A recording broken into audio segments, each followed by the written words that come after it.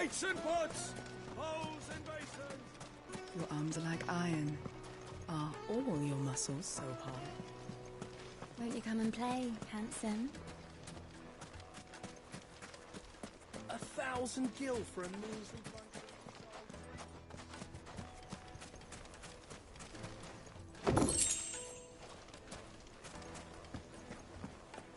Fucking men of the wrong. Anytime they pull their snouts out of cookers' trough is when they want to know what to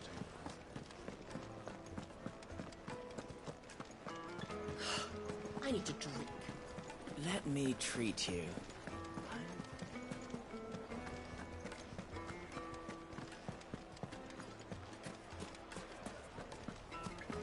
What was all that crashing and banging about before?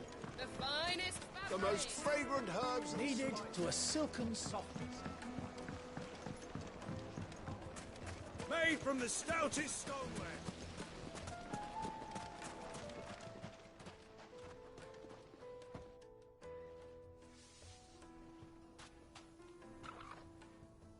Ah, they've closed the road. And it's the only way from here to the Fang. It would seem Lord Kupka is not accepting visitors at present. We have to get through that gate. Not by force, I trust. We've attracted quite enough unwanted attention already. By guile, then. Perhaps the Desert Hare can offer us her aid. Rosina Dalamil, woman of mystery. But how will we find her? We know naught of her but her name. And that she was working with Sid. Sid's other collaborators have all been people of means, the wealthiest and most successful members of their communities. I'll wager this Rosina Dalamel is the same. That would certainly help to narrow the search. We need only inquire as to who is in charge of the town. And that's exactly what I mean to do.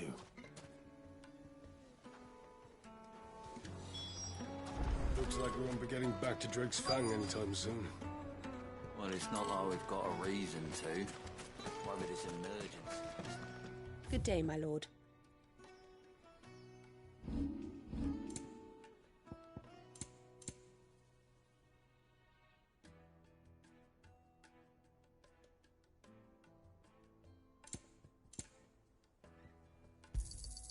An excellent choice.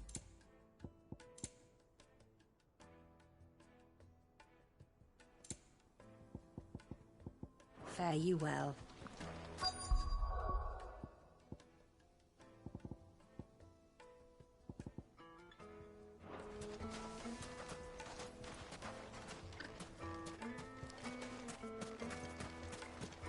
The gate is closed by order of Lord Kupka. Any attempt to gain passage to Drake's Fang will be punished with arrest and incarceration. Without so much as a by your leave. Light it, for Gilbert's sake. You're a bearer, aren't you? Anything I can help you with, travellers? Allow me. My good man, we represent one of the oldest and greatest trading houses of Port Isolde. We're seeking to expand our business in the region and would very much like to make the acquaintance of Dalamil's leading entrepreneurs. If only we knew where to find them. Well, we're best known for our baths, our markets and our smithies. I suppose you could do worse than start your search at one of those. Thank you. You've been most helpful. Oh, you wouldn't happen to know a lady by the name of Rosina Dalamil, would you? No, I can't say I do. Well, thank you all the same.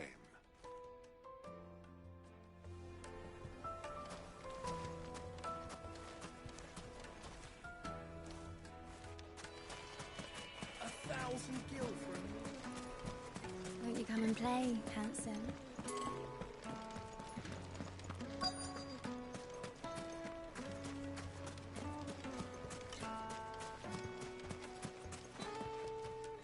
What do you want? Can't you see I'm busy? I won't keep you long. I'm looking for someone. A woman by the name of Rosina Dalamil. Do you know her? Never heard of her. Is that all? One more question. If I wanted to find the richest trader in town, Where would you recommend that I look? Oh, that's easy. The Briar's Kiss. Won't find a finer smithy this side of the strait. The owner's only a young sprig, but he's got all the right ideas. The Briar's Kiss, you say? Thank you. I doubt this young sprig is the person we're looking for. You said Sid's contact was likely to be an influential sort. Influence comes with age and experience. Believe you me. Getting back to Drake's Fang anytime soon. Mummy, I want to play with the crystal. How many times do I have to tell you? Can I help you? Yes, I'm looking for a woman by the name of Rosina Dalamil. A long-standing pillar of your community, I believe, from old trading stock. Then you should ask further. He's been here for years. Knows the place and its people like the back of his hand. And he's in with all the old merchant families. Try the baths. That's where you'll usually find him. Thank you kindly.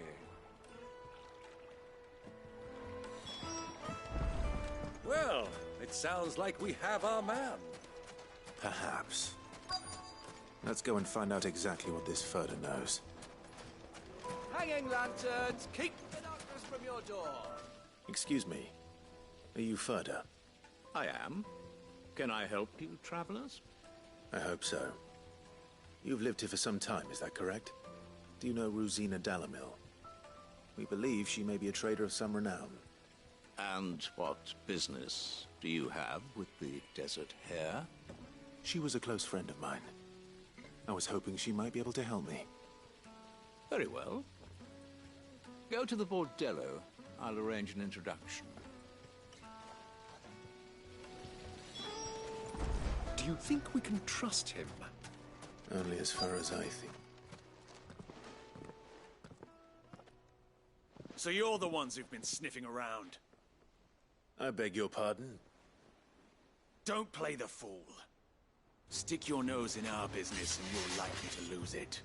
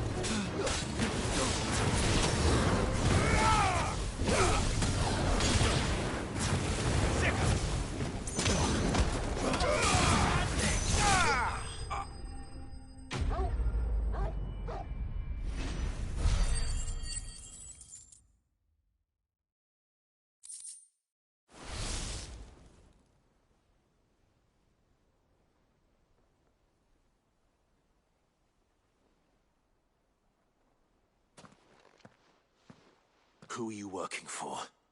Him or her? Him. The boss. He wanted us to test you. Though one could hardly call that a test. Lord Furter? Look what the cat dragged in. Your skill with the blade is rare indeed, my lord. A fitting talent for an outlaw. You know who I am. So what now? Call in the Men of the Rock and collect the bounty? That isn't my decision to make. Our work is done. Take him to meet his precious Rosina. She will be interested to make his acquaintance. Yes, my lord. To the Lock of Leisure, then. To the Lock of Leisure.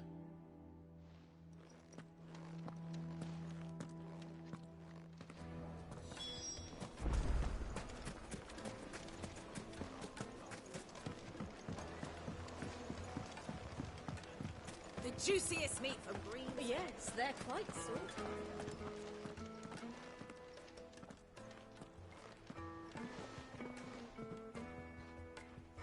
Is this the place? Ubor's Forge. The Briar's Kiss. Ah, so it was the young sprig after all. So much for Rosina Dalamil being a woman of experience. How wrong I was. It was an easy mistake to make, Uncle. After all, it must have been years since Sid last saw her. Sorry, him. Whoever this Lubor truly is, he's clearly a man of means. I'd say he deserves our respect. See that he gets it.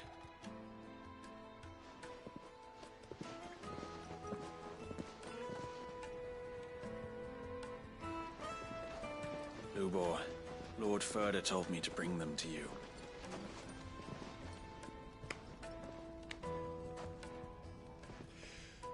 My boys tell me you're in need of assistance.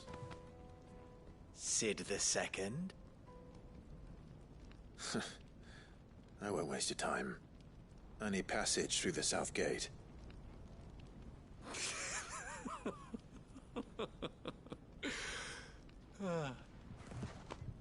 Tell me, what do you think is a merchant's most important commodity? Why, trust. Everyone knows that. Without it, you have nothing. And nothing is exactly what you have. And so, for you, I, too, have nothing. I'm not in the business of helping every lost puppy that wanders in off the street. I'm a busy man, as you can see.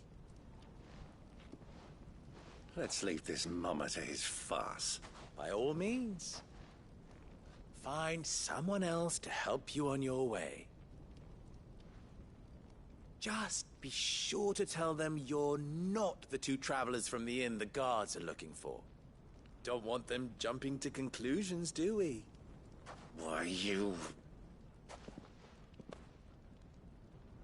So, what do we need to do to earn your trust?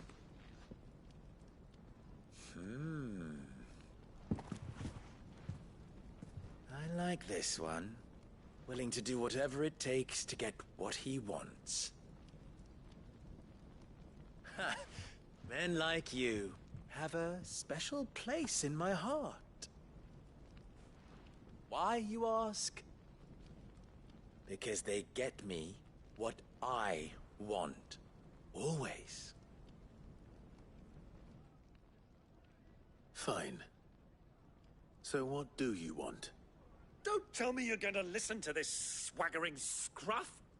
We might as well hear him out. It's only natural that an ally of Sid's would seek assurances of strangers. Assuming he is an ally, of course. 5 years ago, he would have still been a boy. And yet even then I had more good sense than a man, 5 times my age? But enough of the pleasantries. We were speaking of what I want. I want you to put an end to the trouble in Dalamil. Return to me when you have done so, and you shall have my aid. Until then, I bid you good day. What trouble? If you're going to give us orders, be clear about them, damn you! Manners, Greybeard. One catches more damselflies with honey than with vinegar. What did you call me? My apologies. A word of advice in recompense. Follow the crystals. Oh, but that was 3. Oh, I'm making this too easy for you. Ha! It will be easy. Solving his little riddle should be like dealing with him. Child's play. Let us divide our forces, Clive. I'd rather not drag this parlor game on any longer than we need to. All right. Good luck, Uncle.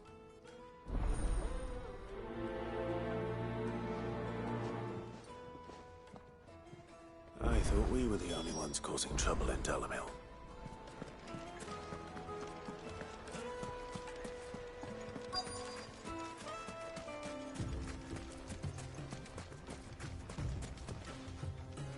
Excuse me.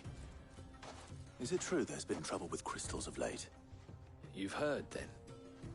I've heard rumors. Damn thieves. Pilfering the crystals that were meant to fill our cups and light our stoves. Us common folk have hardly had a shard to share between us these last few moons. And it isn't as if we can buy them on the black market either.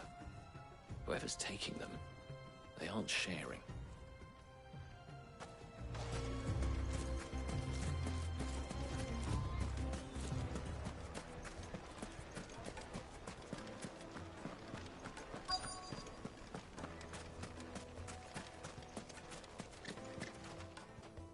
Do you have a moment? Depends what for. Just a question. Dalamil seems to be thriving compared to the other villages I came through on the way. Is there a reason for that? Well, we're a stone's throw from Drake's Fang, for one. The soldiers guarding the Mother Crystal and the shipments need a place to spend their hard-earned gil. The men of the Rock throw their money about like there's no tomorrow. Is that so? Well, thank you. Don't let me keep you from your work any longer.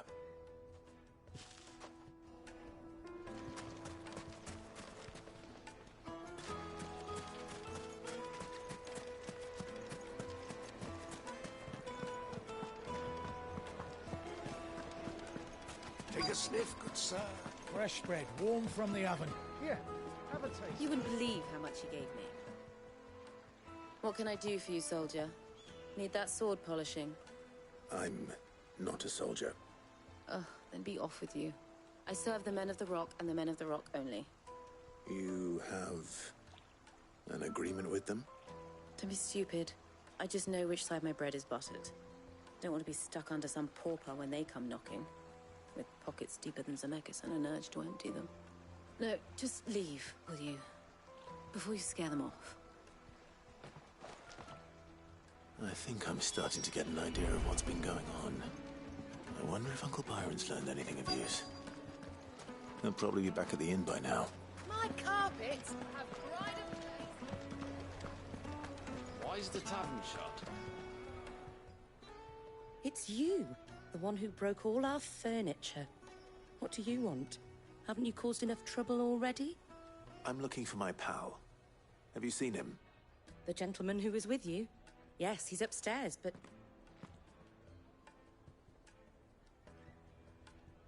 Thank you. I'll go and fetch him.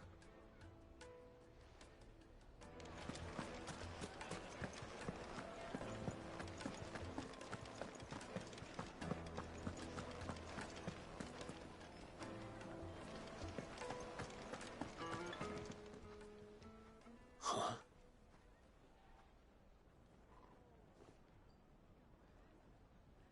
Will this suffice as a deposit? By the sands. That's a black pearl. One of the many treasures in my collection that I would be only too happy to part with, should you give me reason to do so. All right. I'm sure that we can come to an agreement, but not here. What are you doing, Uncle?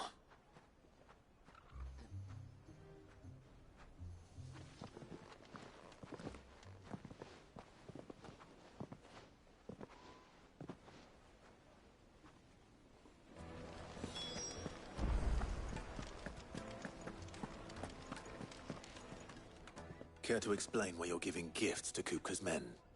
Bait, my boy. One cannot catch one's prey without it. And I do believe I've snagged us quite the quarry. I started by asking around the markets as to where I might purchase crystals.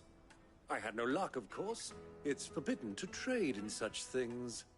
But my uncharacteristic indiscretion just happened to attract the attention of those uniformed ruffians. They took me aside and said they could procure the crystal I sought if I proved I could pay for it. So the pearl was your proof? I thought they'd ask for more. A second-rate specimen like that would only fetch 500,000 or so. A small price to pay for admittance to the underworld. But enough about my little act of subterfuge. what did you discover? That the supply of crystals has dried up of late. And some people seem to think they're being stolen. Meanwhile, members of Kupka's private guard have been spending money all over town. I'll wager those soldiers you've been talking to have been siphoning off crystals meant for elsewhere, and pocketing the profits. I'll wager you're right. We'll meet with them then, just as you arranged, and put an end to the trouble Lubor spoke of. Ha! That preening popinjay thought this would be difficult. It just goes to show, one should never underestimate a Rosfield. We'll soon wipe that smirk off his face. I arranged to meet with the soldiers in a secluded corner of the Velcroy, far from prying eyes. The perfect place for a spot of double dealing. I trust I can count on your support, if things turn sour. Of course.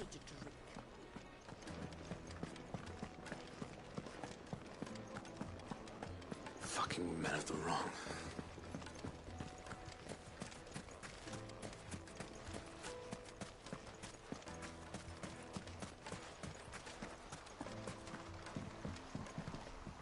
This river runs all the way to the southern seas. They used to load the crystal onto barges and sail it to the villages downstream, before the canyons were lost to beasts and bandits. When I was a girl, I would wave to the boatmen as they set off on their long journey, and they would throw me sweetmeats in return. Such happy times.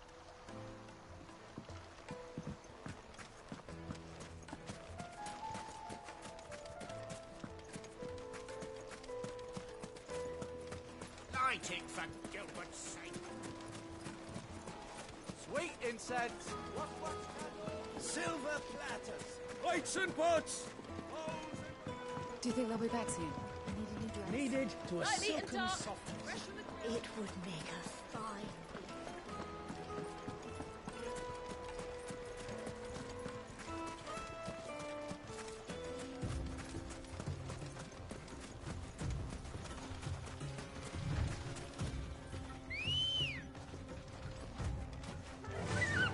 Yeah!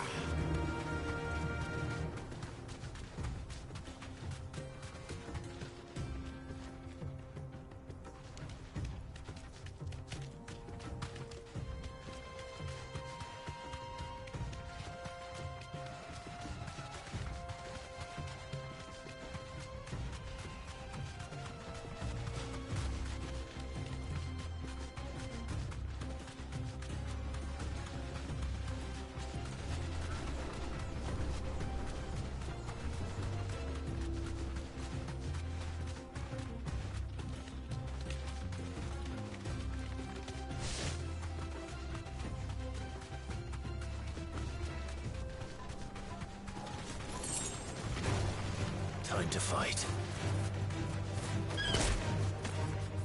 Straight home now.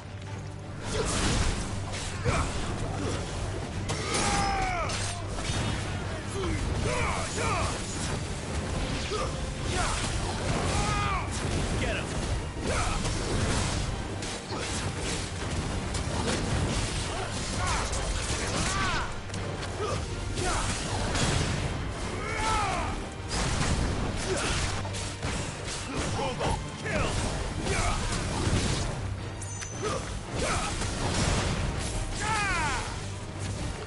Stay down!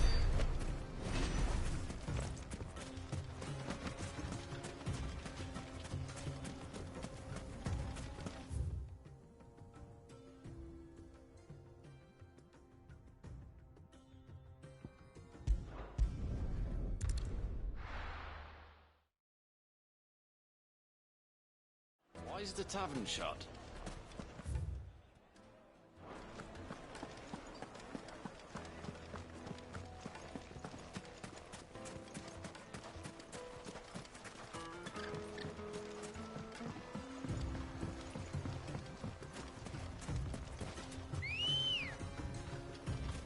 Let's go. Run like the wind.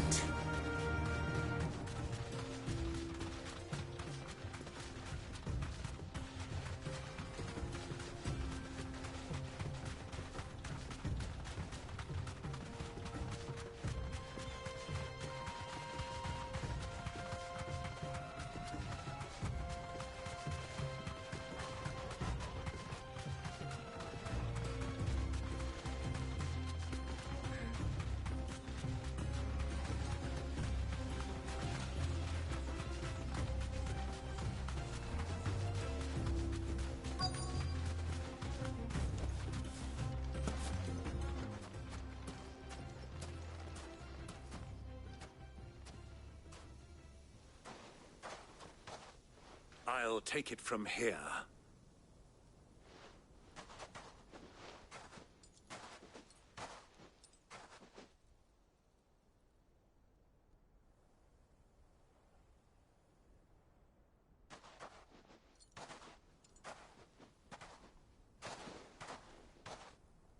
I was beginning to think you weren't coming, my lord. You've brought your contribution? All the silver and stones I could scrape together at such short notice? You brought the whole 500 talents. That was the price we agreed upon, yes? If you've no objections, I'd like to see the crystal. Of course. Right this way, my lord.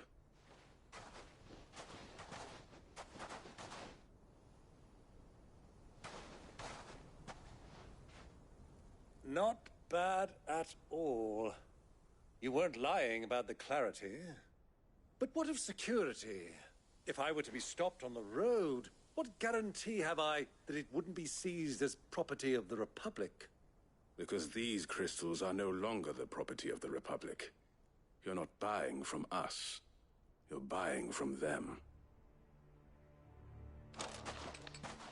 And we have no more jurisdiction here than you, my lord.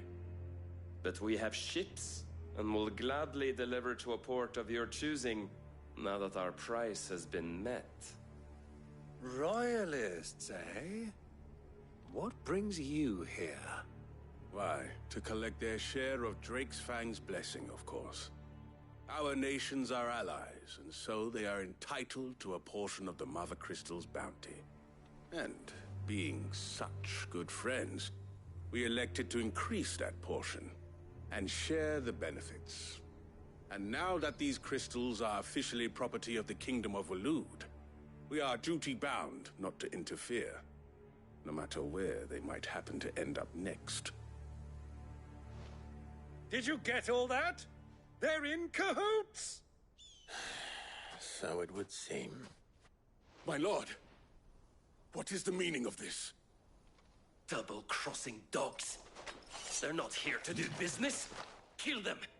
Kill them both!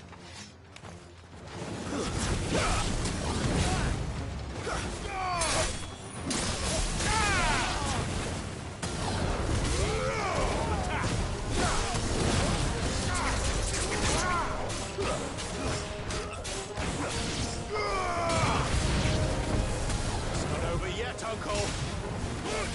I'm just getting warmed up.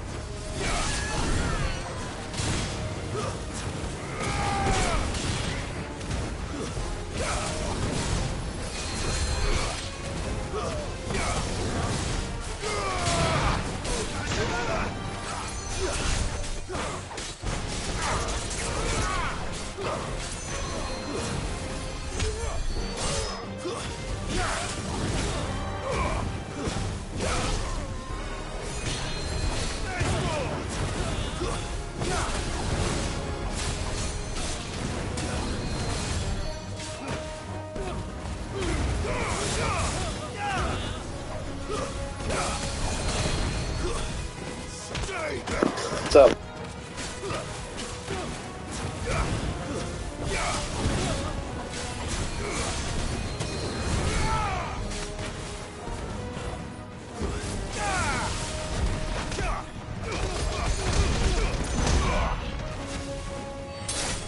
It's over.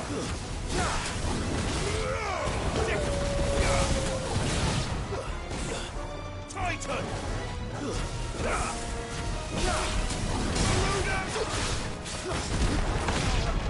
Soil!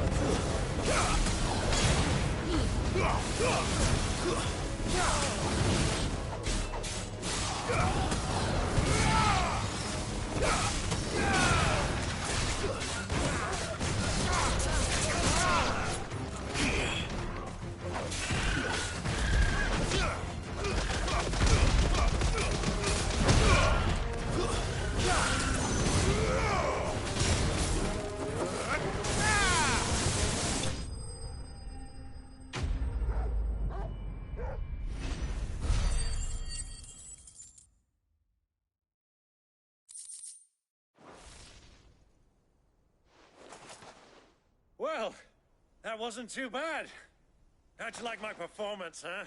I've often played the villain on the stage. I think I did the role justice. Don't you? Greybeard, you were magnificent. The battle scene was particularly thrilling. Such a shame you didn't have more of an audience, but perhaps that's for the best. How long have you been watching? Long enough to witness your uncle's sordid transaction. I hardly expected one so venerable to degrade himself so thoroughly, buying one's way into the confidence of degenerates. Ingenious. This was the trouble you spoke of. The men of the Rock taking Crystal's men for the common folk and conspiring with the Royalists. Well, now it's over. Indeed it is. The people of Dalamil had scarcely any means of redress against Kupka's men, let alone a foreign army. Until you two came along, that is.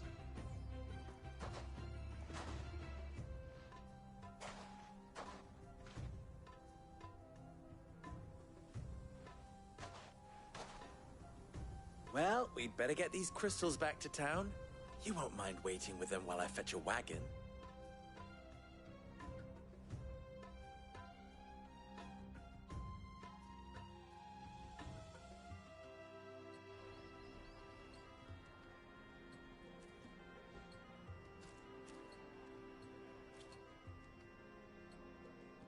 It occurs to me that I still don't know your name.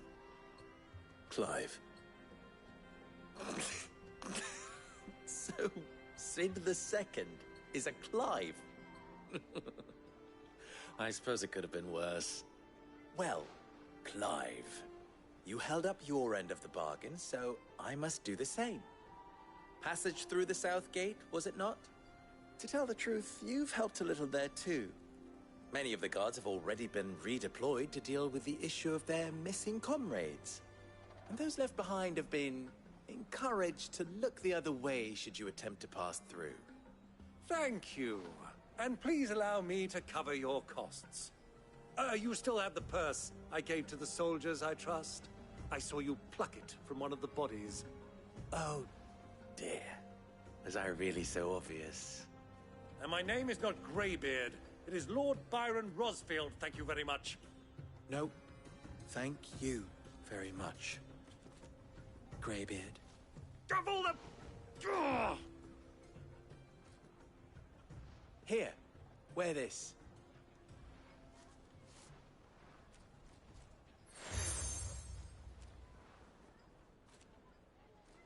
Any friend of mine who sees you with it shall be a friend of yours. Thank you, Lubor. And please, feel free to send one of my Stoluses back to your people. Tell them that Rosina Dalamil is back in bed with Sid.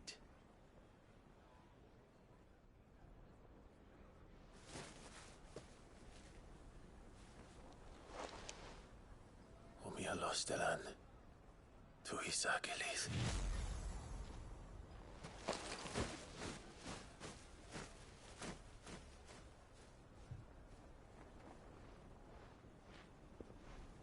I'm trusting you, Sid. Or should I say, Clive. So be sure not to let me down. I have a reputation to uphold.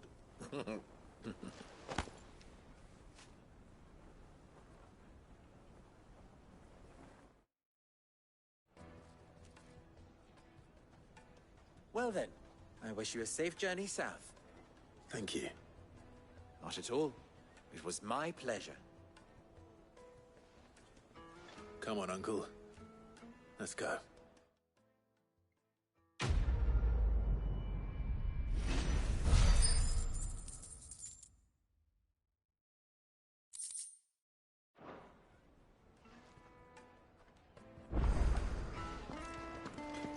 I've never even forged a button. Perhaps Forge Master Luber's having fun at my expense. I wouldn't put it past him. Neither would I. Oh, wait. Are you Clive? Sorry, my mind was elsewhere. I'm Sava, Master Luber's least accomplished apprentice.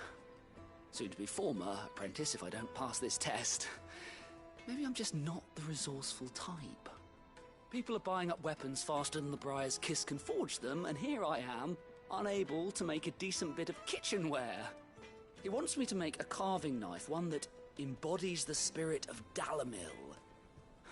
Whatever that's supposed to mean. I don't suppose you have any idea what he's on about, do you? I'm afraid not. Never mind. Thought I'd ask. It was that or pack my bags. I could give you a hand if you like. I know how busy the Briar's Kiss has been, and that Lubor needs all the capable hands he can find. I'd be a fool to refuse. So, where do we start? Good question. If I'm honest, I've never made any kind of knife before. And then there's this little riddle to keep in mind. The spirit of Dalamil. Nothing is ever simple with that man. The way I see it, there's only one way we'll be solving Lubor's puzzle. We need information. The more the better. You're right. There's no point fumbling in the dark, I suppose. Now, who to speak to first? Well, there's plenty of folk in Dalamil who use knives for a living. There's the butcher, of course, and any number of cooks. They're bound to have an opinion or two about the tools of their trade. All right. I think we have a plan. Let's get to it, shall we? I'll talk to every cook I can find.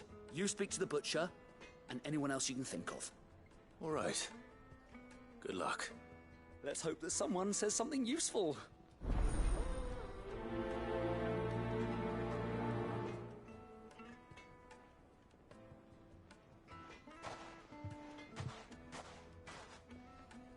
Trust Lubor to take a simple test and turn it into a riddle. I better get to it. The finest fabric! Take a sniff, good sir. Welcome, sir. What can I do you for?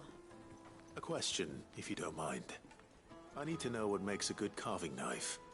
You a blacksmith or something? Something, I suppose. Fair enough. Knives, is it? First and foremost, it's got to hold an edge. Most knives will make it through fat, no problem, but sinew dulls cheap steel in no time. Give me a blade which can slice through anything that crosses my chopping block, and I'm a happy woman. So a knife that stays sharp. Makes sense.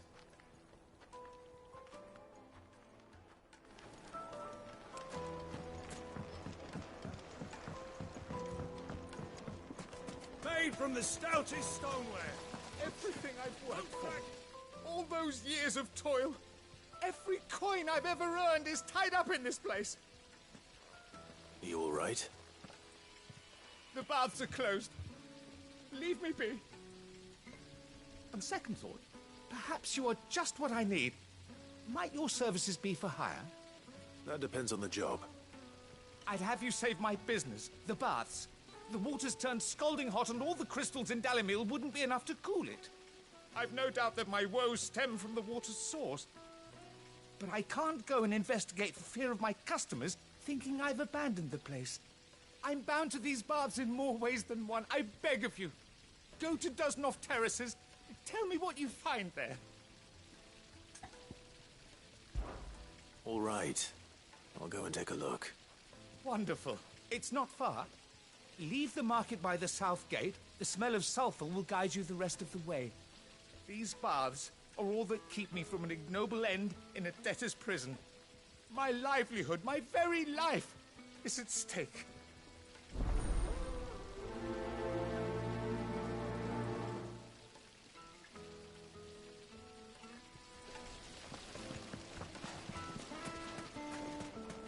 Hanging lantern!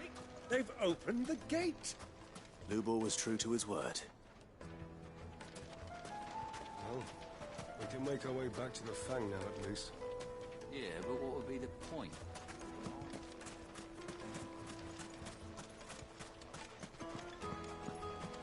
Fucking men of the wrong.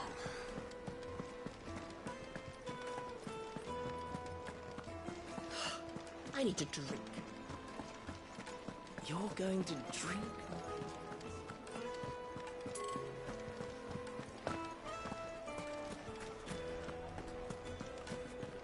Is it true? true what I'm hearing? The men of the rock were carting off our crystals for My carpet! It would make us fine. needed to a silken softness.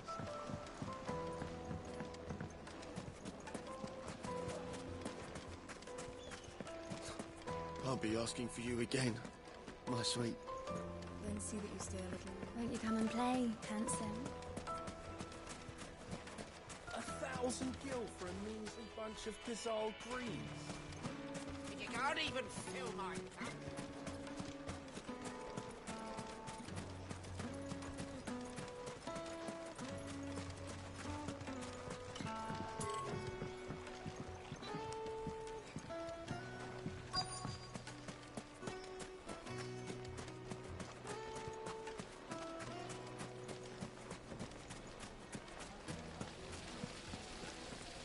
Look, Father! Hot water! But where are the bearers who heated it? It wasn't heated by magic. Plates and pots!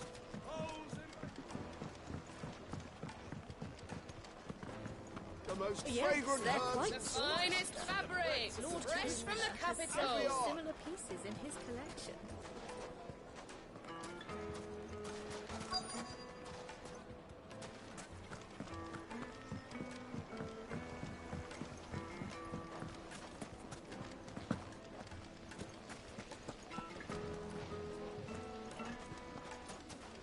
Sweet incense! Wax candles! Well, we can make our way back to the Fang now, at least. What is it? I'm in no mood for chatter. Sorry. Do you mind if I ask your trade? Hunter, why? I have a question. Can you tell me what makes a good carving knife? I assume you use one out in the field. Has to be able to put up with some punishment. Can't be dealing with a brittle blade, not while I'm on the hunt.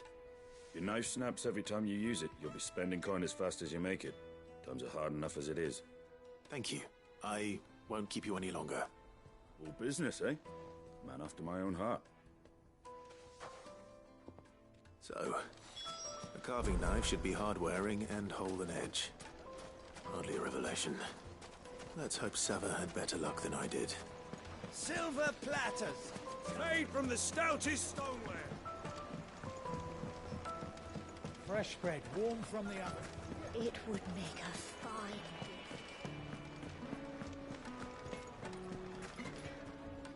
So, how'd it go? You learn anything useful, or should I be looking for a new trade? Only that a blade should be durable and stay sharp. But I don't see how that relates to the spirit of Dalamil. I didn't have much luck either. All the cook said was that he needs his knives to be light. Too heavy and they do his shoulder in. So we're no better off than when we started. Perhaps Lubor didn't mean anything with his Dalamil remark. But that can't be right. I've bandied enough words with the man to know that he chooses them carefully. No. We must be missing something. Something right in front of our noses, most likely. No doubt you're right, but I have to make a start soon. I can't put off making this knife forever. Agreed. Lubor wouldn't like that much. Right. I've been trained to work iron. The cheap stuff, mind. But it's hardy enough if you don't hammer it too thin, and it sharpens up nicely with a bit of effort. Trouble is, it's either durable or it's light. Meaning someone is going to be disappointed. Forge Master Lubor, probably. Is there no one else you can turn to? Someone who knows their metals, perhaps? The other apprentices know better than to help me with my test. But maybe there is someone I could turn to. A merchant, a favourite of Forge Master Lubor's, who sells metals to tradesmen passing through the Valcroy. I bet she'd know a thing or two.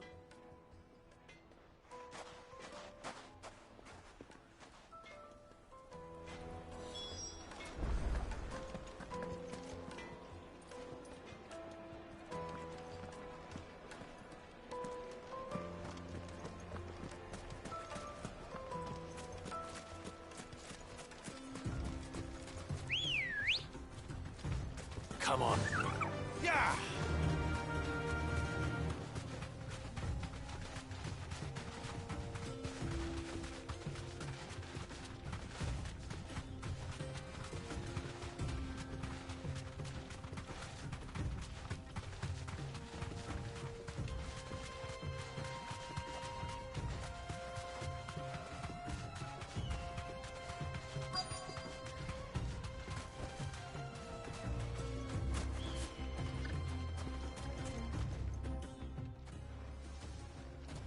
Any luck? Or will you be needing help with your bags? Well, I asked her, but... you tell him. If you're looking to make a knife that will impress a master like Lubor, there are options. They're just not that viable. Featherlight adamantite knives will get passed from generation to generation, never needing so much as a lick of the whetstone. But adamantite ore is unique to ash, so it doesn't come cheap. And it's beyond my skill to handle. Unique to ash. Are there any materials unique to Dalamil? Something which could be mixed with iron to refine it. Make it lighter.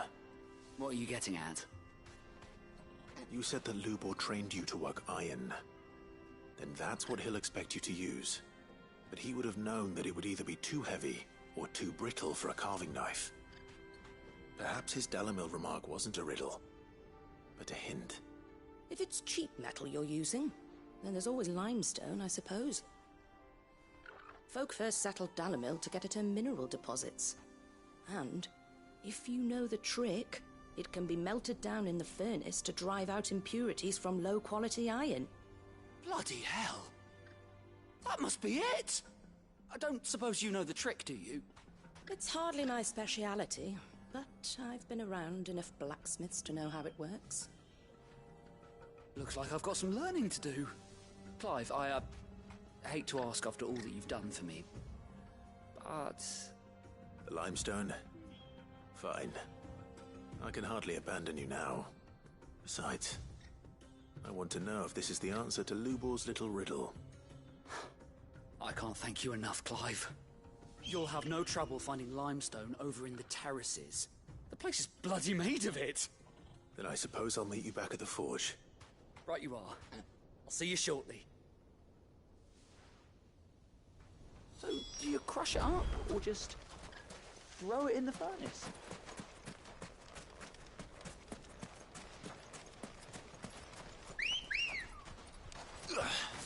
Let's go.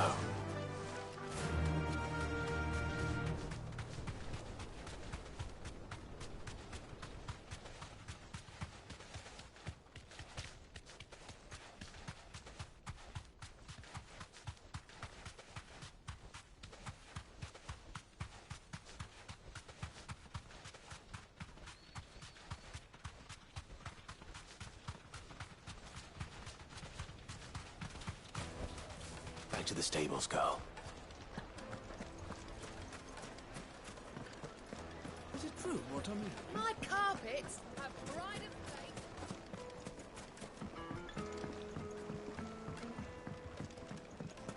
Lights and pots! Oh, just look at the hanging lanterns! Keep it up! No. We should get going soon. Do you have water? Ah, I'm not too late. What is it, Lubor? A question that I neglected to ask earlier. Where is it that you're bound? To Drake's Fang. To finish Hugo Kupka. Just as I thought. Then allow me to share a secret. Drake's Fang is currently riddled with royalists. Talmeki and Walud are allies, and as you've seen, their soldiers work hand in glove. But no nation has ever before allowed a foreign army to make a barracks of its holiest of holies. Not by choice, at least. And there's more. A man on the inside of the Fang has failed to report for several days. I fear there may be more trouble lying in wait for you on the road ahead. Isn't there always? If you're determined to beard the lion's den, then promise me one thing. That you will enter via the mines, where the guard is lightest. I've lost one Cid already. If I lose another, people will start to think me careless. I don't plan on dying. Not before Kupka does, anyway. Well, so long as you have a plan.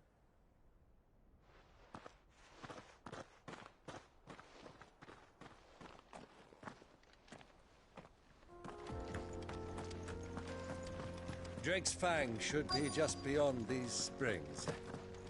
Shall we press on?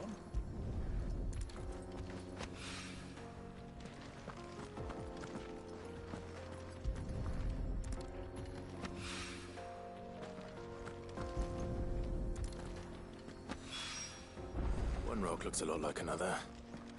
But hopefully this is what Sava needs.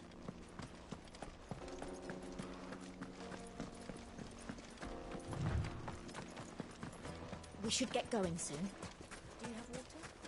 Finally, we'll be able to get water.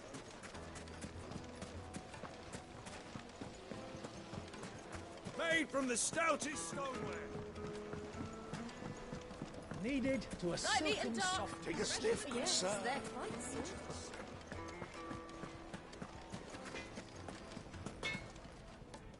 I wasn't sure how much you'd need, but I hope this is enough.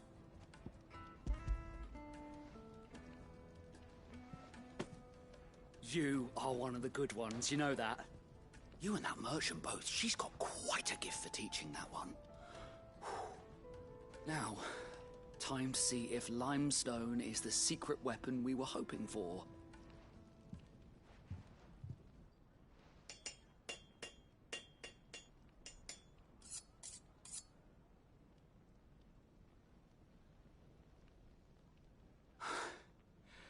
That'll do, I reckon. A knife forged from the very rocks of Dalamil. Her spirit, if you will. It's a fine-looking blade. I only hope Master Lubor agrees. That sounds like my cue. And just as well. I was getting tired of waiting. I'm sorry, Forge Master Lubor. Let's take a look then, shall we? First things first, Sava, do you think this is a carving knife worthy of the fine people of Dalamil? I'd like to think so. But what do you think? What do I think indeed? It's sharp-ish, but it won't last long with hard use. And it's heavy, heavier than it should be. You might not think it just to hold it for a moment, but sell that to a cook and you'll never hear the end of it. It looks like someone paid a visit to the terraces. The limestone was a step in the right direction, granted, but one that still leaves you short of the mark. And I was so certain I had it all worked out. I don't know who you found to teach you that little trick, but it certainly shows initiative. Next question. How much do you think I would charge if I'd made this? Well, if it took you even a fraction of the time it took me, I would say you could demand a heavy purse. And who would be able to pay that? The butcher? The hunter? The cooks over at the inn? Dalamil is home to humble traders, not wealthy lords and ladies. Rule number 1 in any business, Sava. Know your customers. Yes, Forge Master. This is just about passable. But only just. I'd say you're worth keeping around a little longer. Starting tomorrow, you'll have an anvil of your own. I will. Thank you. I was wondering, what would you do if you were asked to forge a carving knife? I'd do what I always do. Ask who it's for. If it was for the butcher, I'd make sure it holds an edge. For the hunter, I'd make it as tough as Titan. For the cook, light as a feather. And for the nobleman, I'd make it cost an absolute fortune. There goes a master, all right. It looks like congratulations are in order. I couldn't have done it without you. So much for the Forge Master's riddle, though, eh? The spirit of Dalamil had nothing to do with limestone or anything much at all. Meaning, I had you run around for no good reason. You've passed your test. That's all that matters. You'll have a forge of your own in no time. And when I do, I'll craft you the finest carving knife you have ever seen.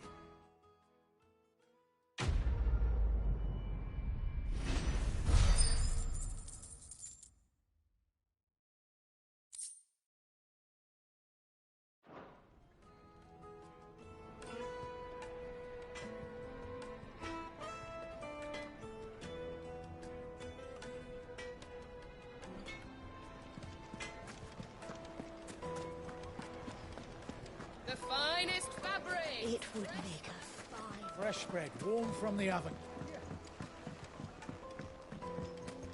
Plates and pots! Silver platters! Sweet incense! Wax candles! We should get going soon. Do you have water?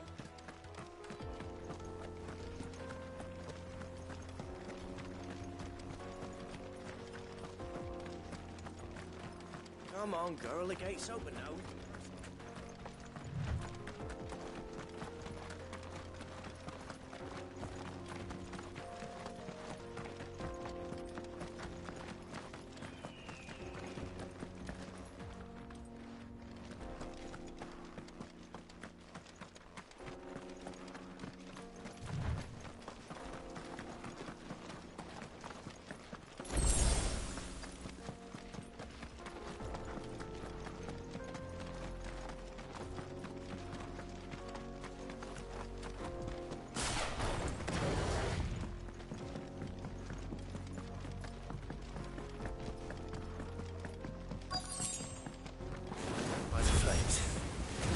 Explains the heat.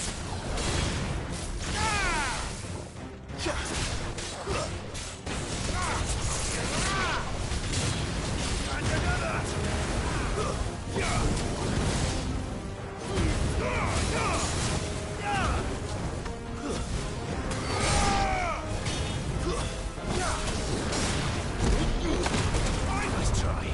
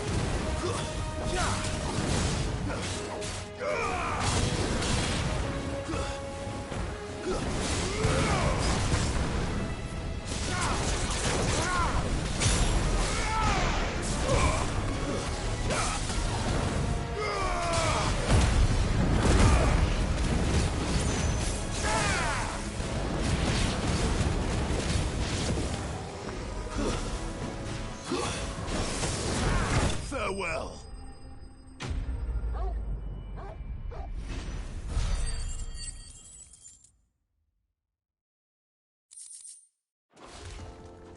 That's cooled things down a bit. Let's hope it's enough to keep the baths from boiling.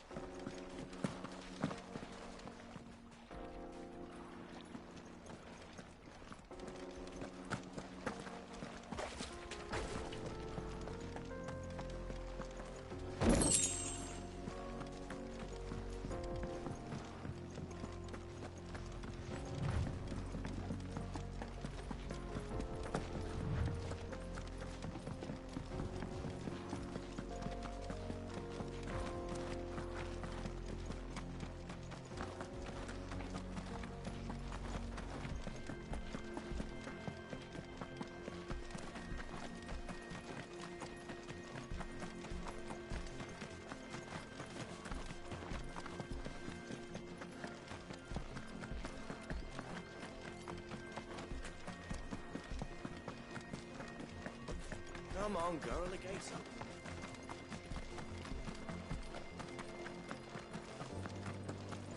We should get going soon. Do you have water? Hanging lanterns, keep the darkness. There he is. The man. I was hoping we'd be seeing you again. The baths grow more bearable by the moment. It won't be long now before we are back to business as usual. I'm glad to hear it. Now, tell me this. What did you find? What threatened to make me a pauper? Not what I expected, that's for certain. You got it? Well, that's good. You tell a fine story. That's not to say I don't believe you, though. Creatures made of flame, eh? That's something new to worry about.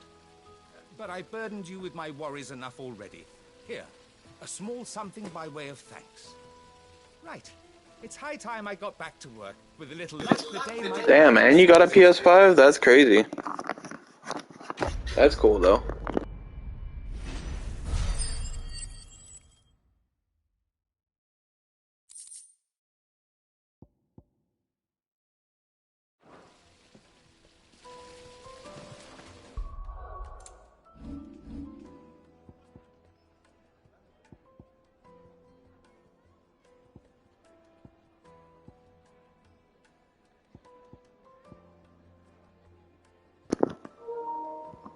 Oh yeah, true. I actually forgot about that, so...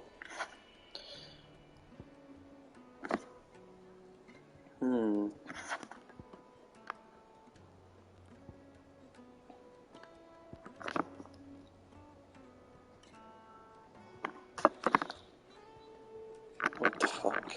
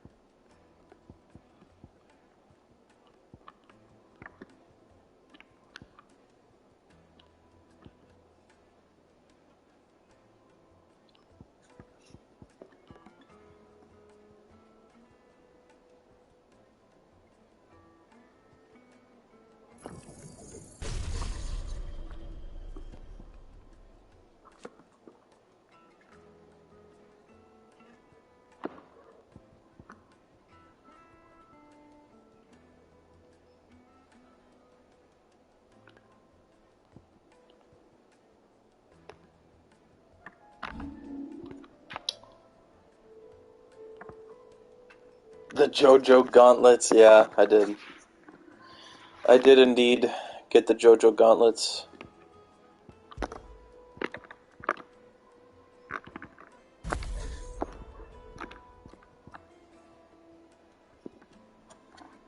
I think I can only use 3.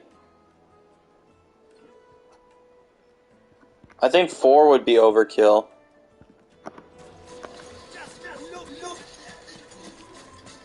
I mean, it would be cool, but yeah, I think it's overkill.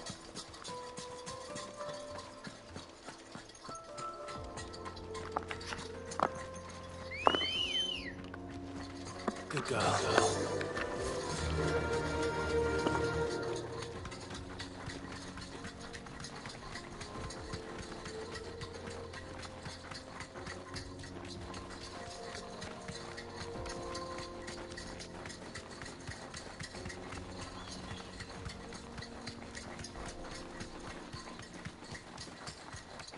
What's so funny? You hating on my chocobo? Get that damned wagon fixed! Unless you'd rather our men in Dalamir starve. The axle's gone, Captain.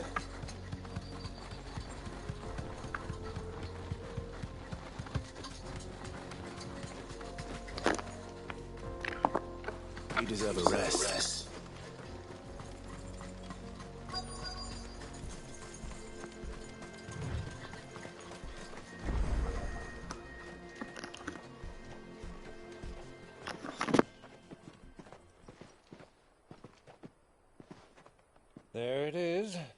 Drake's Fang.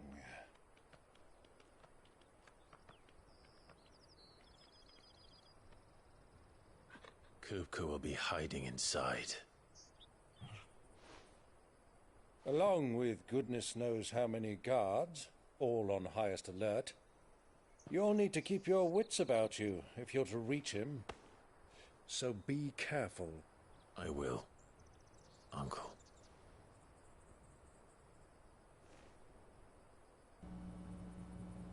Before you go, Clive, allow me to apologize. For what? What'd you do? After what befell at Phoenix Gate and the crisis that followed in its wake, Oh no. I fled. Oh no. I retreated to my counting house and danced attendance upon the vicereine in the hope it would bring me favor. You pussy. I betrayed my nation to save my skin, like the coward I am. And I'm sorry. Uncle, please. It's not too late, Clive. Rosaria is yours by right, and there are those that would help you to take it back. Had I the courage of my brother, I might already have done so. But that ship has sailed. You, however... No. Forgive me, but I cannot. I fight to build a new world now. A better world. Where men can live and die on their own terms. I was raised in a nation that strove to improve the plight of bearers.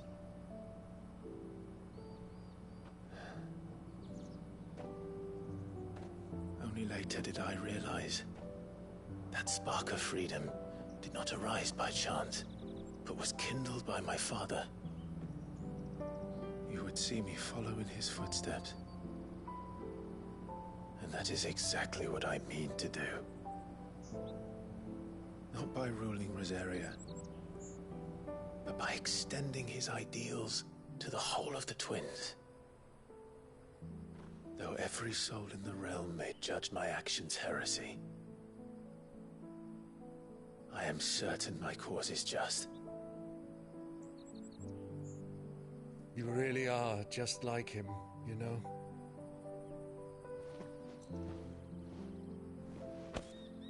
Thank you, Clive, for coming back to me. I am proud to call you nephew.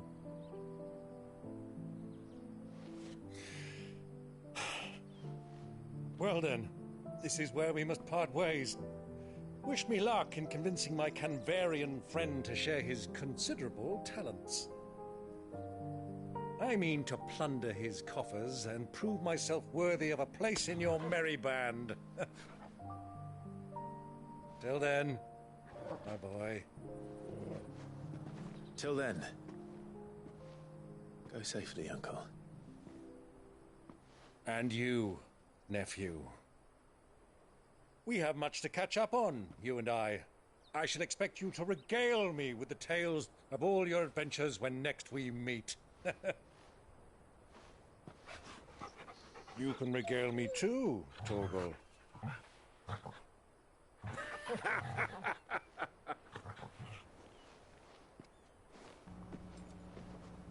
Oh, that cheap game?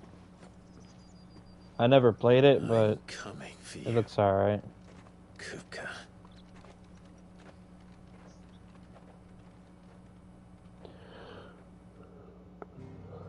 No.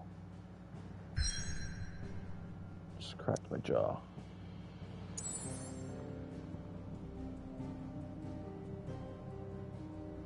No, I didn't know I could turn the camera like that. Yeah. Yeah, it's a boss rush game. I'm just like, okay, if that's literally all it is, then I don't care.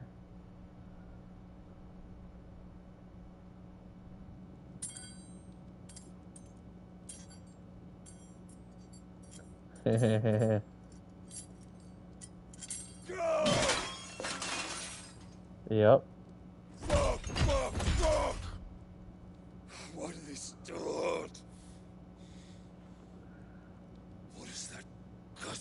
done to me. I mean, bosses are cool, but if it's just bosses, then it's kind of pointless to me. Out of my sight, witch!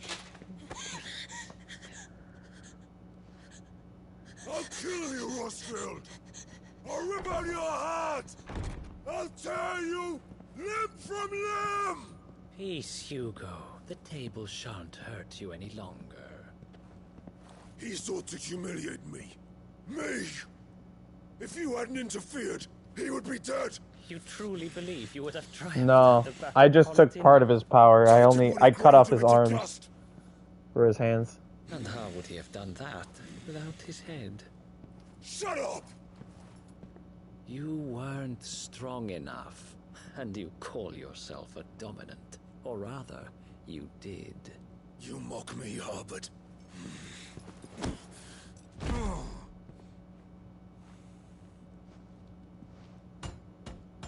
Do you see, Hugo? You are weak. Fuck! But so long as that fire burns within you, there is still hope. There may yet be a way for you to take your revenge. Tell me, what must I do? Please, I'll do anything. Just tell me.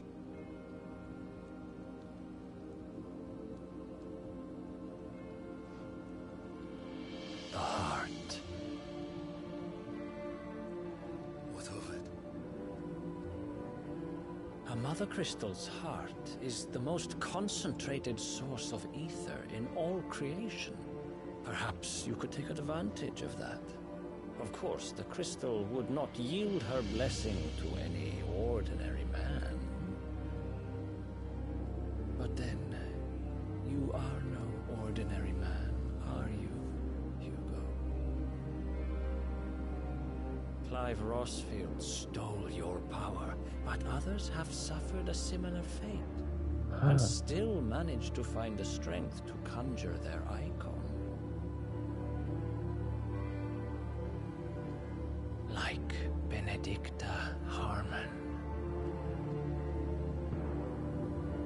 She too drank of the ether and gained a power beyond human understanding. She did.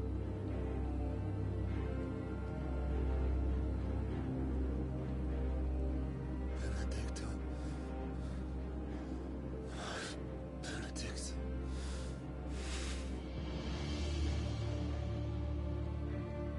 I'll do it. My love. I'll avenge you.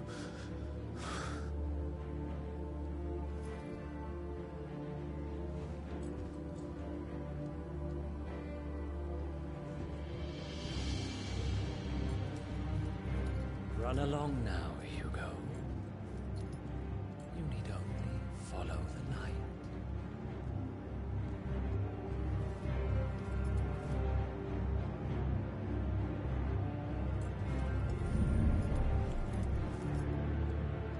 Muthos is here.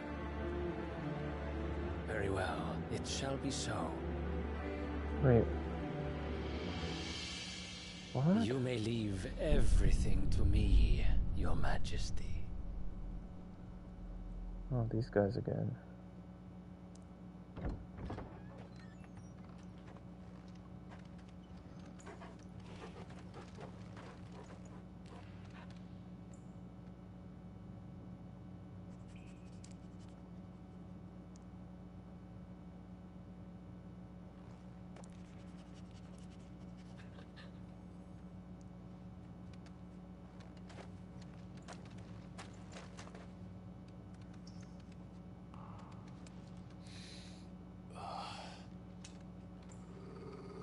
Some stink.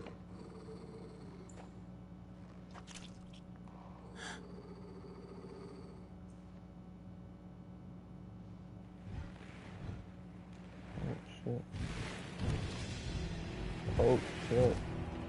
Oh, you are ugly. Okay.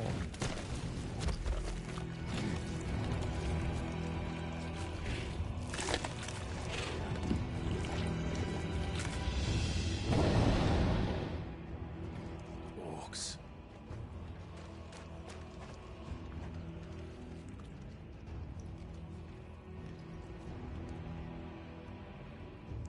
Did the royalists bring them from Ash?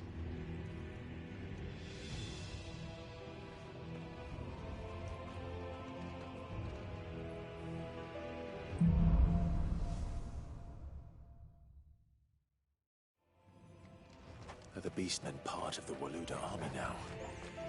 How the hell did that happen?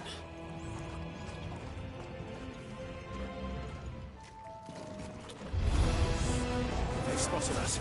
We've moved to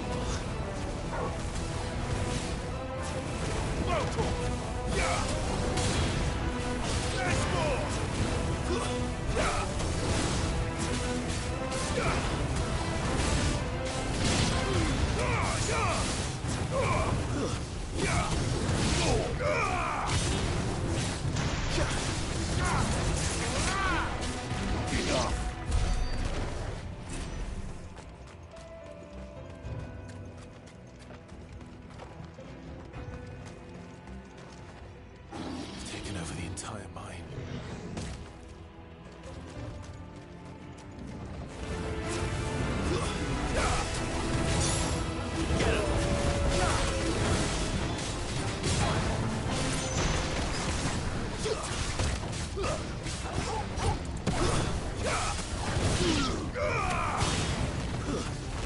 Stay down!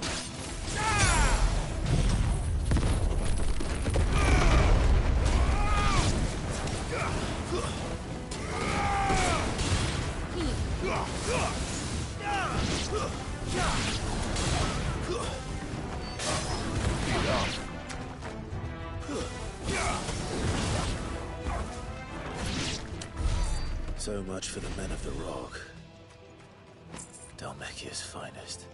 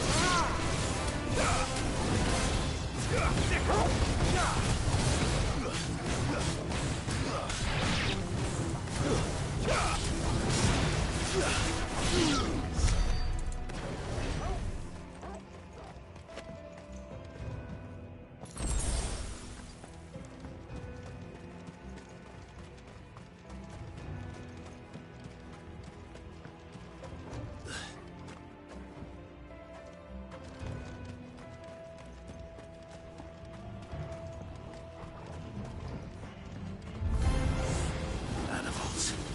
You should never have left Ash.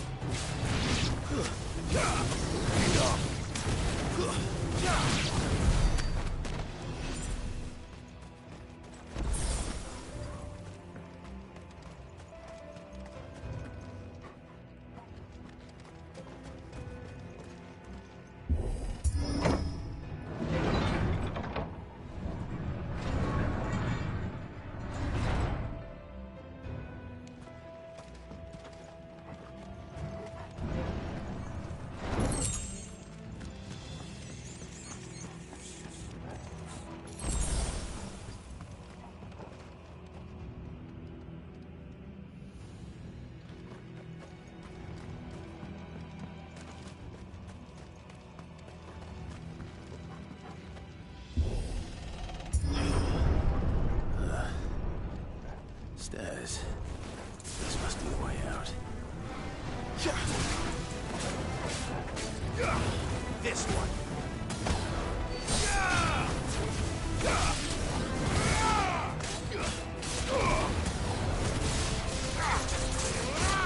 It's over.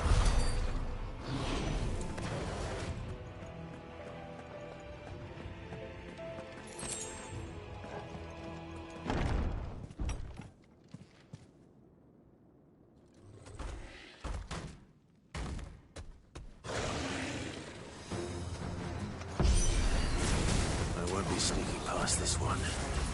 How did it get in here?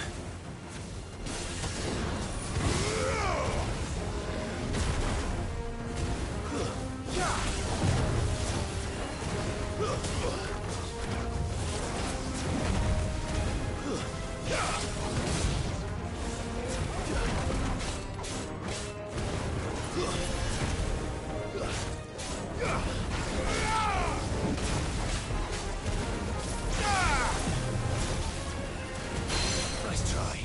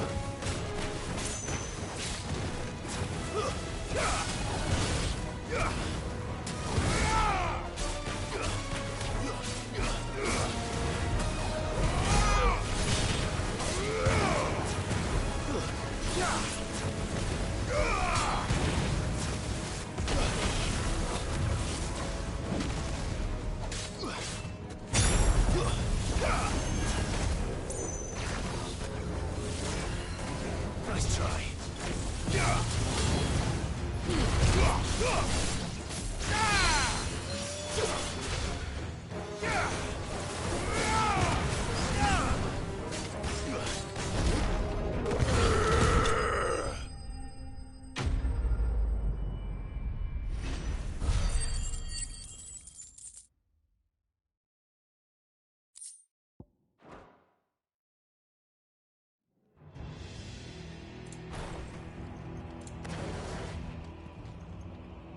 Well, that was a pretty cool enemy.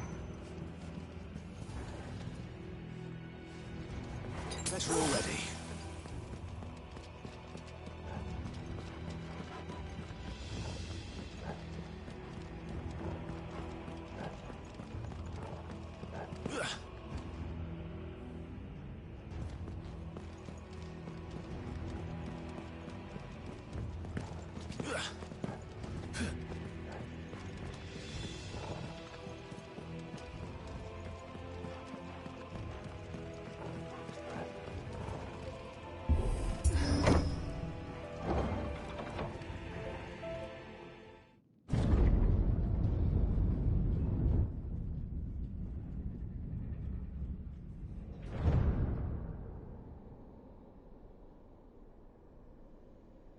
By the flames. Come on, Torgal.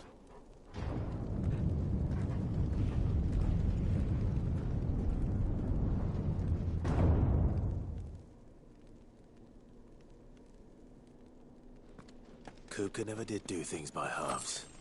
As if taking the Mother Crystal for his own wasn't enough. He had to build his castle in it.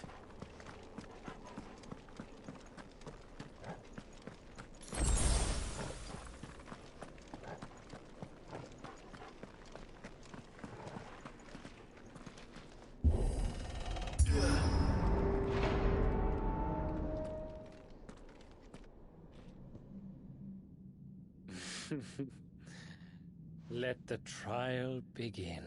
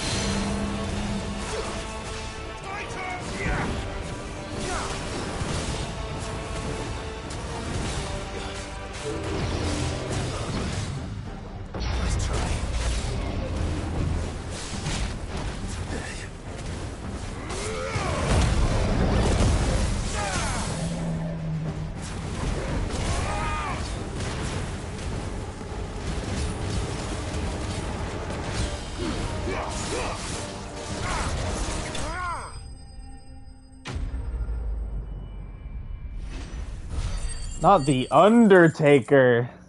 That's a cool name. That was also a cool enemy. I like that. He was cool.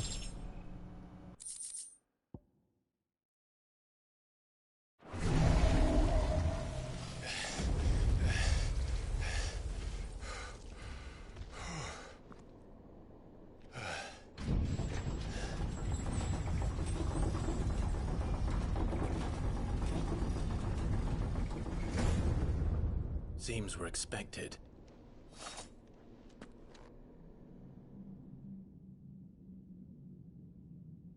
So this is the power of Muthos.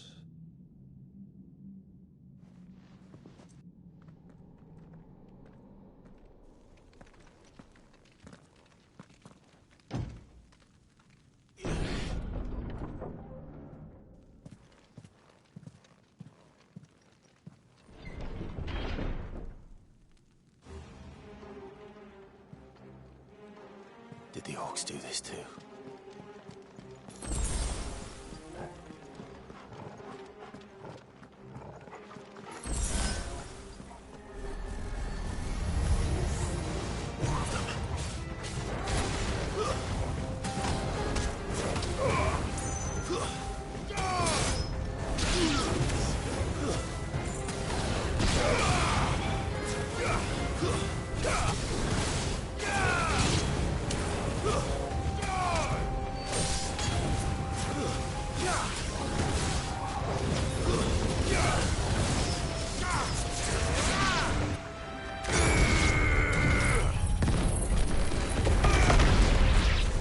What the hell is going on?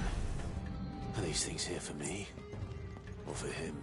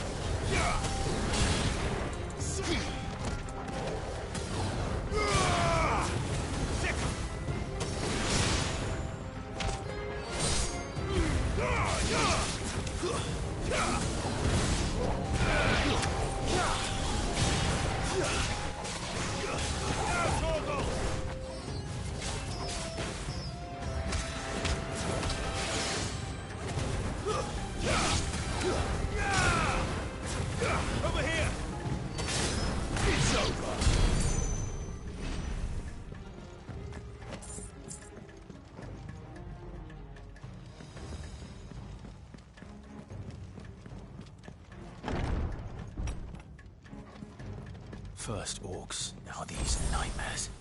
Is this your doing, Ultima?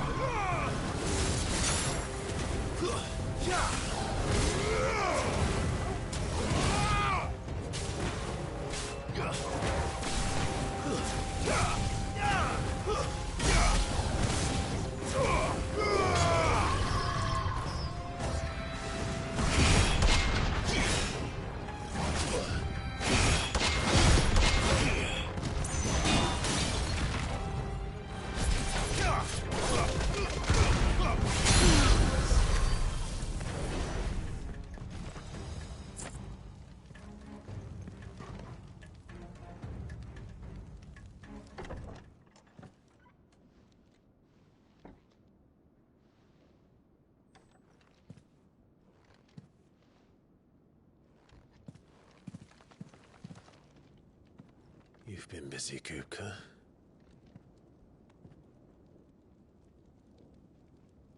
But where did you go?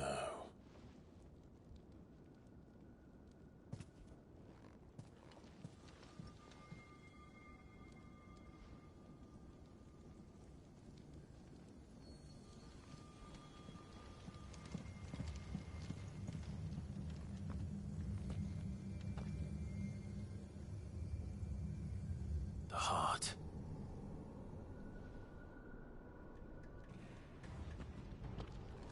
He's in the sanctuary. I can feel it. Come on, Torgal.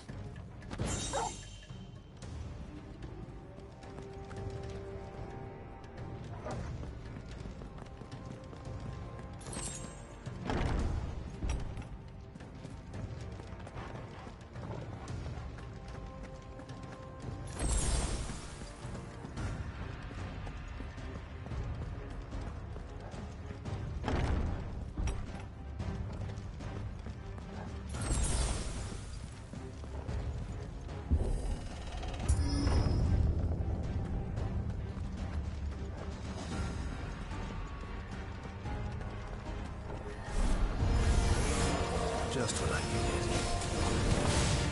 Get him!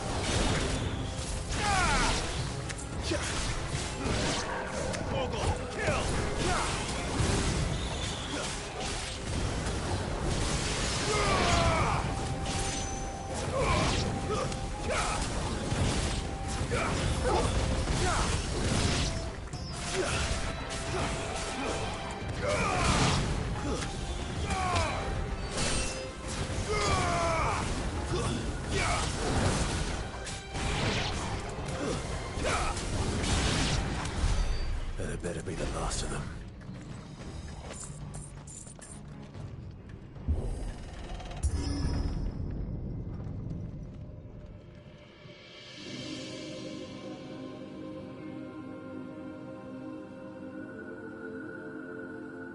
Benedicta, my everything. I've missed you so much. Kuka!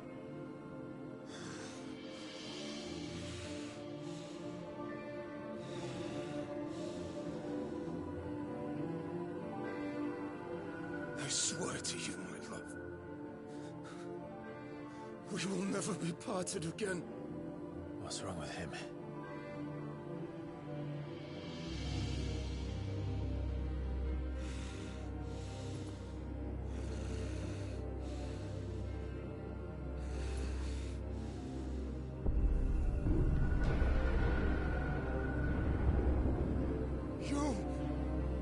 Get away from her!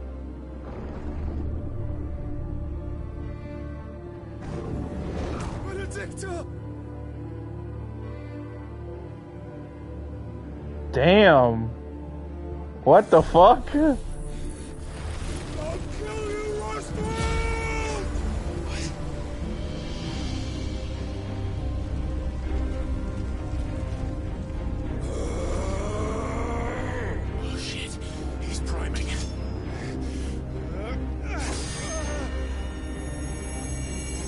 cutscene gameplay? Yeah, that makes a lot of sense.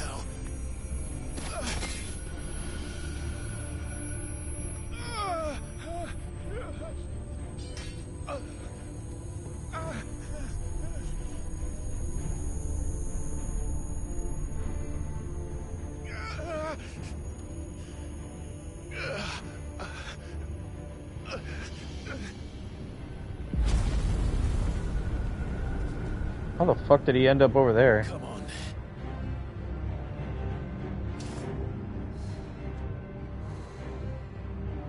Find him. You've done this before. You can do it again. Let the flames burn within you. No. Let them burn without. Come to me, Ifrit!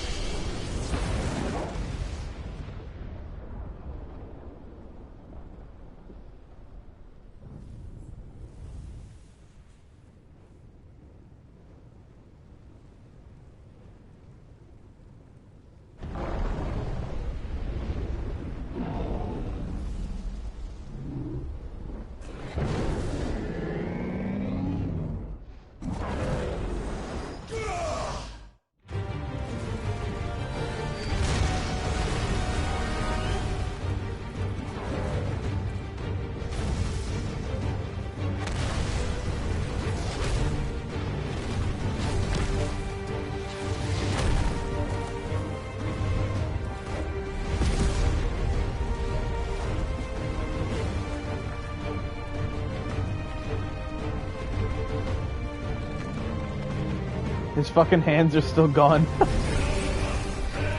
Oh, never mind.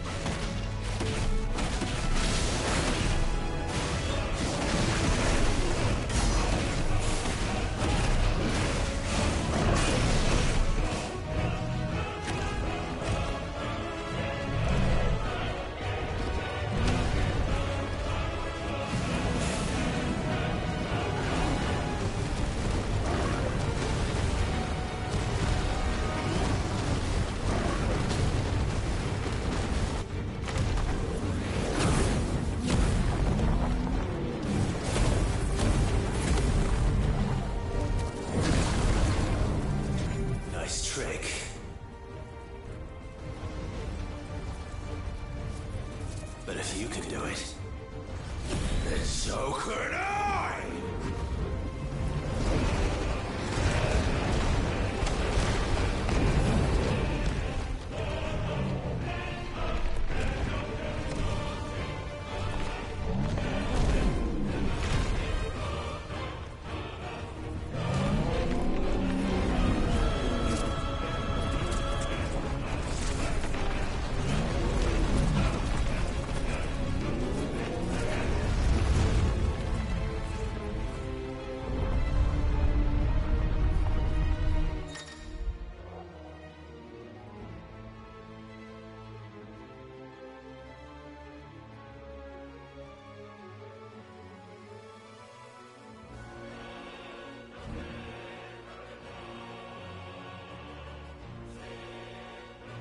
Let's give this a try.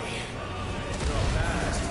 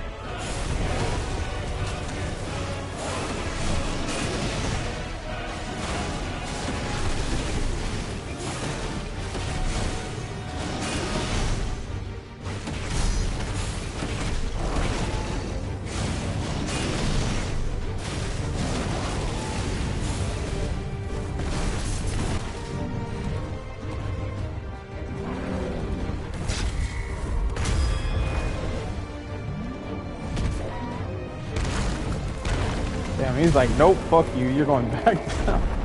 Oh shit! Woo!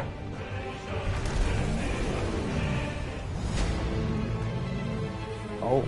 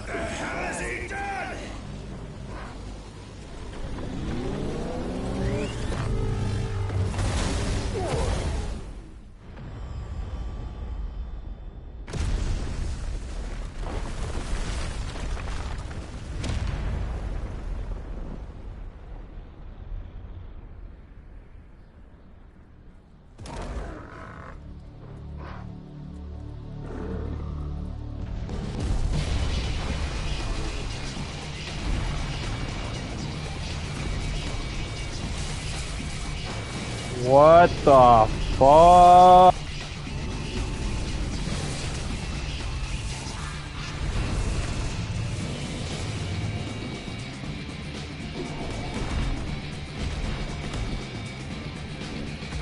Thunder, help me. It's do or die! I'm coming, Kuka!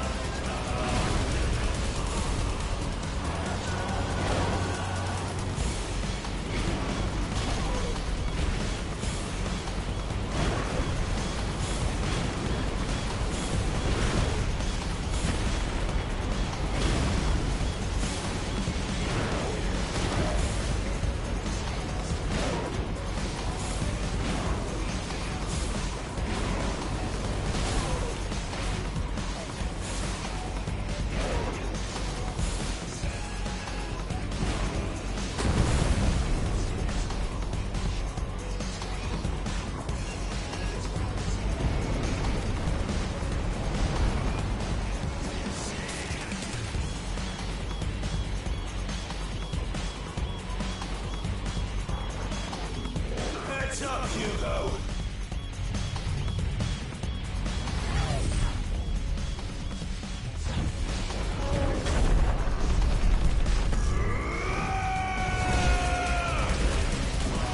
Your time is past! And this thing is over!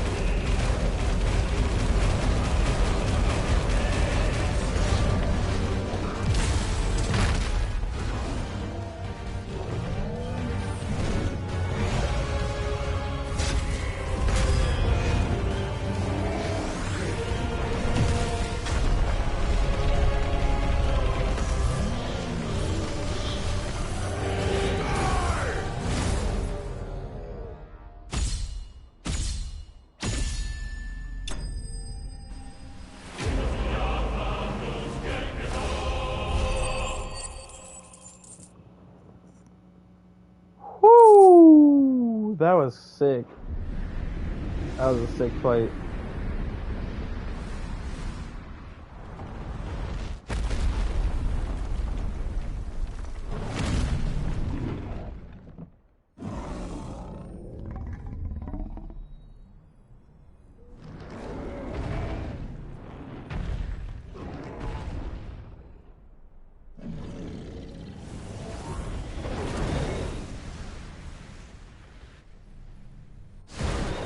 When was I able to do that? What the fuck?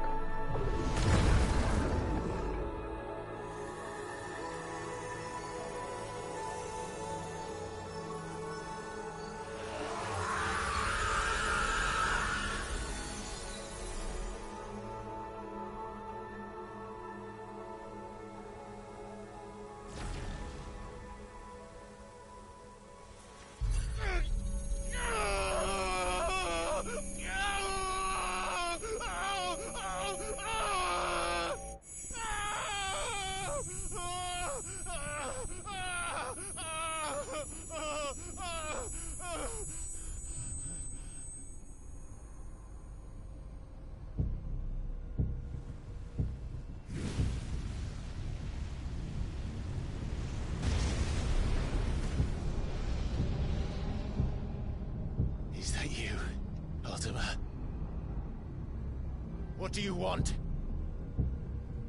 Your soul is tainted with worthless human will, yet your thirst for power remains undiminished. With every sip you take, you grow in strength, and soon you shall achieve perfection. I don't know what you're talking about. You will accept us, Mythos. It is inevitable. You were created for this purpose, and you shall serve it. Never!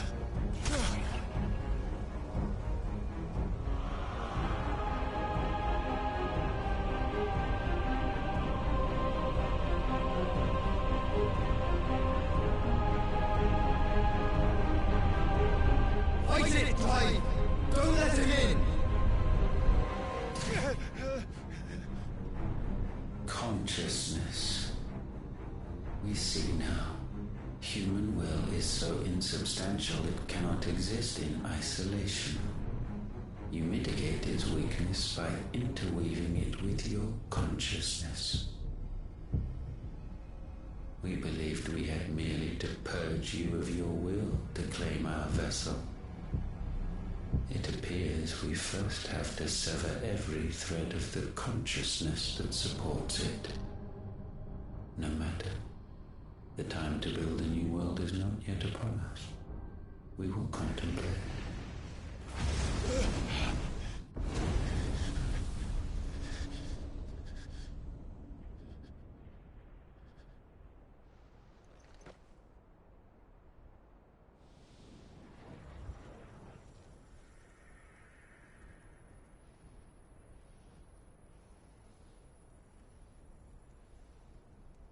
Thank you, Joshua.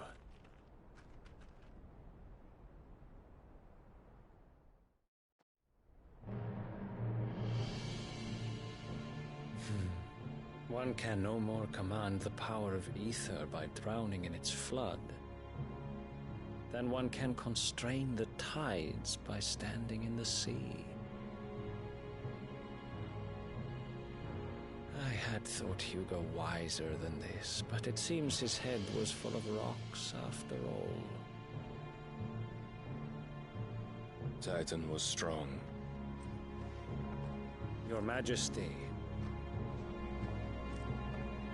But Mythos is stronger. For 5 years, that man lived only for revenge. Barnabas! Clinging fast to a fiction, even as it swept him into the abyss.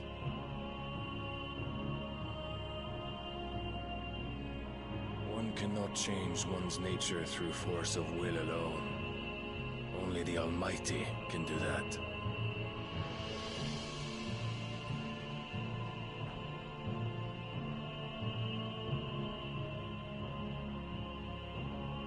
Hugo Kupka, the man who gave his life for a woman's head. A fool like all the rest.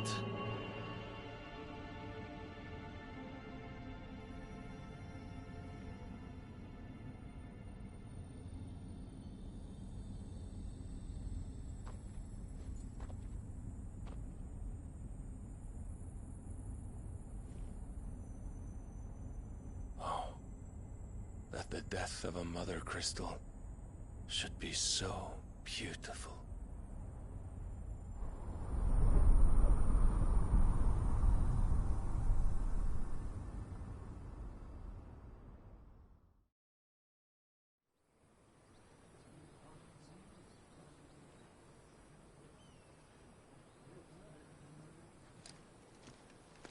Some medicine, my lord?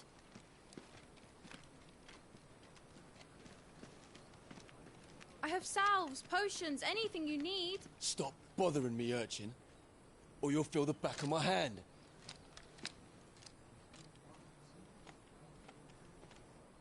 You must consider your health, my prince. If a show of force is needed to keep the Dalmex at bay, you may trust in your dragoons. I beg you to call on Bahamut only as a last resort. His strength comes at too great a cost. The Empire agreed to an armistice with the Republic, and yet the Emperor still plots its ruin. For now, the Dalmex suspect nothing, and as long as I can hold their gaze, war need not be inevitable. But more than that, Bahamut is the champion of the Empire. When our people look to the heavens, the sight of him gives them hope.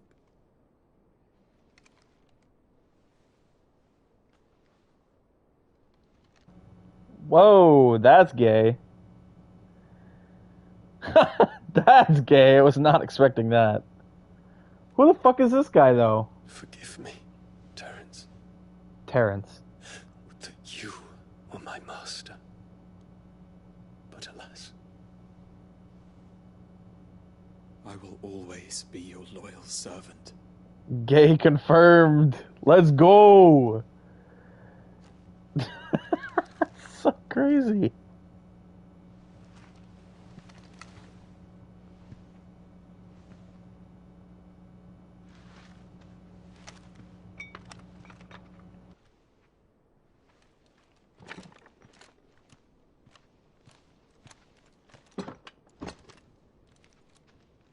Should the Council's brazen maneuvering prompt the Republic to tear up their own treaty and launch a new assault, our soldiers would advance to meet them, cutting across the Central Isles, but not in time to prevent their forces from breaching the southern defenses and storming Twinside. And so the capital would become a battlefield. Thousands of innocents would die. I cannot allow that to happen. There is one small mercy, at least. You will not be forced to do battle with Titan.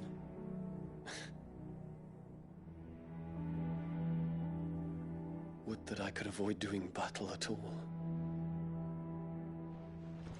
1,000 pardons, Your Highness. What is it?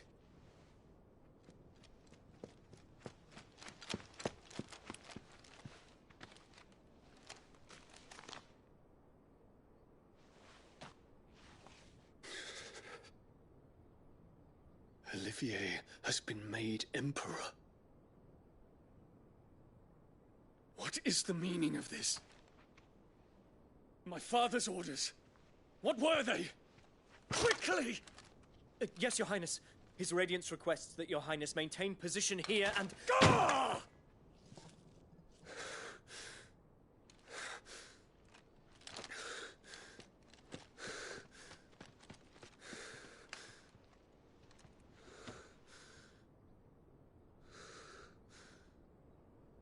Terence.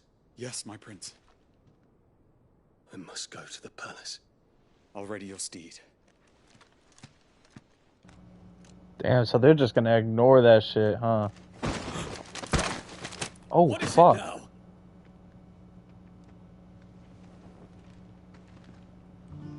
Oh. Forgive the intrusion, Your Highness. I know you. At ease. We stand in the presence of the Phoenix. You wouldn't want to get your fingers burned. I hope I'm not interrupting. Not at all. Though I admit, I did not expect such a distinguished guest. How many years has it been since the Remembrance Ceremony? 20? I thought you long dead. Do I address a ghost? Many have told me that I look like one. But no. I'm alive. Just. Prince Dion of the House Lesage, I have a tale to tell you.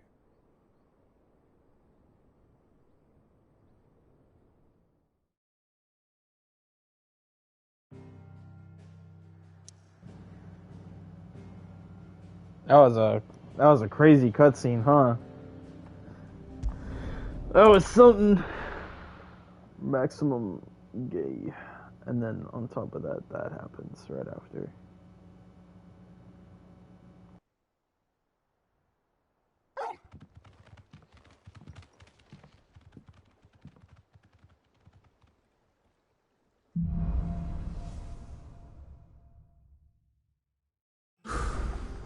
I'd better give Otto the good news. Walkways need patching up. And now it's gonna be back to the fucking boring shit, I bet. More side questing bullshit.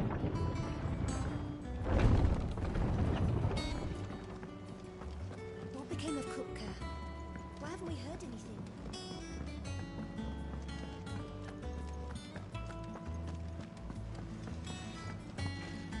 What do you need? So, what'll it be?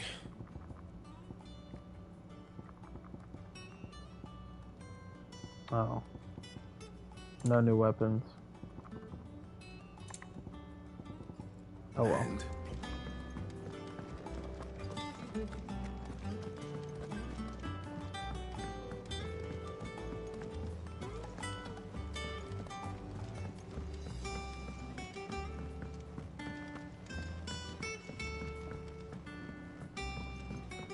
We're seeing troops amassing at every border. No surprises there. Oh, I wasn't expecting you. Oh. Damn, 800 ability points. I want that. Come again. I may have more for you.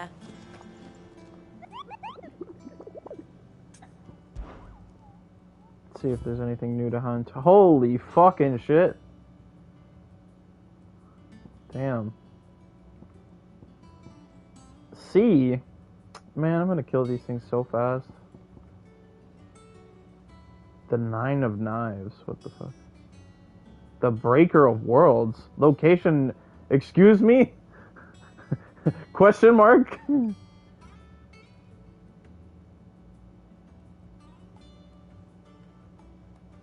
Oh.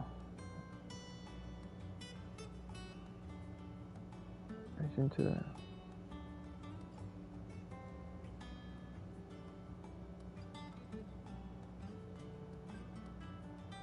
Interesting.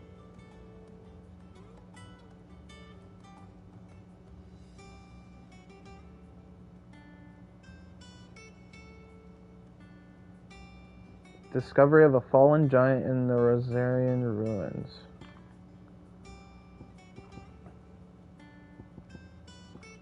Well, I might do some of these, but like that's my only lead. I don't know. It's not giving me like a straight location.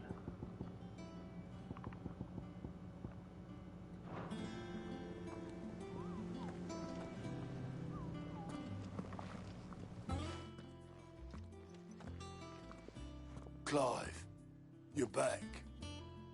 I am. And with glad tidings for once. Hugo Kupka is no more. Well, I'll be. All of our comrades who lost their lives back at Sid's place be smiling down at you right now.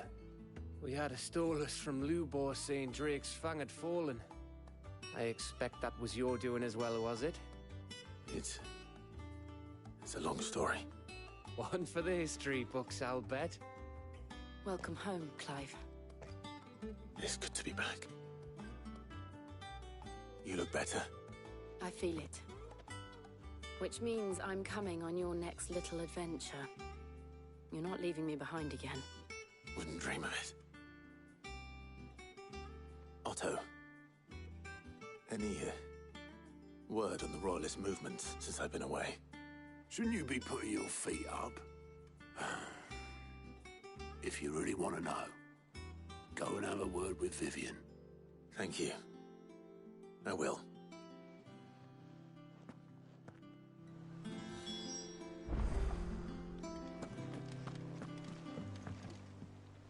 Ah, the conquering hero returns. And with hardly a scratch on him. I may have picked up one or two. Well, the fact that you came straight to me instead of visiting our resident Physica suggests that you picked up something more important. A scent. The scent of Waludas. The very same. But whatever plans Kupka was hatching with the Royalists, he took them to his grave. As did his men. Slaughtered by the orcs who'd taken over the Fang. Orcs, Vivian.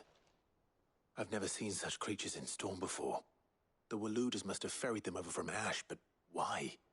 Why work to rescue Kupka only to invade his home, the mother crystal of an allied nation, and let both fall? It makes no sense. Do you know the tale of the blind men and the Adamantus? One can often be led astray by focusing too closely on individual details. One must instead see the bigger picture. And what bigger picture is there than my map?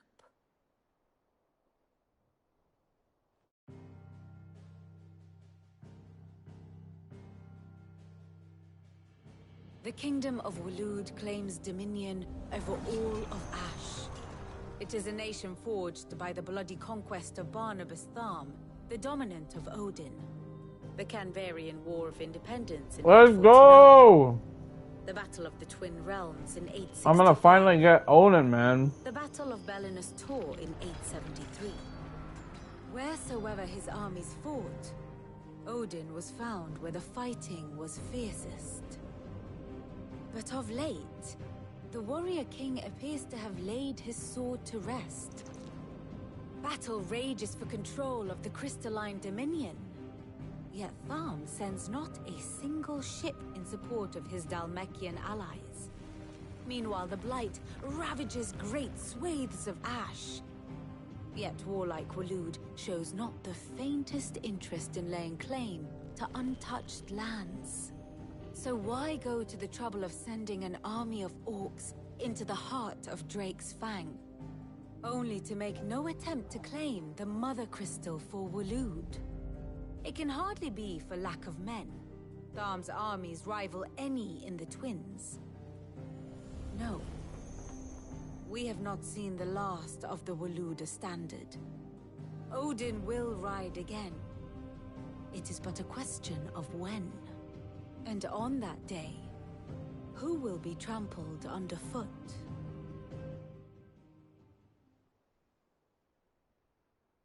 In summary, I know not to what end the Royalists betrayed Kupka. I know only that it is part of some broader scheme. A scheme tied to the ambitions of one man. King Barnabas. But there is no need to wallow in confusion. If one is to cure a sickness, one must first identify the symptoms.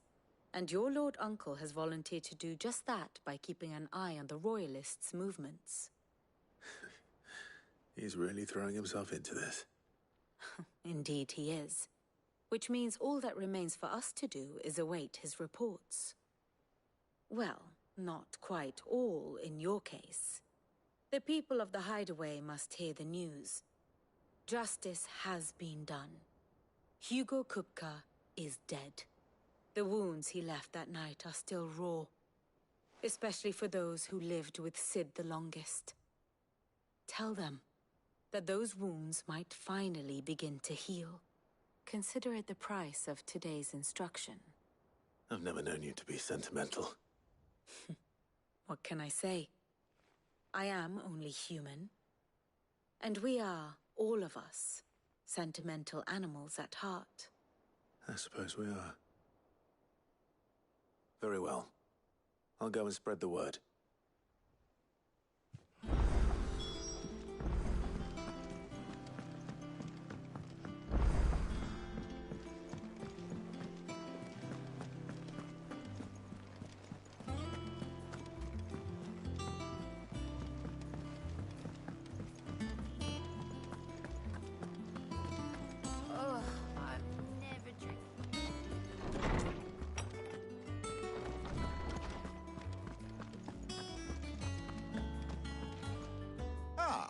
Clive, have you come seeking the gift of knowledge? No. To share mine, actually. Hugo Kupka is dead. Oh my. Can it really be true? Look, he's crying. He is. The big baby. And with good reason, children. These are tears of joy. We must offer up a prayer to your parents that the heavens might weep with us. There shall be no lessons today, only thanksgiving and merrymaking. Go, put away your things. All right. Brilliant.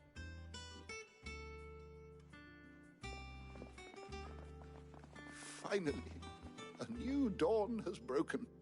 It has. Thank you, Clive. I cannot wait to share the good news. Hippocrates. After Kupka fell, Ultima came to me. I need to know what he is. Have you learned anything? Alas, no. And not for want of trying. I have scoured nigh every historical tome in our collection and found nothing. Not even the sort of conspicuous absence that might suggest a concealment of fact. One is almost tempted to conclude that such a creature never existed. But I saw him. With my own eyes. I don't doubt that you did.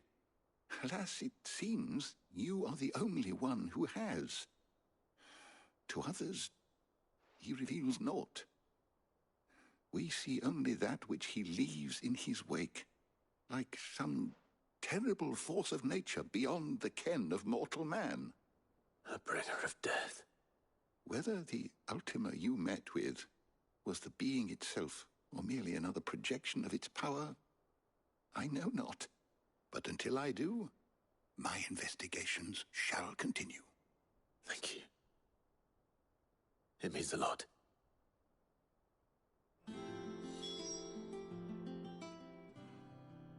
Ah, Clive.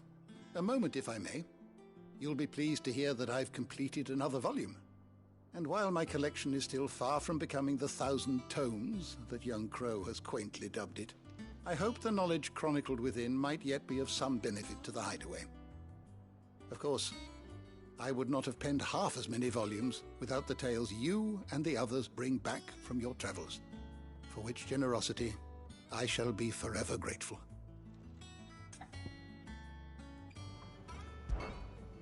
I have compiled some. And I'm still what, doing all this? If you would like to see them.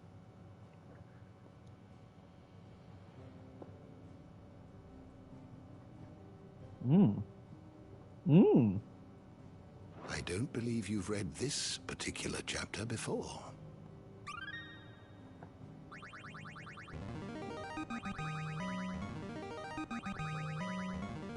What the fuck?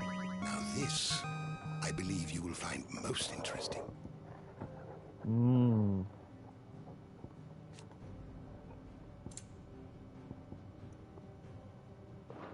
Very interesting. What subject shall we consider today? You are always welcome, Clive. Thanks, old man. I was just enjoying the rest of my pizza. All right, let's go. What was this? Oh.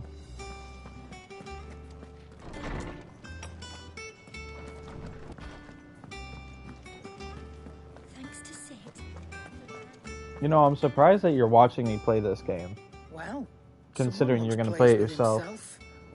Like, you really don't care about spoilers. Nothing escapes you, Lady Karen. It's true. Kupka is dead. No more looking over our shoulders, then. Good. I'm starting to get a crick in my neck. Don't let it go to your head, though.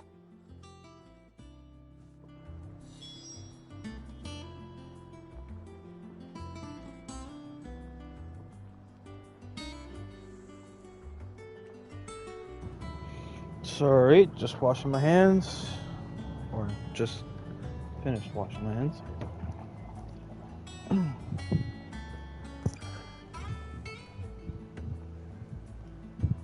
I really don't. If it's fun, I will play it myself. Of course we will. Blackthorn, do you have a moment? What is it? I'm busy. I wanted to tell you that Hugo Kupka is dead.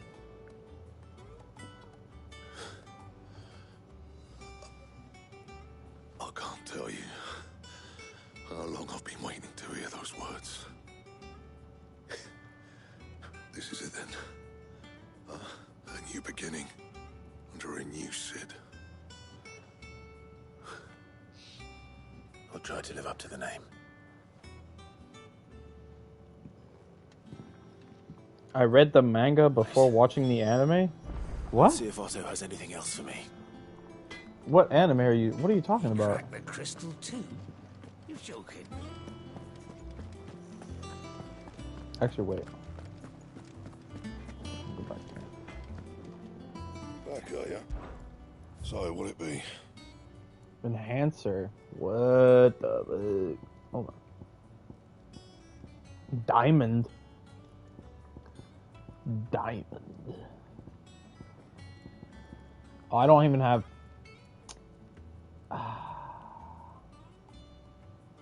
don't have the thing I need for it. Well, that sucks.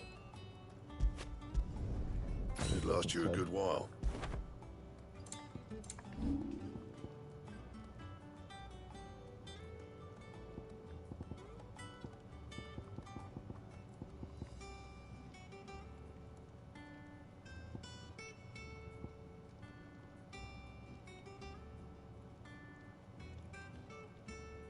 Oh, I see what you mean.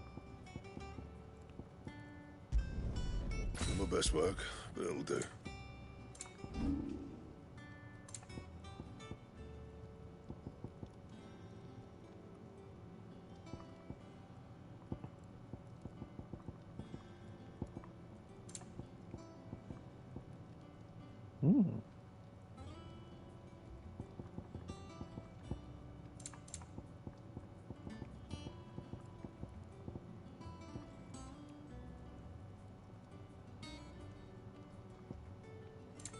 I see what you mean. Gelatinous mass. I guess I'll do it. Not bad, if I do say so myself. Not bad. And? Oh, that looks weird. That looks so weird. Hopefully the diamond weapon is better than this. Better looking. I'm telling you, it's true. I heard it from Otto's own lips.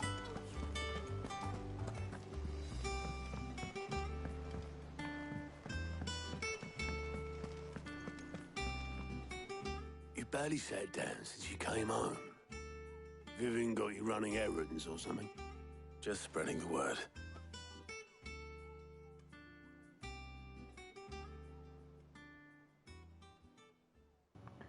For certain things, yeah, maybe, but So, yeah, Professor's like for a got a game like soft this, I side wouldn't of want to get shit. spoiled. For I'd never have example. guessed. No. She was right, though. Everyone was glad to hear the news. Ah, but you ain't told everyone. I can think of plenty of friends back at the old hideaway who'd sleep more peacefully for knowing. Not least of all Sid. You should tell him.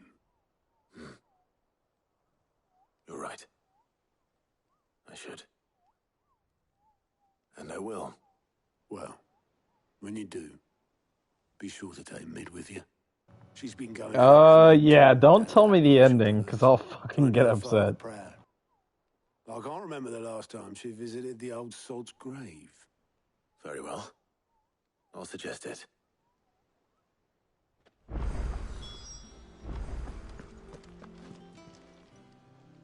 All right, Clive. Keeping busy, are you? Me too. I've been doing my best. The rest, and anyone. Here you go.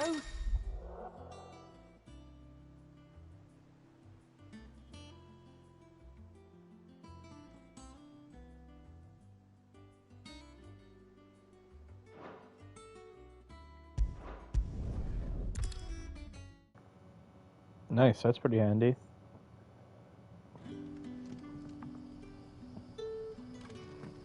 Good day to you.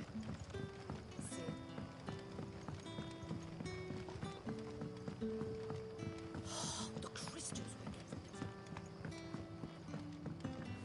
the... You haven't much, but you're free to look.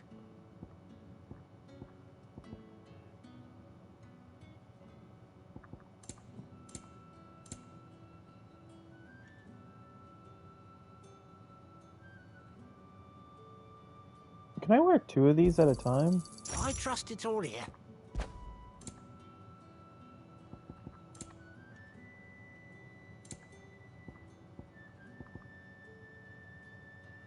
You're always welcome here in...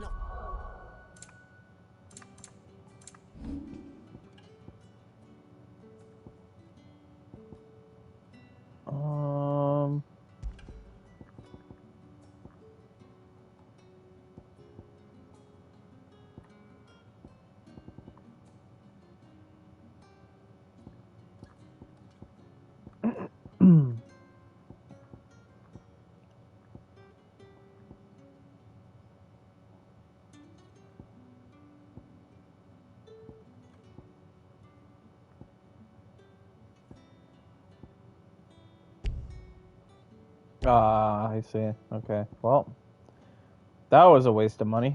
Oh well.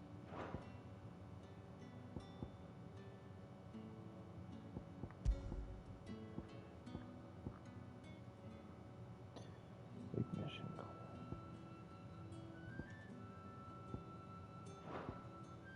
Eh.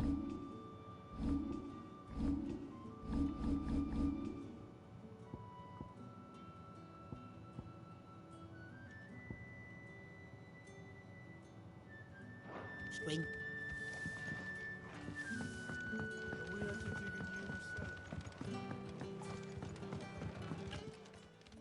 Ah, Clive. Your timing is exquisite, as always. I have a concern which you may be able to assist me with. Go on.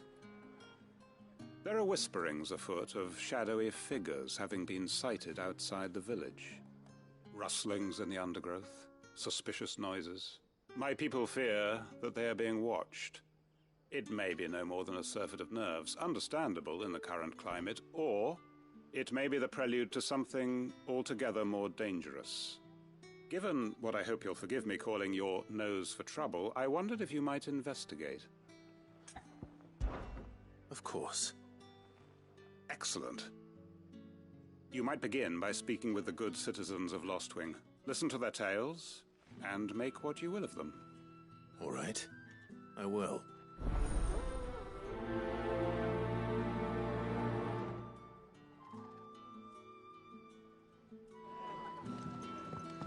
Right. Let's see what the people of the village have to say. I'd better find out if this is just nerves, or something we need to take more seriously. The crystals we get from the tailor. It's all but spent. right, Sid? Something on your mind? There is actually. Can I ask you something? Quentin tells me people have mentioned shadowy figures out in the woods. Have you noticed anything unusual? Oh, that. No, sorry, can't help you. I heard the rumours, mind, from the lads working over at the vineyard, but none of them has seen anything either. All right. Thanks anyway.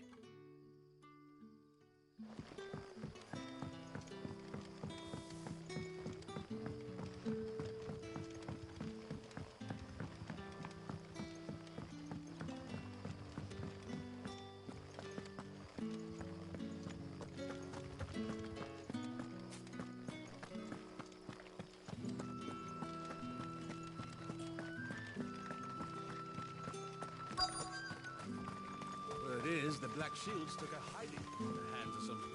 Excuse me. Quentin mentioned strange figures having been sighted near the village.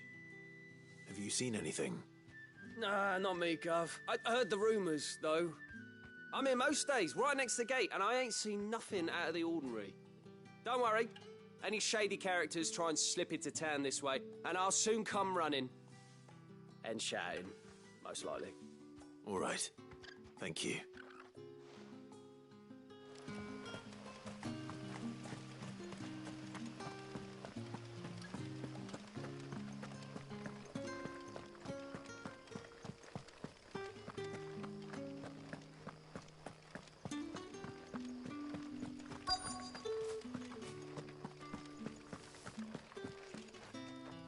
Do you have a moment? There's talk of suspicious figures in the woods. Have you seen anything out of the ordinary? No, but I've heard something. Sound of scraping metal, like someone sharpening a sword.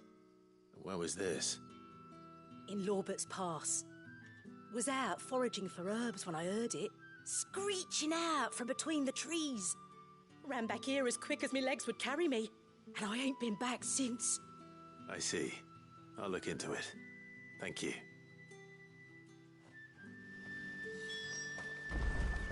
Seems Lorbert's Pass is our best bet then. What do you say, Torgal? Shall we go and investigate?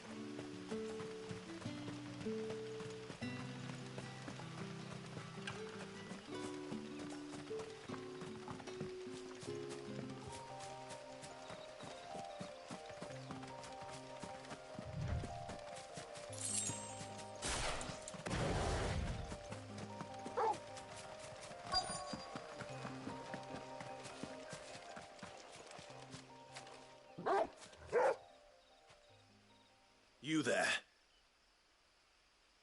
Fuck! He's seen us. Get them before they escape! He said, fuck! Black Shields. Here. What the hell are you doing here? What is it to you? Not that we give a damn. All that matters to us is that you don't leave here alive.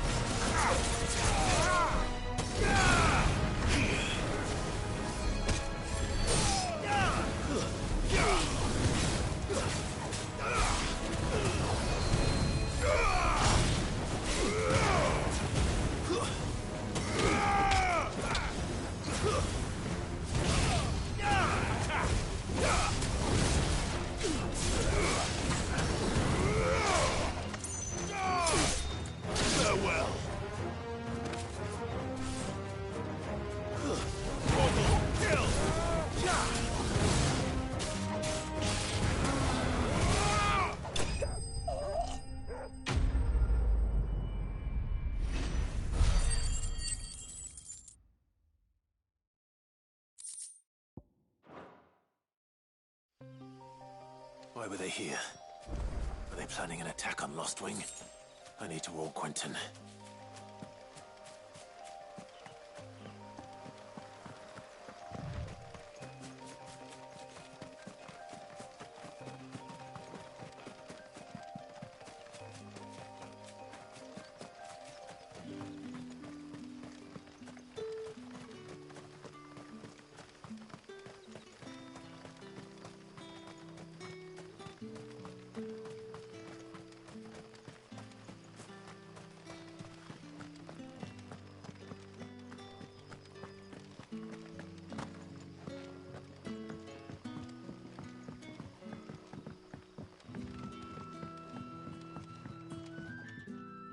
Clive, how goes the hunt for our sinister figures?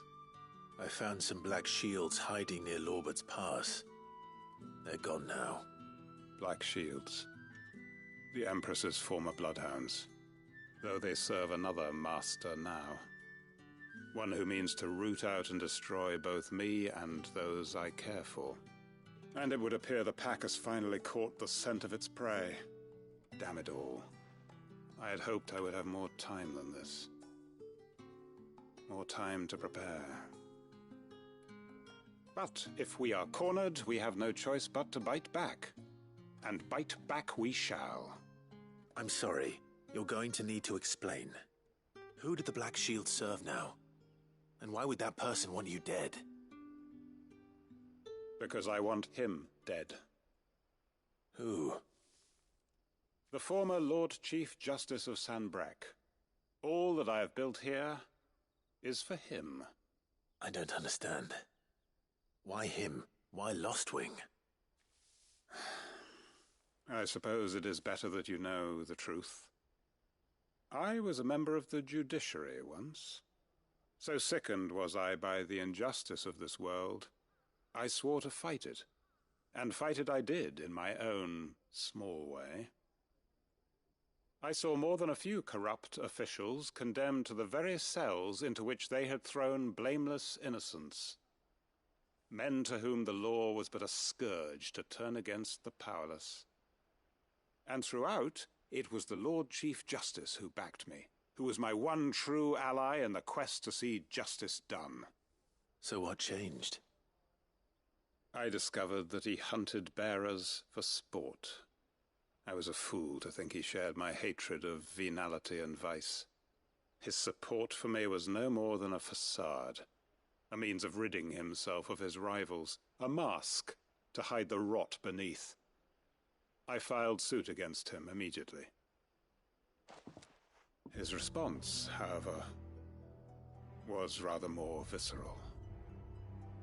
He had my entire family slaughtered. And he faced no punishment whatsoever.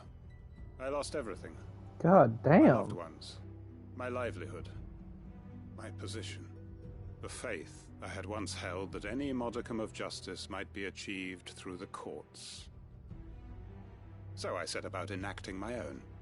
I tracked down every soul who served him and slit their throats myself. But the My man God. himself proved an altogether more difficult target. With money and power come protection. But you look So like I that, saw that I bro. would need How an can you army be of men. talking like all this and you're just like, you look that way? I came here to Lostwing and began recruiting like-minded individuals. And everyone here knows this is why you do what you do. Of course. They too have lost loved ones to the bearer hunts. Seen faultless friends sent to the gallows to spare the guilty. All under the watchful eye of the Lord Chief Justice. Our wounds are the same. And our cause is the same. We are comrades. And our revenge is already in motion. We know where he hides, how numerous and well-trained his guard. What we did not know until now, however, was that his plans may already be in motion too. Quentin. Our time is short. He may move against us at any moment, unless we move against him first. My friends and comrades, it begins. Make ready for war.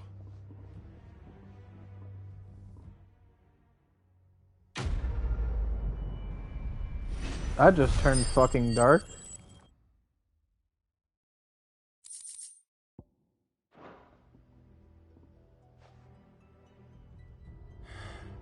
I'm not going to change his mind.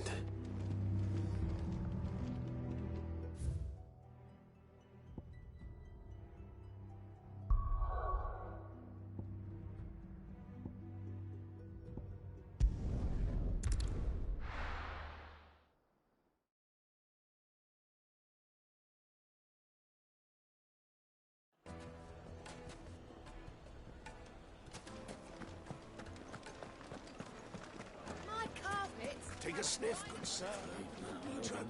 Gone, just like that. And without so much as a by your leave. What's the matter? It's my apprentice. He up and vanished while my back was turned. I'd go and look for him myself, but I've got a bakery to run. A bakery that's now short one pair of hands. Loath though I am to rely on the kindness of strangers, I'm at a loss. Please, will you see if you can find him? I'll see what I can do. Do you know where he might have gone? I wouldn't be surprised if he was off somewhere mooning at Drake's Fang. He used to work there, you see. Poor fool left his heart in its hollow. All right. Then that's where I'll start.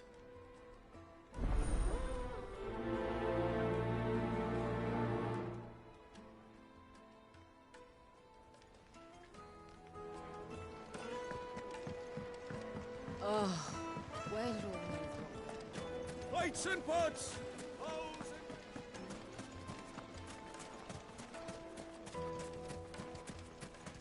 No, I'm telling you, it's gone.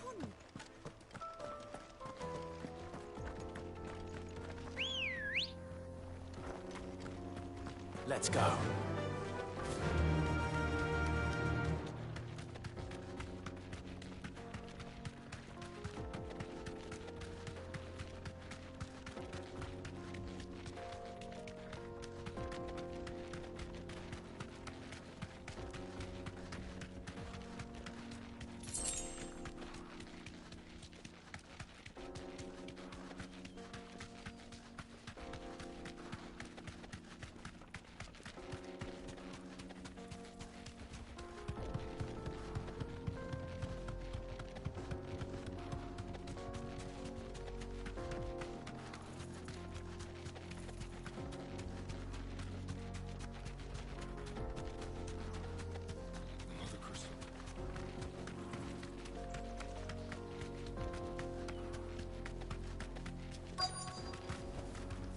You deserve a rest.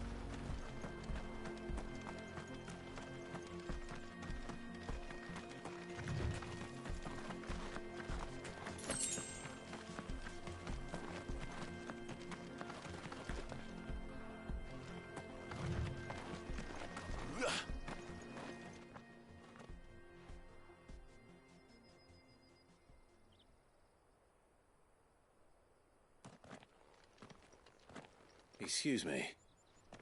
What do you want? The baker sent me to find you. I am a sorry, selfish sod, aren't I? Certainly not a baker. Master must have ruled the day he took me in. Time was the sight of the Fang used to calm my nerves. But now look at her. I take it you missed the Mother Crystal. I hated her, but she was all I knew.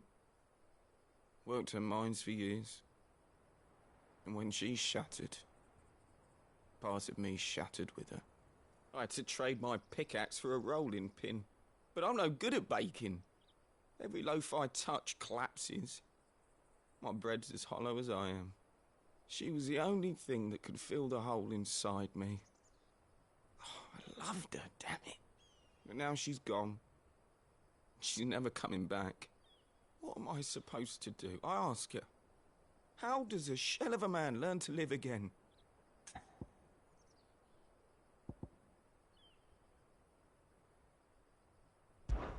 Focus on the job at hand. Think about what you can do right now. What use is proofing loaves when... Wait. Perhaps the solution has been in the bakery all along. You've opened my eyes. Thank you, friend, and fare thee well. Wait.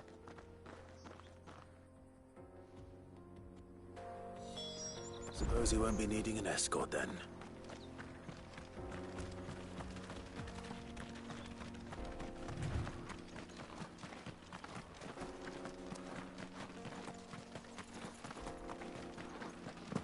Mother Crystal.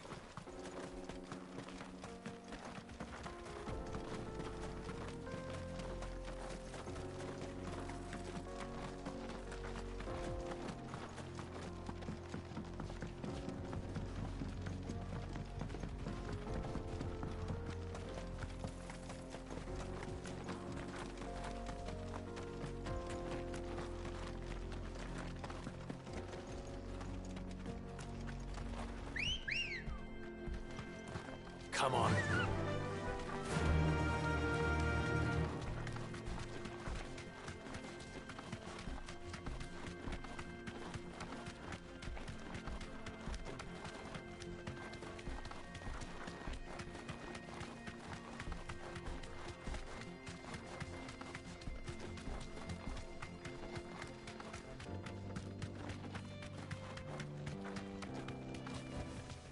That'll do, girl.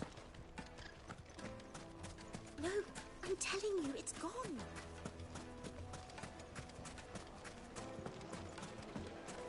Silver platters. Oh, where did all the men have gone? Light, meat, and dark. Fresh from the... Ah, there you are. The man who lit a fire under my wayward apprentice. Though I worry you might have stoked the flames a little too high. He damn near ran me down trying to get to my oven. Master, it's ready. Behold the Drake's Balm. A truly unique creation. I dare say it is. Just look at it. A perfect likeness of the Fang herself. Her steepled peaks, her fulsome spurs, her inviting hollow. True, my loaves collapse more often than not, but what's the Fang without her crater? Why, no Fang at all. And look, inside. She's filled to bursting with a bounty of beautiful crystals. Salt crystals! Master, I have found my purpose. I must use my work here to preserve the memory of the Fang. Well, if it tastes half as unique as it looks, I'd certainly say you're on to something.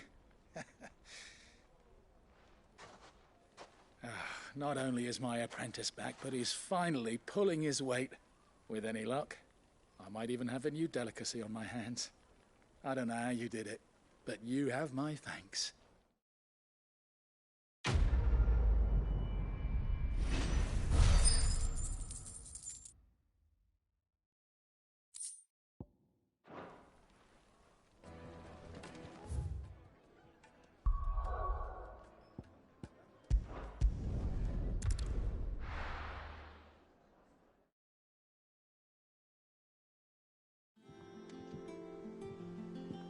I'm telling you, it's true.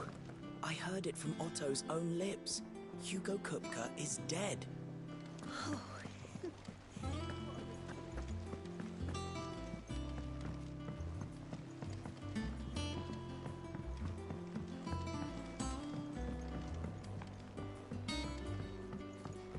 We're seeing troops amassing at every border crossing.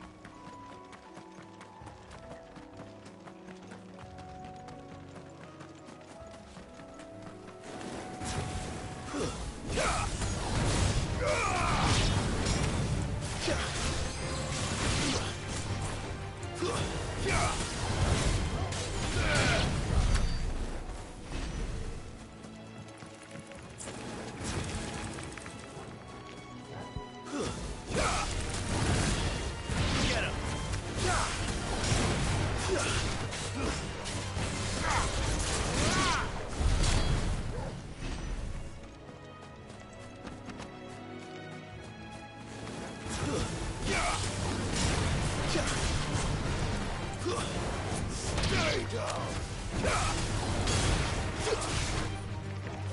You're finished!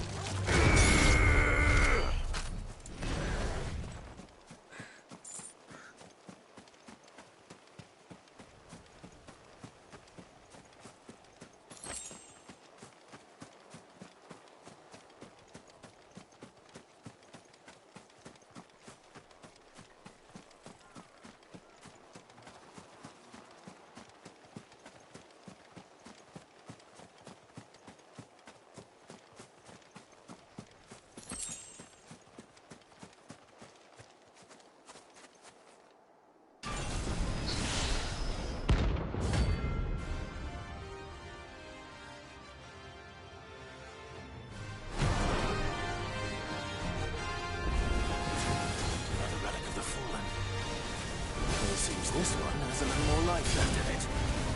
All right then.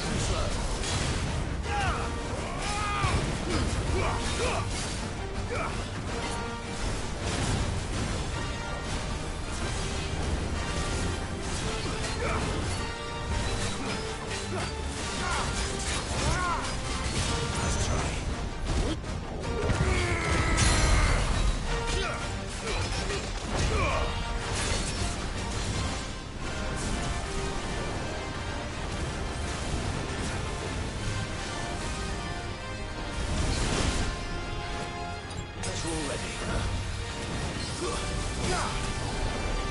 Nice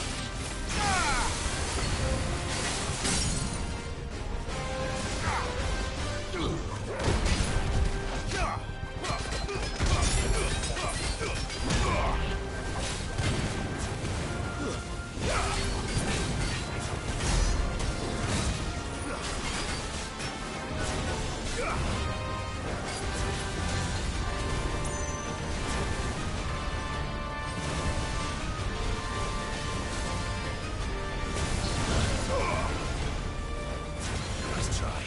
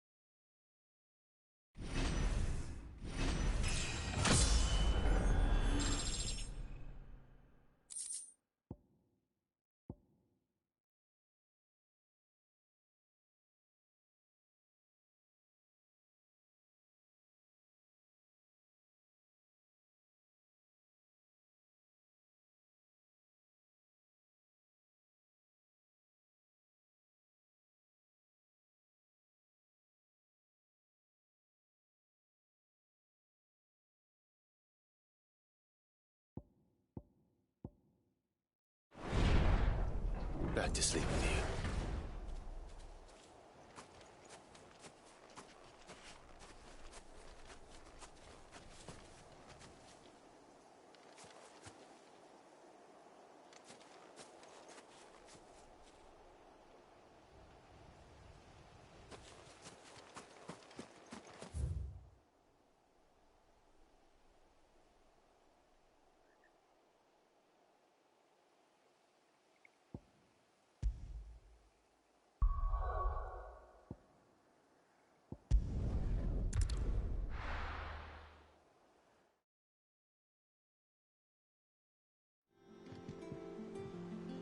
I'm telling you, it's true. I heard it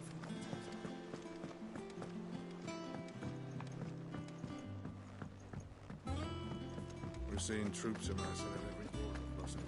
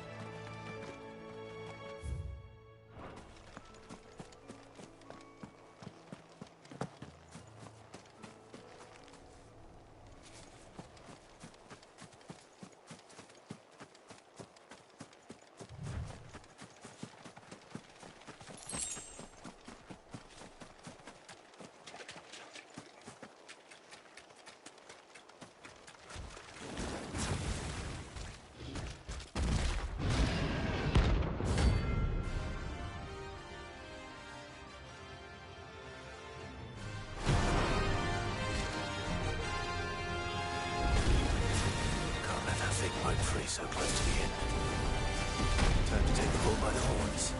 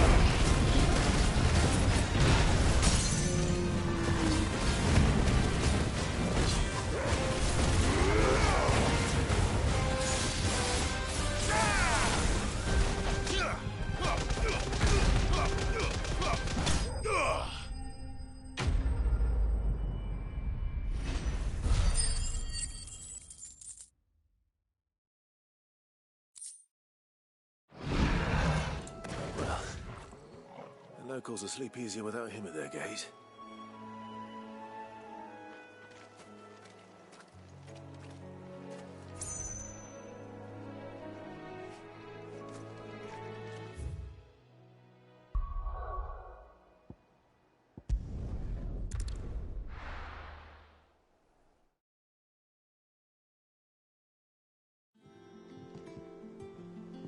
I'm telling you, it's true.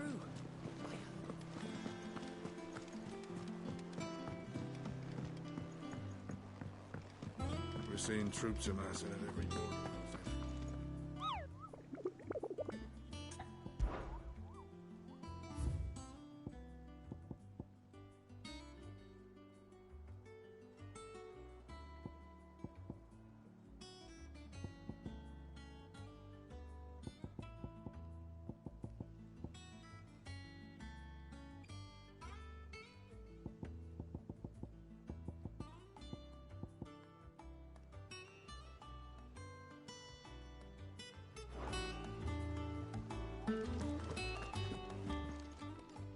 Welcome to the Patron's Whisper. Come to claim your just desserts? You earned this. All done?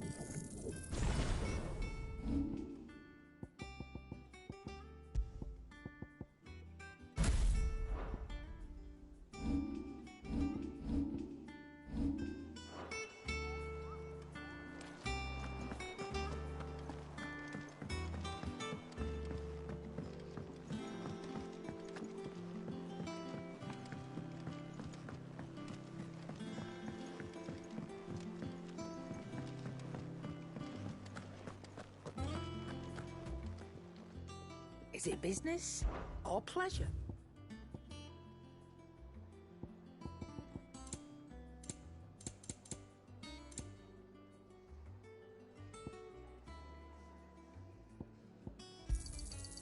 Can't find a better price than that. Come again. Or don't. I'm not much bothered either way. Back, are ya? St. Fornian, do you?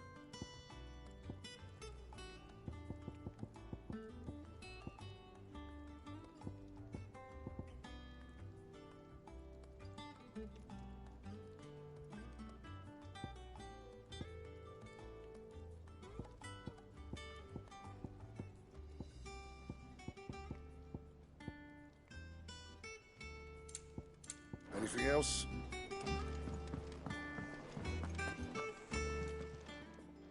Well, don't just stand there gawping. Well, you won't hear me complaining. They only drop still. Ta-ra then.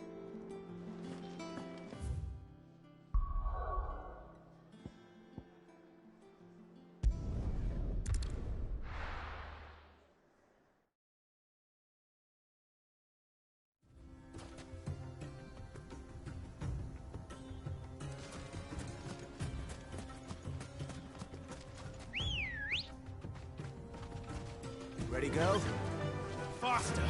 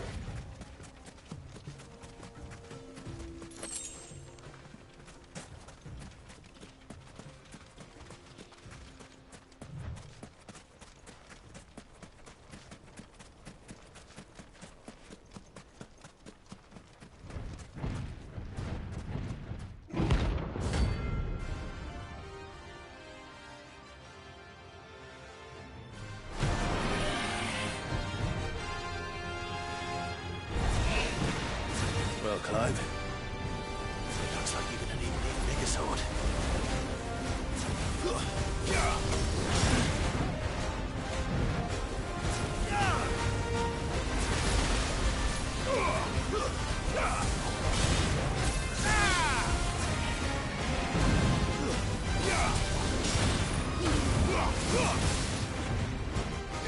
Nice try.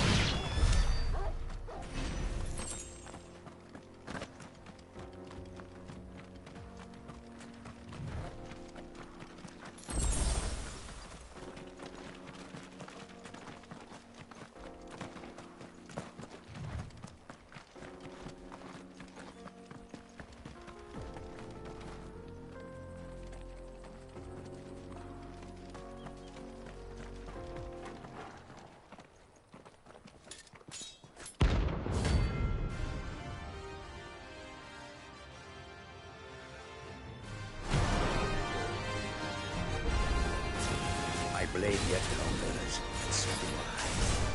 Come, let us feast on your flesh. Your feasting days are over.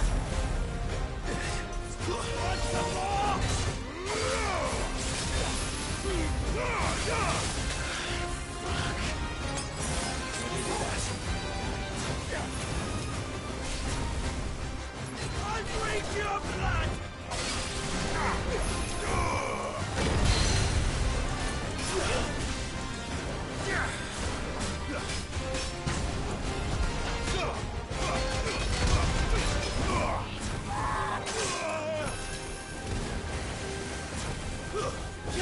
I'll snap you like a twig! Too slow.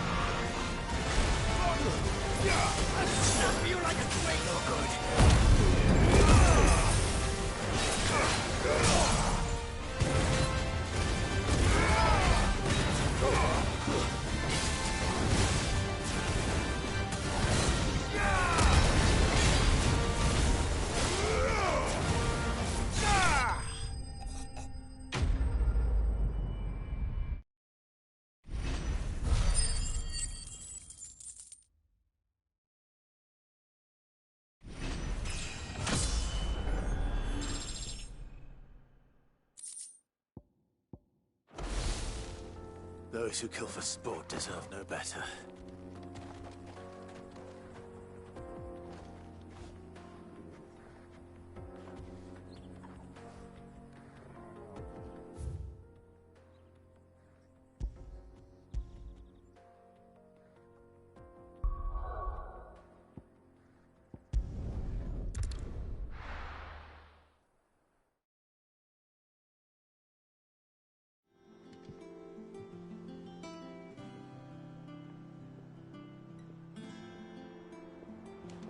I'm telling you, it's true.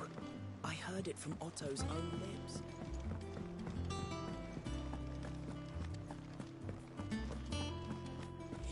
a crystal too.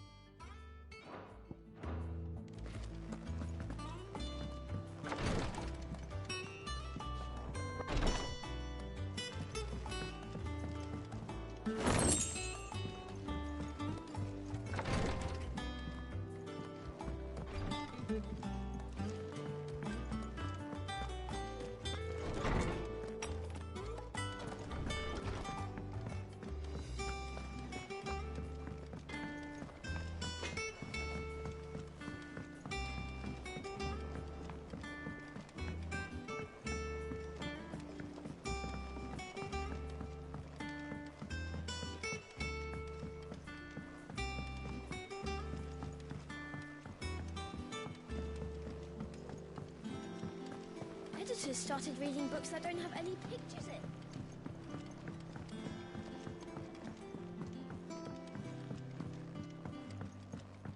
If I don't come up with something soon. All right, Clive? What do you want? I'm going to visit Sid, and I thought you might like to come with me. Sorry, I'm too busy for all that right now. I've got to get this thermal displacement stack sorted. Thermal... Displacement stack. Here. And this is for... Only the fastest, finest ship the world has ever seen. The Enterprise. Me and my dad designed it together. Where other vessels rely on the fickle winds to drive them through the water, ours is fitted with mithril engines. And those things have got more push than a behemoth in a bad mood, and more heat than all the hells put together. Which is where the stack comes in. I may have already talked some tight-lipped shipwrights into putting the hull together for me in a little dockyard in Canva. But the stack's a bit more involved, so I'm building it here. Thing is, it's so involved that I'm running behind and it's starting to hold things up over at the shipyard. I'll come and see my dad, though, when I'm done. Whenever that is. Is there anything I can do to help? Good old Clive. I were hoping you'd say that. First things first, I need some parts meching. The stack will be made up of 3 major components. There's the plating, here, that channels hot vapors away from the engine.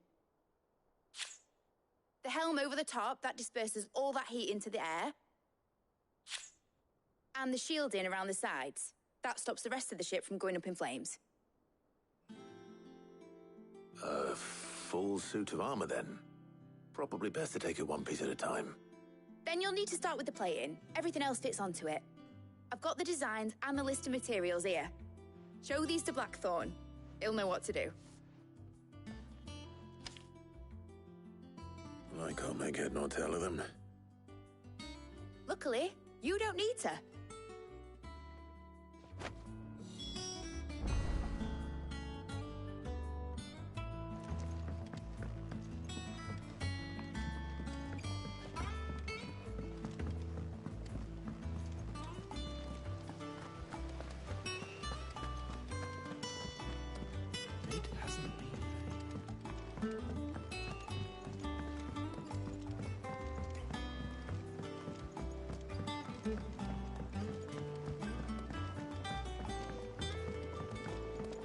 I went up to give some breeze to the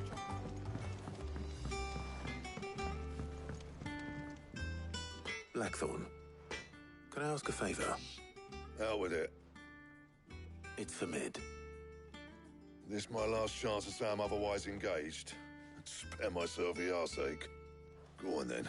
What is it this time? She said you would know. Here.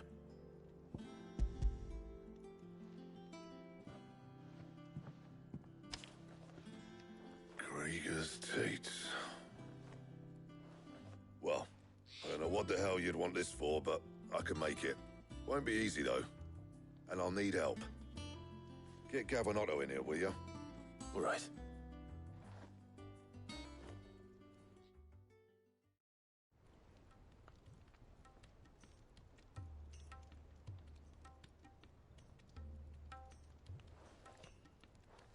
So Mid's roped us all in here again, has she? Typical. Still, if that's what it takes to get her to visit Sid's grave, I'll do what I can. And, what is it we need to do, exactly? Take a look at this. It's this plating. The usual saw grade steel won't work. We need something that can get very hot, very fast, and still keep its shape. That means an alloy. Something that won't break or buckle at the temperatures she's talking about. Which is where you lot come in. I need materials, and I've got my work cut out already. You'll have to fetch them. Now, there's a special kind of sand I'm after that you can only find out in the Velcroy. Stardust, they call it. As for the rest of the stuff, my usual supply should have it in stock. It just needs buying and bringing back here. Well, we'll get it done quicker if we split up. One of us should probably give you an hand coating the sand. And the other can go and get the rest from this supplier. Right then. Well, make your minds up who's going where, we can get this over with.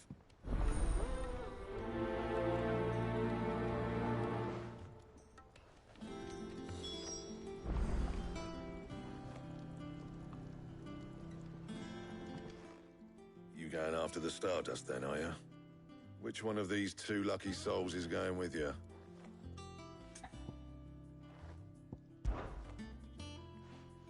Gav, you're with me.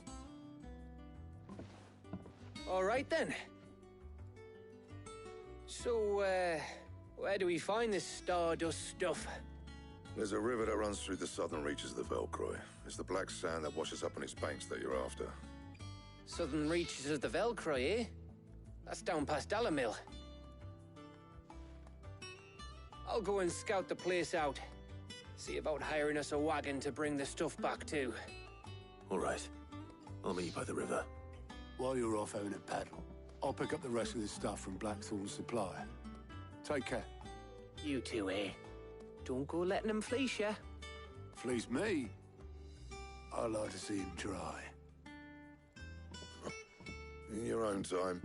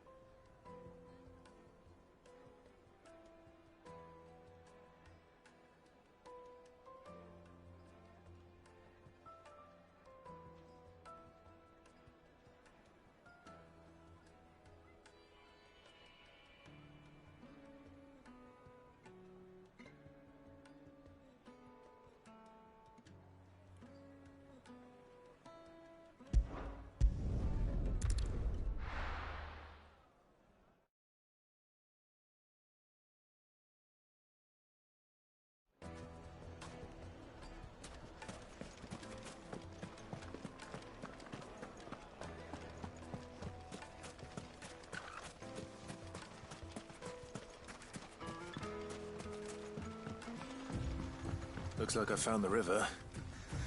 Where's Gav? Faster!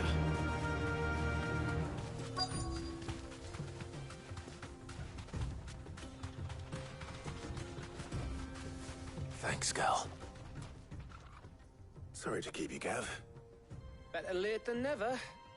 I've had a quick scout about, and I reckon round here's our best bet if we want to grab as much of this Stardust stuff as we can. Don't know what Blackthorn's planning to do with it, though. I asked over in Dalamil, and they seem to think it was worthless. But if Stardust is what Blackthorn wants, Stardust is what he'll get. There's plenty of this stuff lying about, just begging to be bagged. Then let's get bagging, shall we? We shall. Race ya.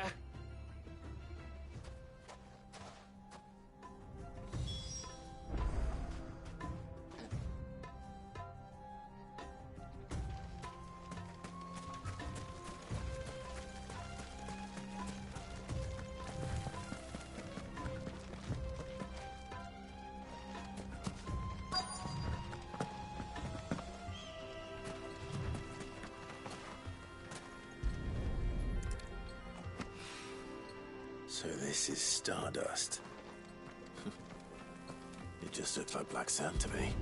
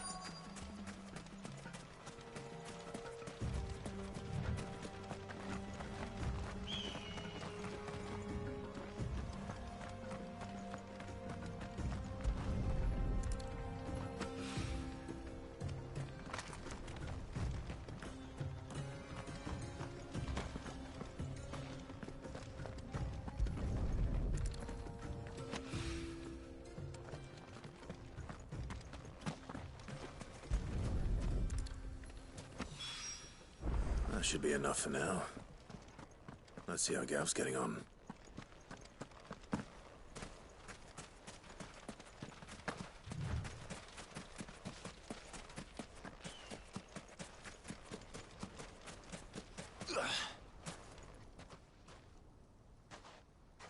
You finished? How much did you get? Enough. I hope.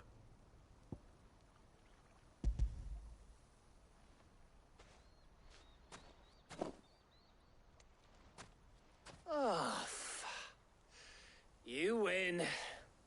That might even be enough for old Blackthorn. Hey, before we go, do you mind if we have a chat?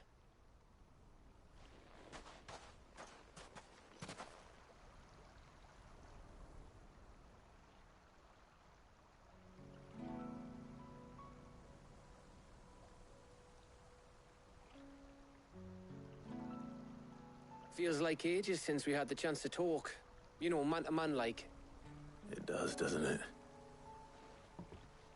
Back when you first took Sid's name, we were talking all the time. Working out what to do in that. There was a lot to work out. And there still is. Those shoulders of yours starting to feel the strain. Hardly ever see you around the hideaway nowadays. Always on some errand or other. You can take a day off, you know. Says the man who spends most of his time behind enemy lines. Only 'cause you keep sending me there.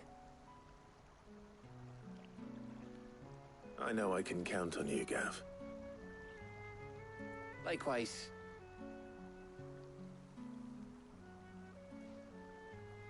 So you keep sending me wherever you need to, and I'll keep going.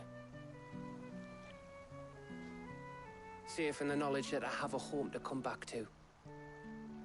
Thanks to you.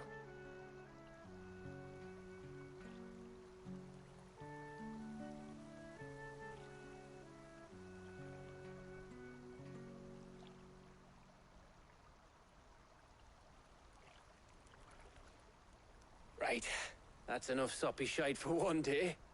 We'd better get this lot back to Blackthorn before he slings his hammer at someone. You go on ahead. And try to get some rest once you're there. Oh, I plan to. Believe you me. After Blackthorn gets what he needs, of course.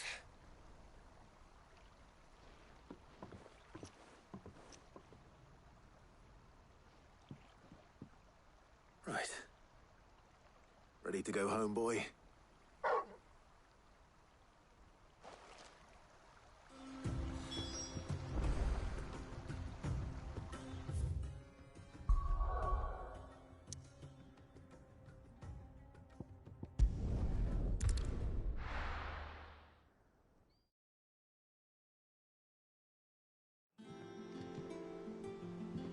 Let's hope this is all Blackthorn needs.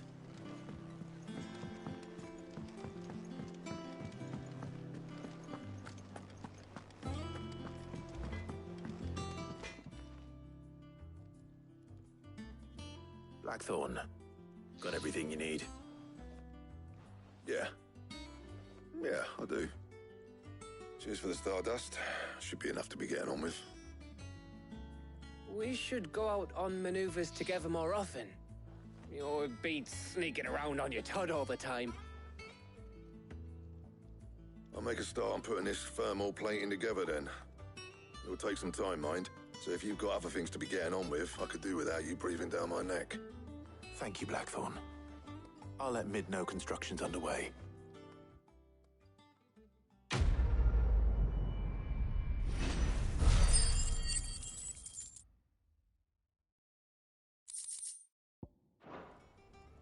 Suppose we'd better be getting back to work too. Give us a shout if you need anything.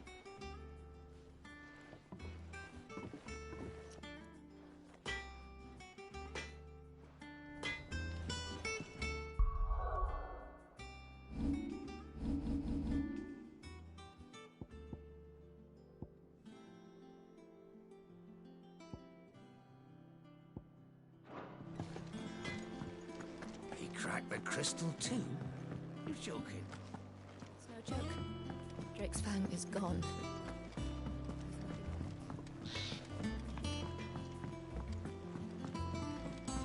I went up to give some greens to the chocolate.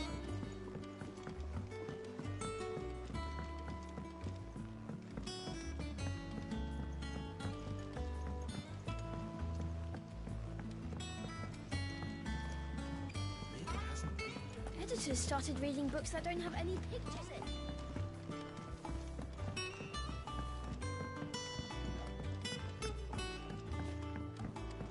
If I don't come up with something soon. You'll be pleased to hear that Blackthorn's started work on the plating. Excellent. 1 down, 2 to go. So, what's next? The helm, of course. For this, we'll be repurposing fallen scrap. Salvage from the ruins? I thought that material was all but impossible to work. Ah, but we don't have to. I'm sorry. Just so happens there's one particular ruin that's broken into exactly the right shape and size pieces for what we need. What's the name back there? I'll give you all the details. What's her name? Right.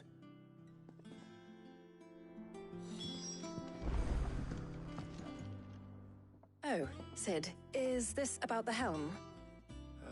Yes. Mid said I should speak with you. I'll show you the plans then. Here you see the mithril engine, in which mithril is burned to generate heat. That heat is then harnessed to produce motive force. Excess heat is dealt with by means of the thermal displacement stack, which disperses it into the surrounding air.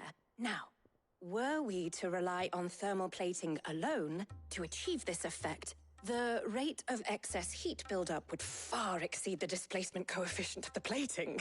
In other words, the reactor would overheat and eventually explode. This is where the helm comes in. It connects to the plating, you see, and serves as a sort of thermal sink to absorb all that excess energy. Our experiments have shown that fallen ceramics are remarkably thermophilic. They can withstand and absorb levels of heat far above anything we are able to make today. And not only that, they're also waterproof and immune to rust, making them the perfect material for our protective hood. Why, if sea or rainwater were to enter the reactor proper, it would vaporize instantly. The forces produced would tear the ship from stern to... You can stop there. I understand. Mid said we might be able to use parts of a fallen ruin. Where would I find it? Ah, yes. It's in Lorbert's Pass, near Lostwing. The thing is, well, I probably should have arranged to have the pieces we need brought here sooner. You see, a certain unwanted visitor has taken up residence there. It's no longer a matter of just walking in and taking them. It's, going to be considerably more dangerous than that. I see. Then I suppose I'd better deal with this unwanted visitor for you. Would that help? Oh, very much. Thank you, Sid. I'll gather my team and head there right away. We'll meet you outside the ruins.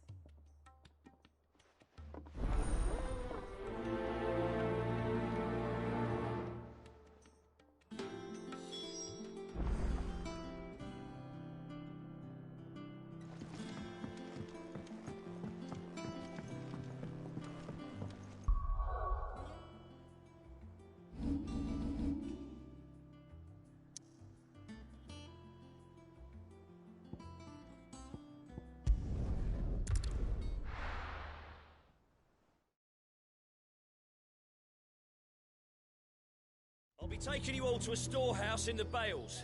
Leave anything you don't need behind.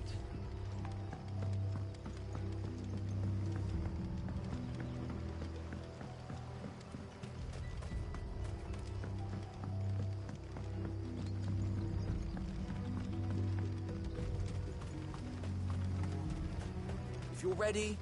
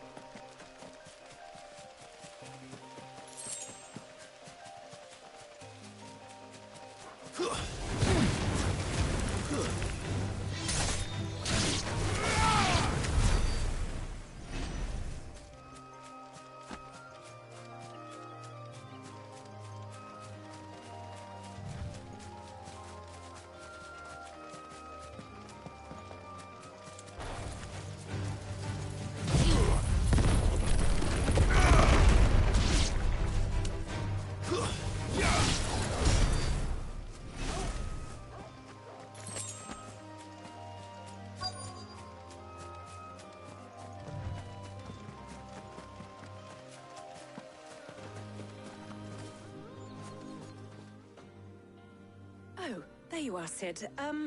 Thanks so much for coming.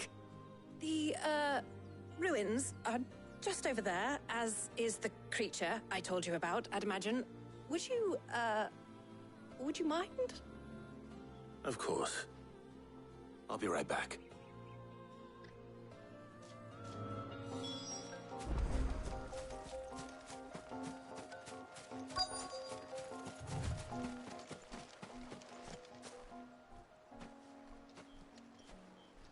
Anybody home?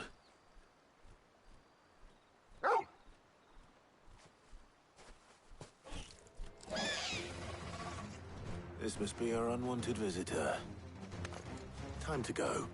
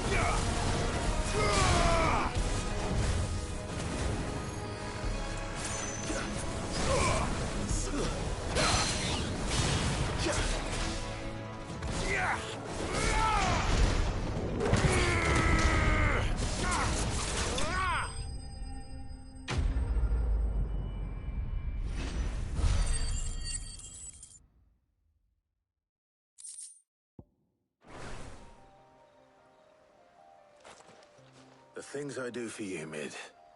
Sid! Oh, thank goodness you're safe. You shouldn't have any trouble now. Indeed. Well, don't let us keep you. We'll, see that everything is transported safely back to the hideaway. All right. I'll let Mid know you're on your way.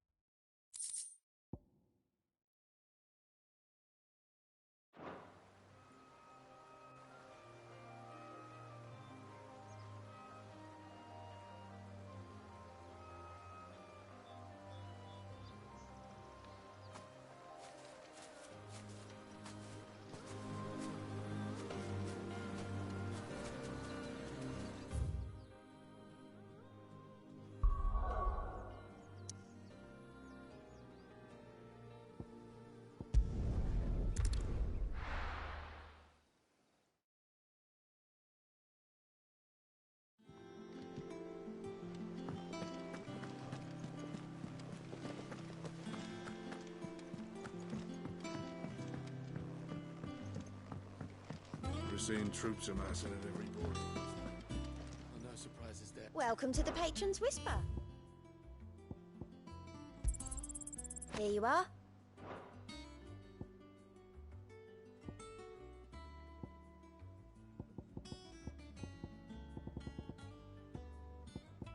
Come again. I may have more for you.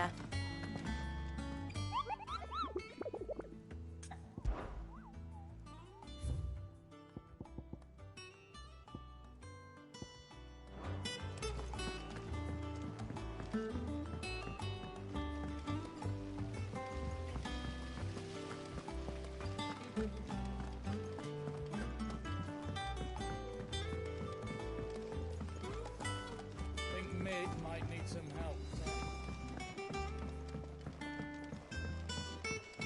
If I don't come up with something soon. Mid.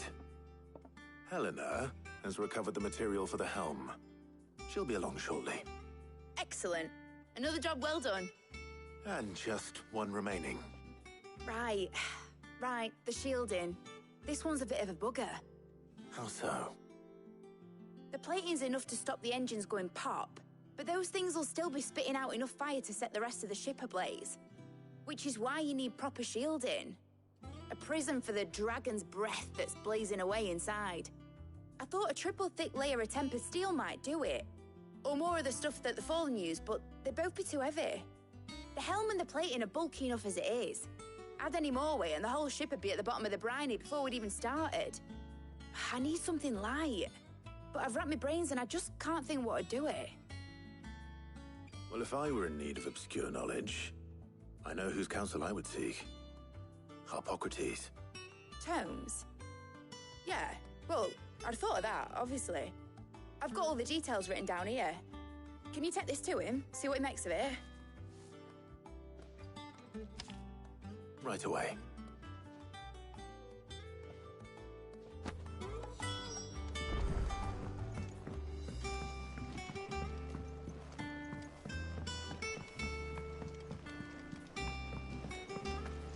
Editors started reading books that don't have any pictures in.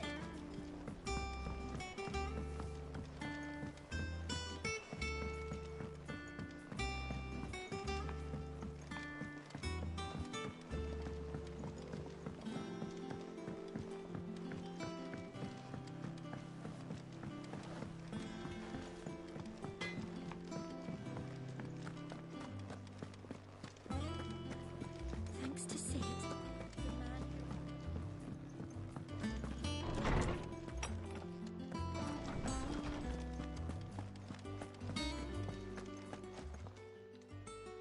Hippocrates, do you have a moment?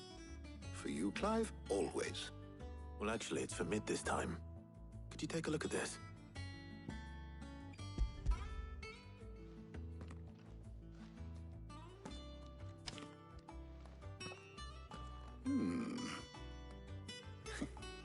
Shielding for a mithril engine. Whatever will that girl think of next? And what are these notes around the edges? She has some specific requirements for the materials. The shielding needs to be able to resist extreme heat on the inside, and yet remain cool enough on the outside not to set the ship alight, while also being light enough not to sink it. As you can imagine, she's struggling to find anything that meets her needs. I see.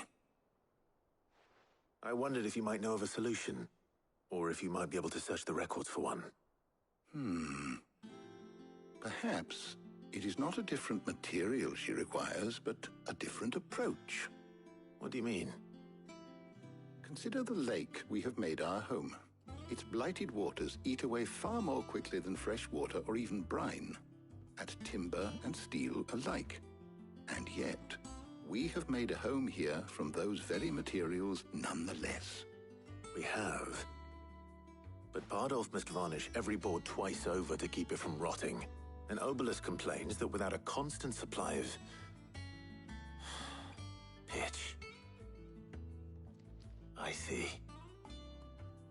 Early Gregorian histories speak of a preparation known as moon dew. It is said to be able to resist even the most ferocious flames. Before the dragoons tamed the worms and wyverns of the realm, nobles would daub their castle walls with it in order to guard against dragonfire. So if we could recreate it... It might be applied to some material or other in order to provide the protection Mid requires. As to how best to apply it and to what material, perhaps Bardolph and Obelus might be of assistance. I shall speak to them and see what wisdom they might have to offer. If you would be so kind as to procure the necessary ingredients, I shall discuss the specifics of how it might be most effectively put to use with our two friends. The knowledge of the past may yet prove useful to we of the modern era. Thank you, Hippocrates. And since you're asking others to help you, perhaps I should too.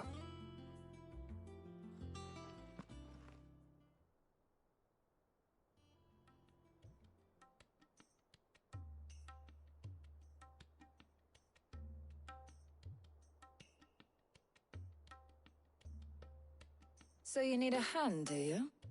We do. I'll be heading to market for the ingredients we need. I could do with some help. And some company, too. The other can assist me in researching how best to prepare the shielding itself. Can we count on your aid? Always. Well, if Jill's game. Thank you. I am sure either of these fine young minds would prove indispensable in my research. I leave the decision as to who will go with whom in your capable hands, Clive.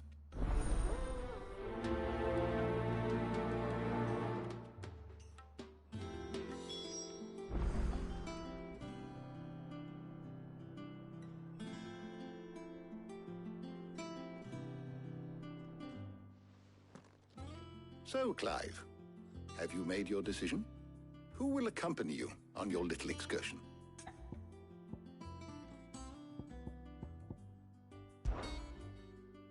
All right. So, what are we fetching? I have taken the liberty of preparing a list. Here. Garlic? Conch shells? Are you sure this is the right list? Looks like the ingredients for someone's supper. Though these items may seem mundane, they have potent effects that are rarely exploited, effects for which they were once highly prized. So much so, in fact, that they were harvested almost to extinction, hence moon dews having fallen from favor. Now, of course, they can be obtained with ease.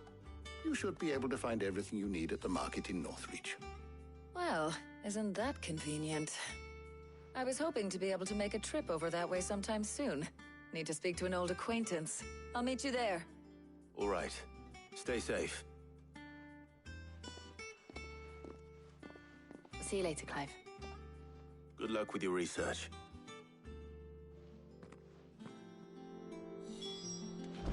Harpocrates and I'll look after things here. You head over to Northreach.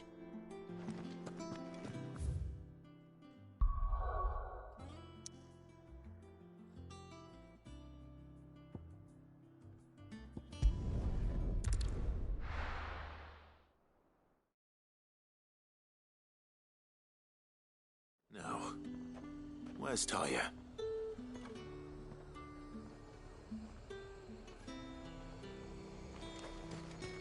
Keep them pilgers nice and chilled. Need to stock up on I won't these. have you. There you are, Talia. Ah, and there you are. We shouldn't have any problems finding what we need in a place like this. But if time is of the essence, perhaps we should split up. Take a few items each. All right. What shall I look for? Let's see now. Why don't you take the garlic and the pepio nuts? Meet me by the gate when you've got them.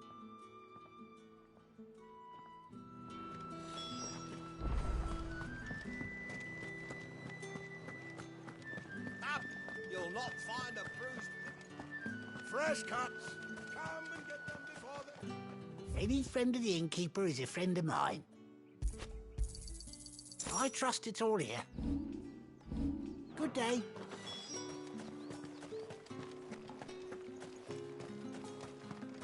How the hell is anyone supposed... Oi, don't touch anything. Go on, take it. And if that's what you want, go on, take it. Good riddance. That should do it. Hopefully Talia's finished too.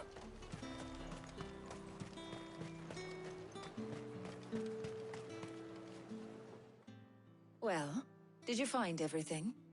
I did. Here.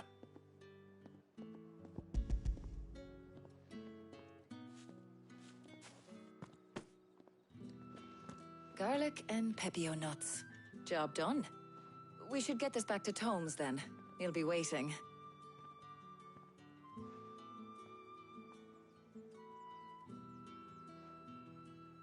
But we're not in too much of a rush, are we? Quick chat.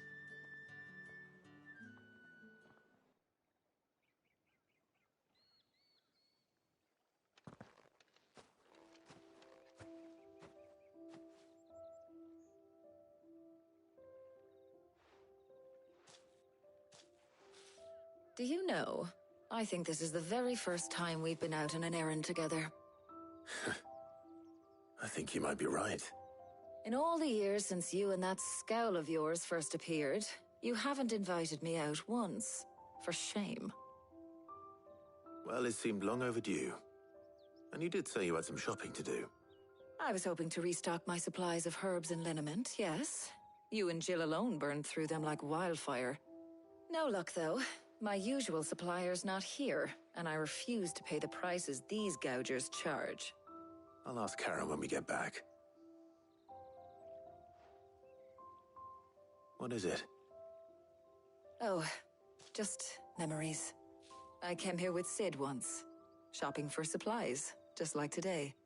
And just like today, I came away empty-handed. Sid even said he'd speak to Karen for me when we got back. Has it really been 5 years? I remember it as if it was yesterday. Hold on.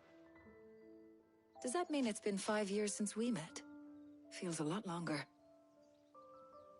It does. In a good way, of course.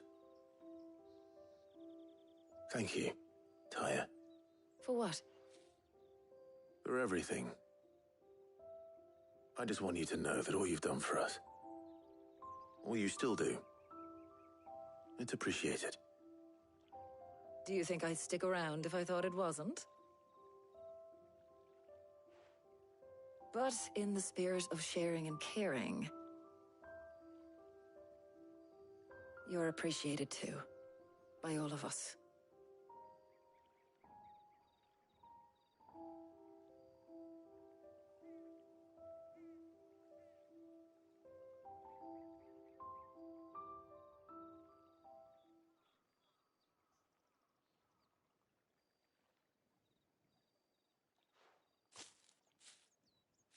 Well, I think we've tarried long enough.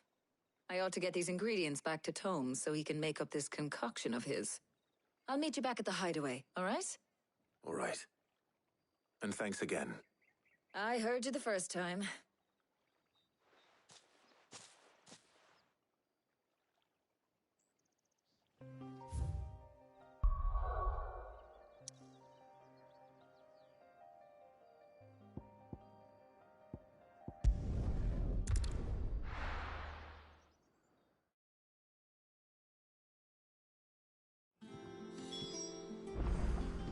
I wonder how Hippocrates is getting on with the moon dew.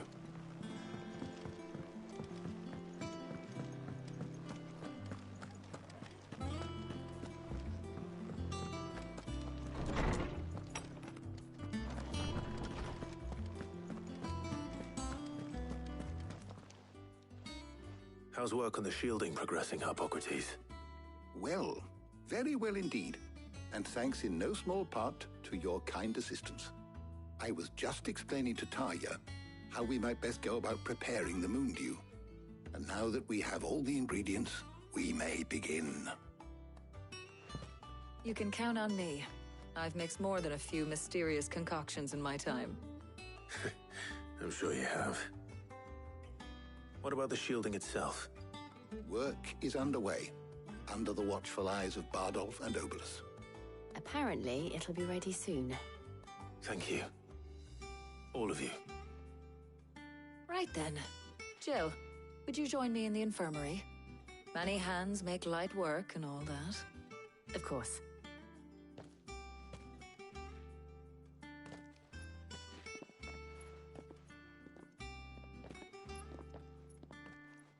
Oh, and Clive. It was good to talk. We should do it again sometime.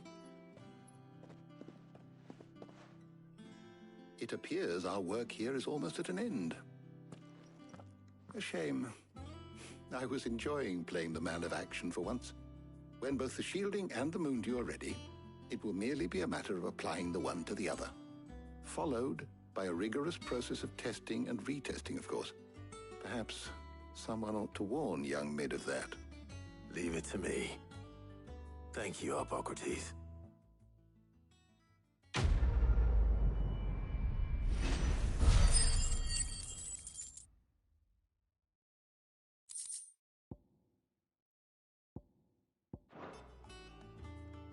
Well, I better go and give Mid the good news then.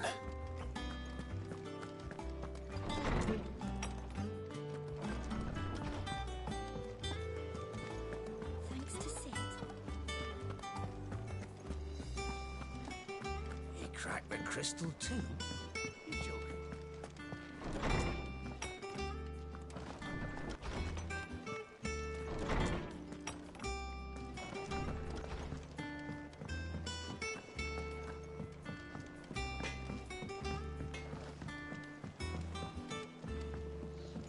I went up to give some greens to the chocobo.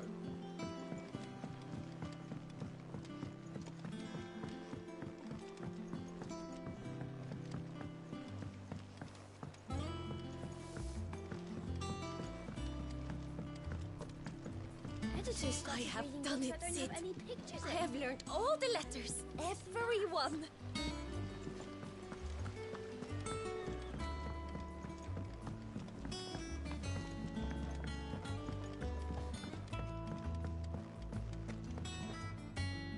Sorry to keep you waiting, Mid. But you'll be pleased to know that work on the shielding is underway. You found something for it? In a manner of speaking, Hippocrates knew of a substance that's highly resistant to heat. A coating that should provide the protection you need. He's supervising the construction and testing of the shielding as we speak. Brilliant! I knew you wouldn't let me down. Don't thank me. I'm just the errand boy. Right then, better start working out how to bolt all these bits together. To the Black Hammer!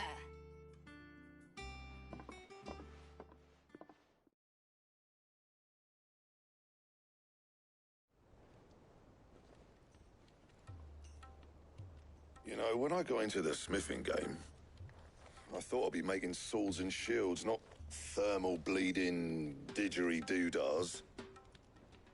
Displacement stacks. Same difference.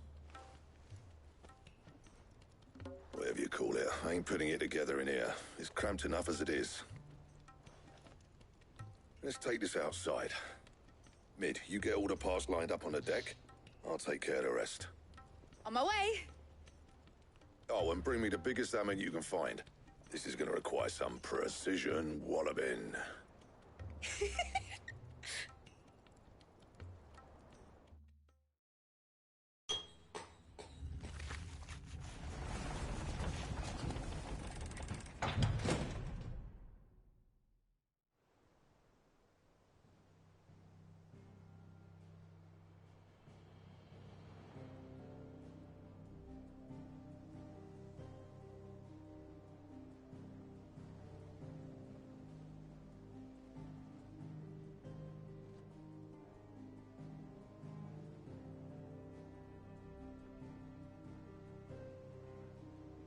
It's finished! It's finally finished! Thank fuck for that. I'll be feeling my hammer arm for weeks. Thank you, Clive, Blackthorn, everyone. That's one down and just 3 more to go. I'm sorry. Oh, didn't I tell you? The Enterprise has 4 mithril engines, and we'll be needing a displacement stack for each. You don't mean... Don't worry. Now they've got a finished one to work off. My gang in Canva can build the rest. Good luck to them, I say. Right, I'm off to get a sling for this elbow. Any other work comes in, keep it to yourselves, eh?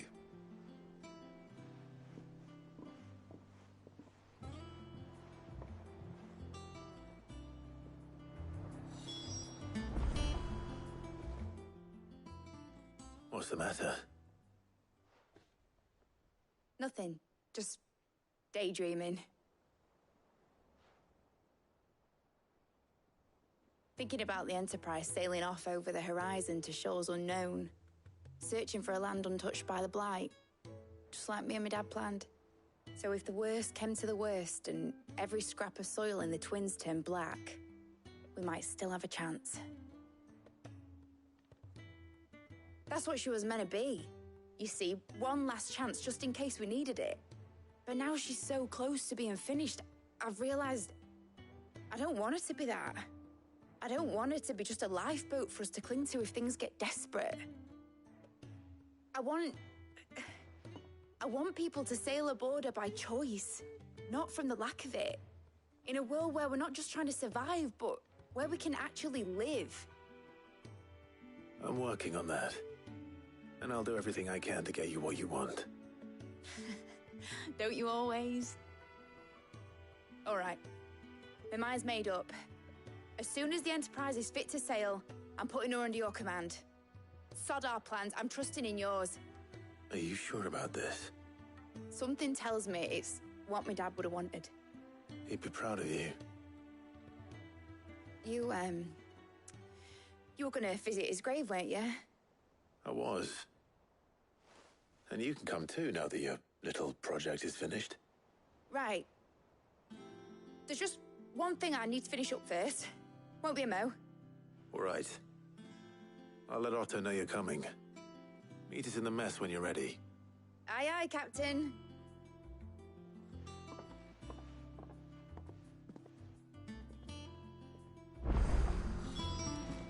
Mid told me she was building a ship. All right, Clive. Astrix. We'd finished sending half the hideaway traipsing across the twins, has she? I swear, that girl'd do anything to put off visiting her old dad's grave. No excuses now, though, eh? Not quite. She said there was one final thing she had to take care of. I'm sure she'll be finished soon enough. She said that? In those words? She did, yes. Clive? Were you born yesterday or something? There is no thing. She'll probably be halfway to Canva by now. Mid. I might still be able to catch her.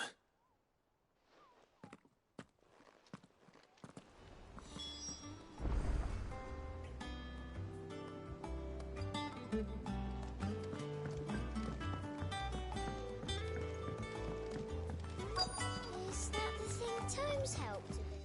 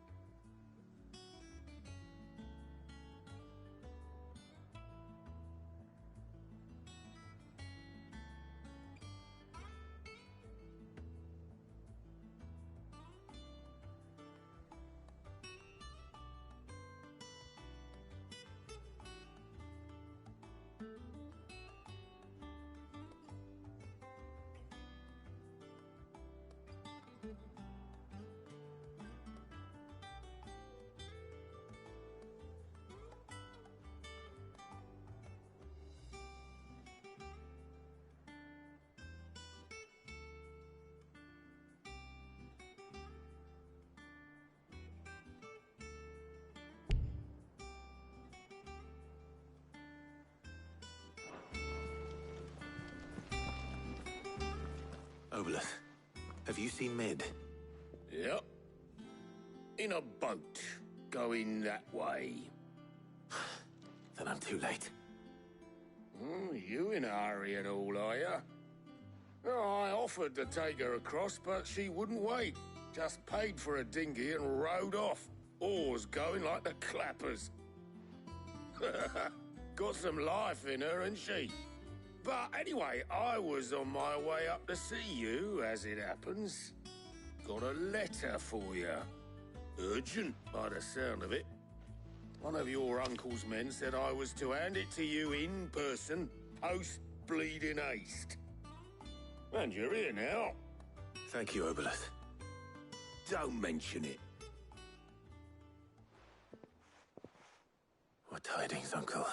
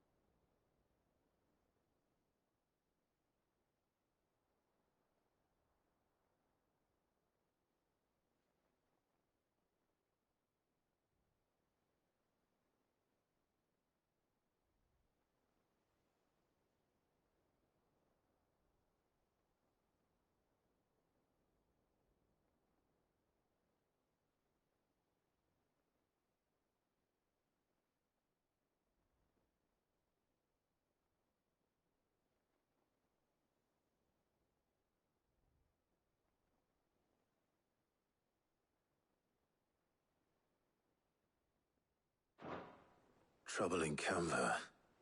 Well, I'll need someone to keep an eye on Mid.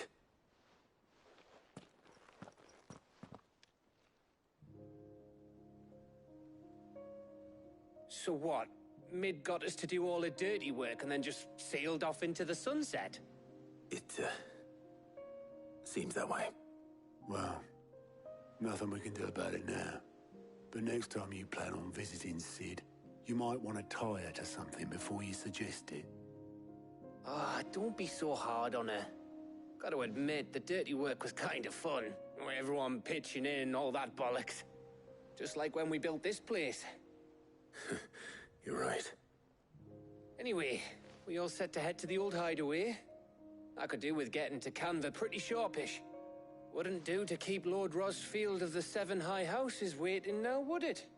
Not after he asked for me personally. Gav will be leaving with me. Will you mind the place while we're gone? You can count on me.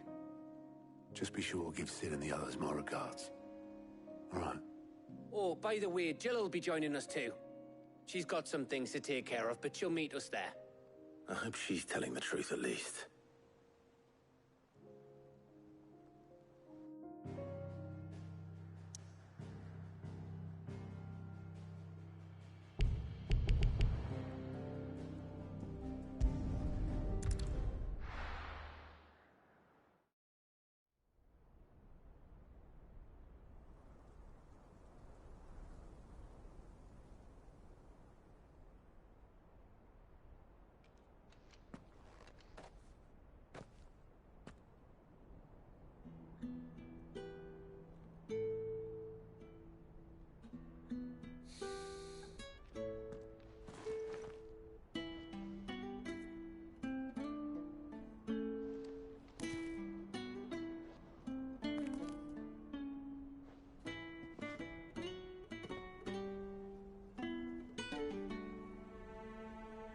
Well, Sid,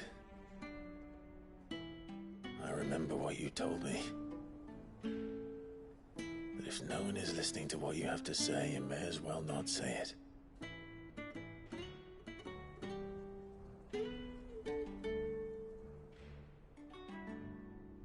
But I will say this, old friend.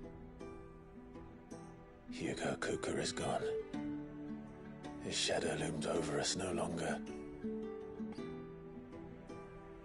It's a pity the Phoenix can't be in two places at once. If he'd have been with us, maybe he could have done something for the lost. Not even the Phoenix can bring people back from the dead. Life has a beginning and an end. So we must live while we have the chance. And not as slaves to the crystals, but as free men. May we join you?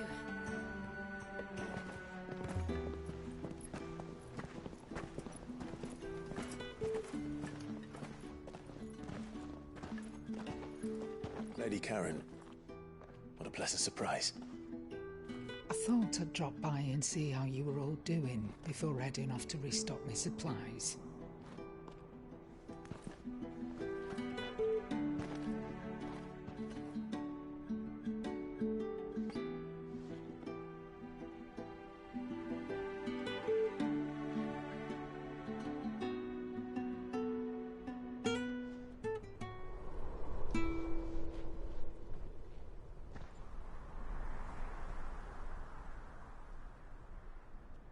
It wasn't the most scenic view back then, but it were never as bad as this. I know. The blight marches on. And soon, there will be no escaping sights like these.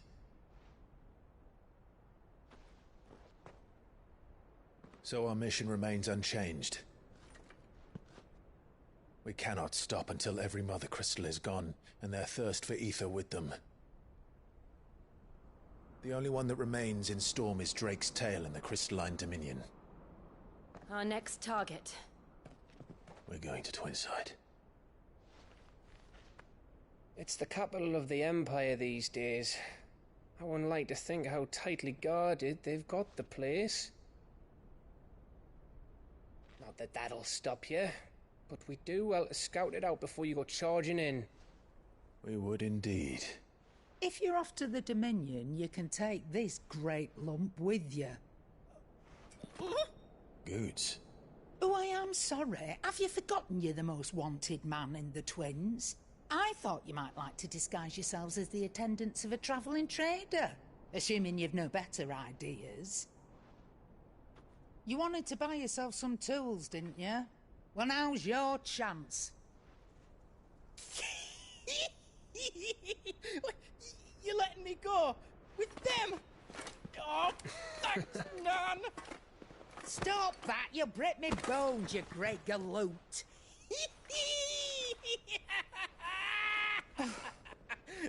There's a caravan that runs back and forth between the Dominion and the Bocklad markets. It's managed by the Merchants Guild. Just show them Goots' traders pass and you'll be on your way. It'll be a damn sight less risky than footing it the length of the Crystal Road. That's for sure. Thank you, Karen. And glad to have you with us, Goots. Okay then. I'll get me things and I'll meet yous there. See yous down in Bocklad. Get off! Me poor fingers!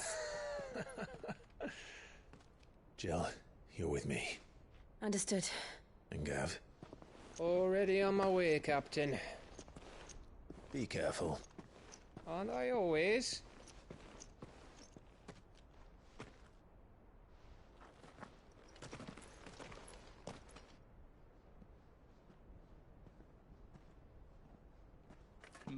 Do you see that, Sid?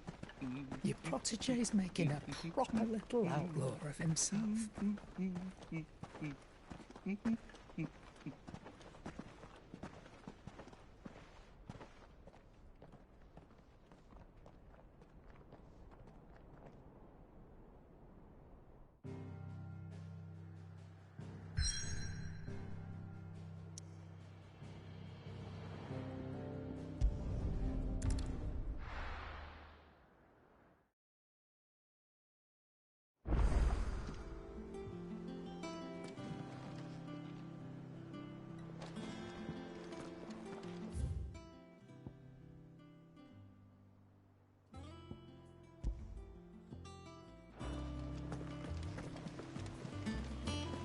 Is that the thing Tomes helped to do? Mid told me she was building a ship.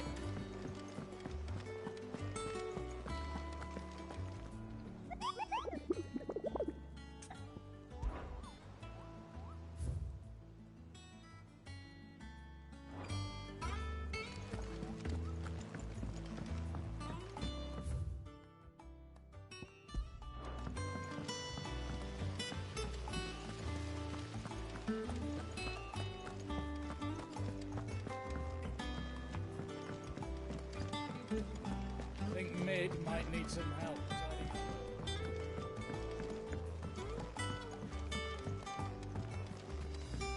Well. Here, Sid. Reckon you might be just the man to help me out of a bit of bother, if you've a mind to. Let's hear it. Well, it's about this alembic the chief's got me making. Lovely bit of kit it is. Bung in a solution you want splitting, and it will separate it out, just like that. Problem is, it won't always get rid of all the impurities. And with some of the stuff we need it for, that ain't good enough. Which is why I've been looking for something to filter the liquid we'll be cooking off. And that's where I was hoping you could help me out. I imagine Ty could get some use out of this alembic too. Distilling medicines and the like. All right. Why not? Proper job! So what exactly do you need for this filter? Nothing but bomb ash'll do, says the chief. Gave me a sample she'd obtained from the university stores. Couldn't believe my eyes. You pour the blackest blight water through it, and it comes out clear as a mountain stream. So, I did a bit of reading about where I might be able to get hold of some. And do you know what I found out? It's only the blimmin' bones of a bomb king. They leave them behind when they die, see? I take it that's where I come in. If you wouldn't mind. I saw a billet on the hunt board for one just the other day. Would have gone myself, but, well, fighting dirty great balls of flame ain't exactly my forte. You, on the other hand... All right. I'll see what I can do. Thank you kindly. And a good hunting, eh?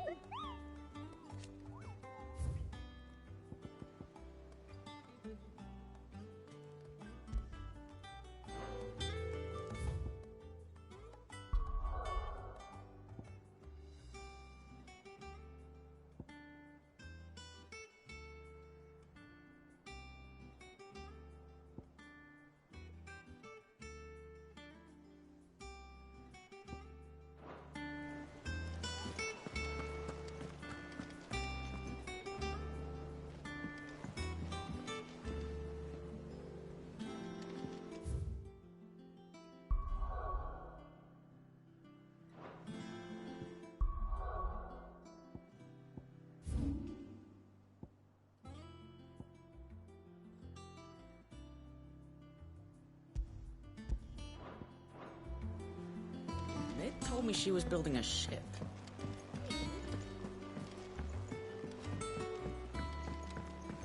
I don't know where Sid gets the energy.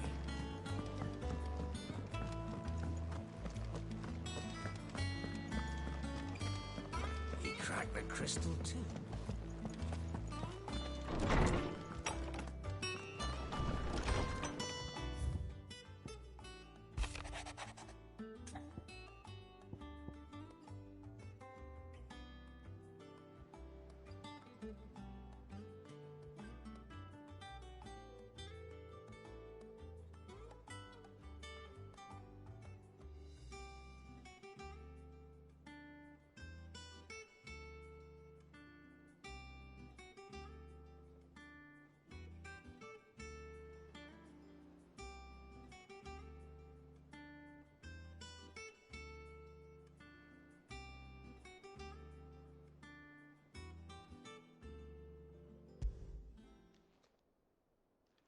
Hopefully it's nothing.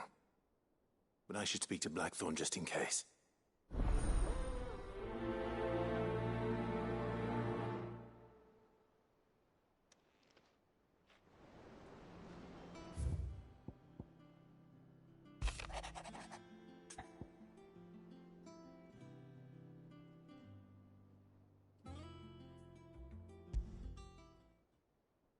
What could be wrong with Torgor?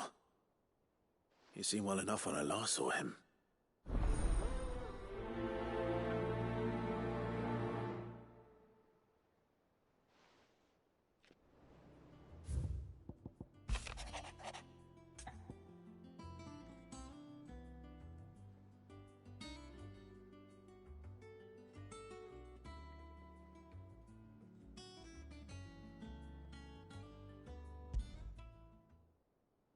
Trouble with the ledgers. Shouldn't he be asking Otto for help?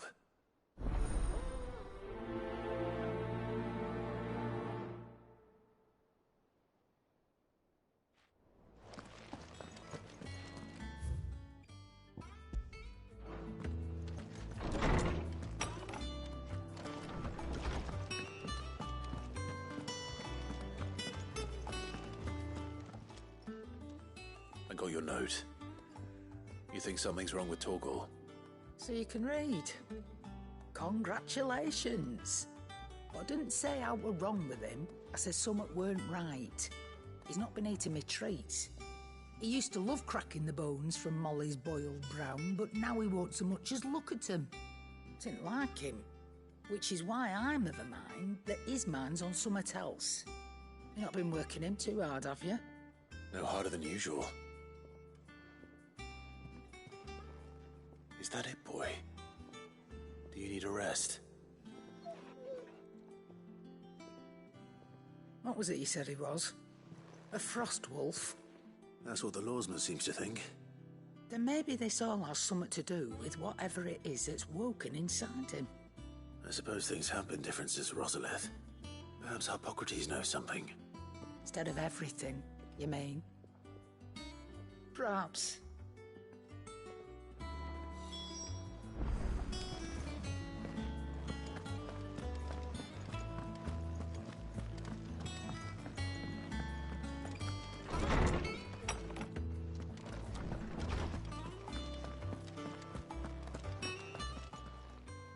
Lawsman, I need to ask you about Torgor.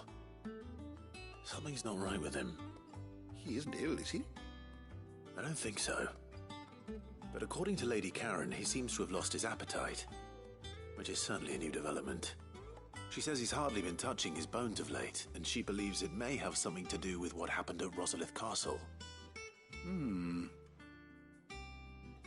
I rather think she might be right, though not about his appetite. All canids are instinctively inclined to crack open bones for the rich marrow that resides within, and I see no reason why a frost wolf should be any different. Accordingly, I suspect it is not a lack of appetite that afflicts Torgor, but a surfeit of it. If we assume that his newfound magics require additional nourishment to sustain, it may well be that the bones Lady Karen is accustomed to providing are no longer sufficient. Frost wolves, after all, habitually prey upon far larger animals, whose bones may yield altogether different nutrients. As to where one might find a suitable substitute, some antelopes that graze the meadows of eastern Rosaria have been known to grow to a size more than double that of their lesser cousins. I don't recall ever seeing any that large. And little wonder. The oldest and largest such creatures rarely leave the safety of the highlands for fear of predators. The last elder antelope sighting I recall hearing about took place near Cressida, and that was long before the village was abandoned. Even so, it seems like a good place to start. Good hunting, Clive.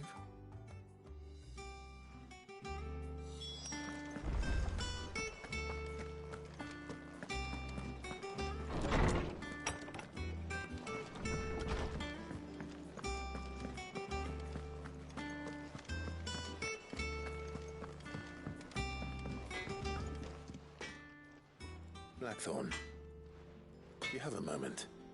Not really, no. This won't take long. I just wanted to ask how you're getting on. August was worried about you, that you might still be doubting your craft, even after learning the trick of that cuirass. Is there something else weighing on your mind? Perhaps sharing your thoughts might help. That bastard's like a dog with a bone. Still, you've got a keen eye, I'll give him that. It's just, well, Karen showed me something. Something I've never seen before. And that was? A sword. An odd-looking thing with a single-edged blade. The metal itself wasn't anything to write home about, but fuck me, the edge on it. You could slice a man clean in two with a weapon like that, and he'd be halfway home before he even realised he'd been cut. So that's what's troubling you? Nah. Not troubling me exactly. More distracting. Can't stop thinking, how do you get an edge that sharp? It's driving me mad. And if you knew how to do it, we could arm the curse breakers with even better blades. That's about the size of it, yeah. I'll see what I can find out. Sharper swords are always welcome, and we can't have our master blacksmith being distracted. You're a soft touch, you know that. But I can't say I'm not grateful for it. Good luck, eh? Thank you. Let's see what Karen knows about this sword.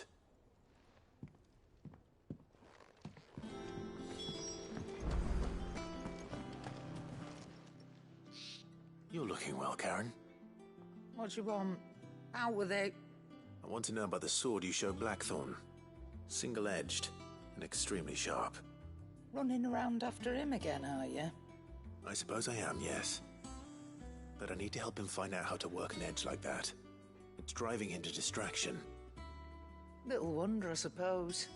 There's not many like that make it as far as the twins, and those that do go straight into private collections. Which made it nice and easy finding a buyer. Can you tell me who bought it? Where is it now? You think I tell people who my clients are?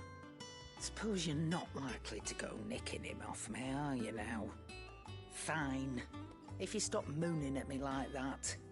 Lord Ignac's the man you want. Dalmekian bloke. Collects weapons and the like. And he's got more money than sense, which is why he's one of my favourite clients. Reckon he'll still be at the inn in Dalamil, where I left him. Thank you, Karen. Oh, and he's a touch eccentric, if you take my meaning. I appreciate the warning.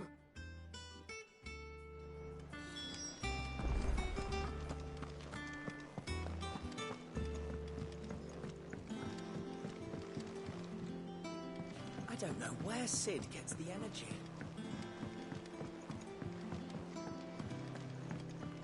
Mid told me she was building a ship.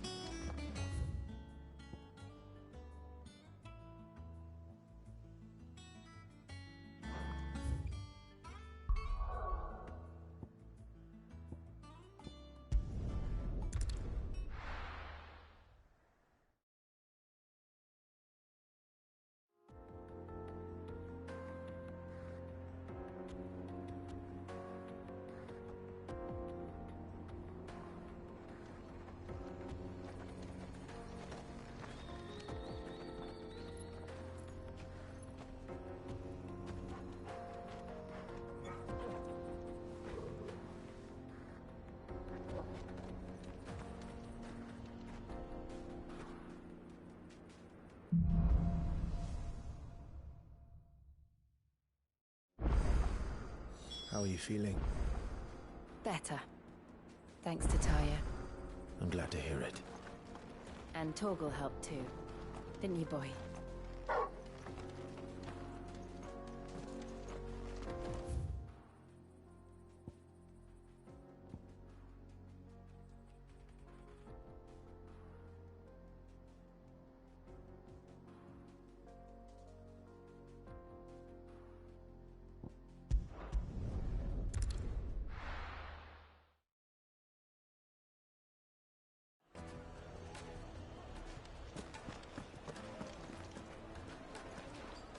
People take notice of wealthy men. Shouldn't be too hard to track down Karen's collector. The Sendrate's fang is gone.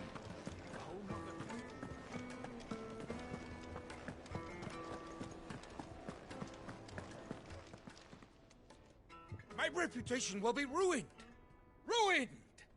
Calm yourself, Lord Ignac, I beg of you, before you do yourself a mischief. Pardon the intrusion, but... Out! Get out! I paid for these rooms so I wouldn't be disturbed. Leave me be! Please, allow me to apologize. His lordship is going through a difficult time, and he's never been fond of guests arriving unannounced. Radim! Get rid of the filthy oaf this instant! Very good, Lord Ignac. Would you mind stepping outside for a moment?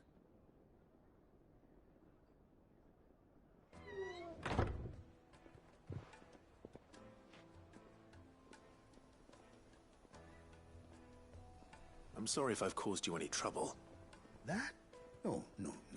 That's just how his lordship is. Though the morning's events have left him somewhat fractious. He has been dispossessed of his luggage, you see. The thieves also made away with a considerable amount of coin. Coin the innkeeper will soon be keen to collect. I don't suppose a certain blade was among the stolen items. A single-edged sword. It was purchased from a merchant friend of mine. Ah, you know Lady Karen. Yes, I'm afraid it was. Then I'll retrieve Lord Ignac's luggage. But I have one condition. You have but to state it. You are welcome to anything that is within my power to grant. I want an audience with Lord Ignac. A few minutes should be enough. Then I'll be on my way. A condition I would be a fool to refuse. Of course, you shall have your audience. I don't suppose you saw where the thieves went? I did not, no. Though some discreet inquiries made on his lordship's behalf mean that I know where you might find them. The bandit's bed. Every ill-gotten coin in Dalamil is said to pass through that disreputable corner of the Valcroy. Then that's where I'm heading. I shall speak to Lord Ignac in your absence, and arrange for an audience upon your triumphant return. That will be very kind of you. Farewell, and best of luck.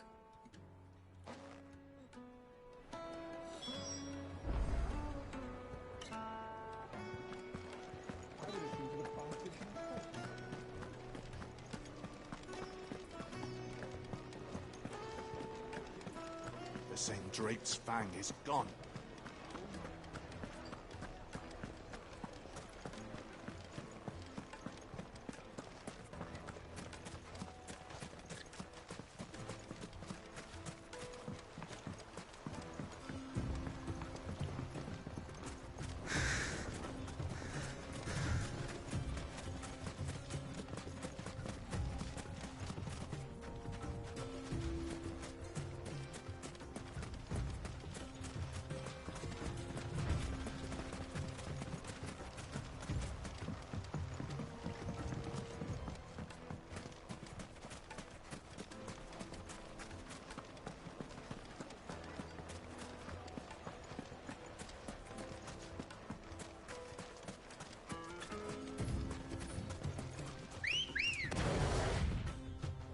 Let's go. Fly, Ambrosia.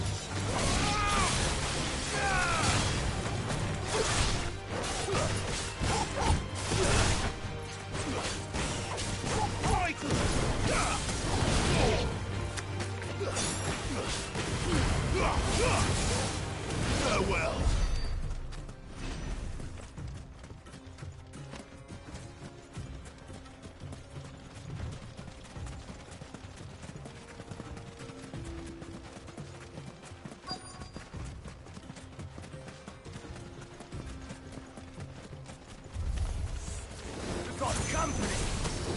Come on, lads, let's tear the bastard's head off!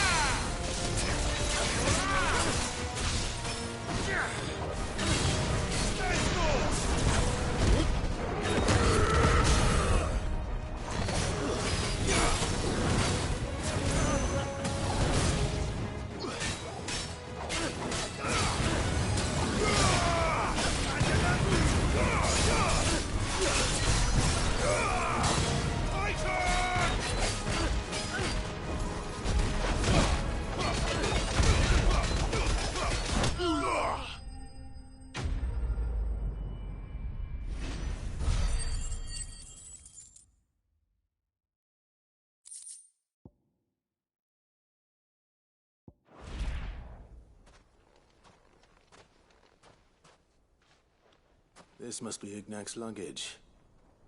Nothing seems to be damaged. All right.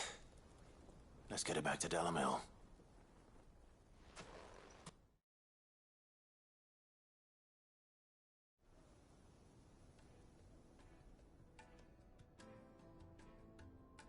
I hear I have you to thank for the return of my effects. What shall I call you, my good man? Wyvern. Glad to make your acquaintance. A formidable name indeed. Well, Wyvern, I appear to be in your debt. Redeem here tells me you wished for an audience. Is that all? A few moments of your time should suffice, yes. You're a peculiar fellow, Wyvern. All right, speak. Master Wyvern was wondering if you could tell him about a certain single-edged sword you recently acquired. Oh, a true work of art, that one. Karen drove me hard on the price, but I would have sold her Radim here to get my hands on that sword. It was made in the Outer Isles, far beyond the Twins, and is used exclusively by the practitioners of a unique school of swordsmanship. They believe no combat should ever exceed a single strike, and hone their blades to such perfection that none ever does. Each sword is made for that one perfect stroke, and for that stroke only. They crack upon a second blow. There's a brutal sort of beauty to it, really. But how do they hone such an edge? Fine question. Why, they use a whetstone, of course. Whetstones, rather. A whole array of them, ranging from the coarse to the fine. 10,000 licks with the sharpening stone, then 10,000 more. But it is the final stone which lends the blade its legendary sharpness. A mineral quite foreign to this great realm of ours. And that is the key. The secret ingredient. Wyvern, it occurs to me that my little lecture is hardly equal to services rendered. Take this, together with my regards. The very stone of which I spoke, far rarer among collectors than even the blade itself, and a far more fitting payment. Thank you. Pardon the intrusion, my lordship. However, it is long past time we prepared ourselves to depart. So it is. I am locked in bitter competition with a rival collector of curiosities. I am one step ahead of the unscrupulous scoundrel, but he is hard at my heels. And there are many other collectors out there.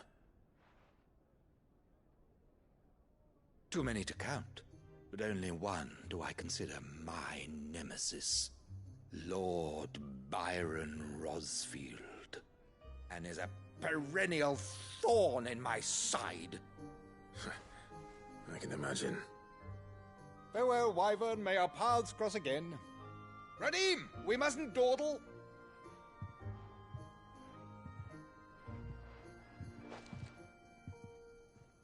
I think his lordship is rather taken with you, Master Wyvern.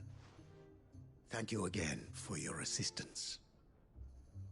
Coming, my lordship. I'll be right there.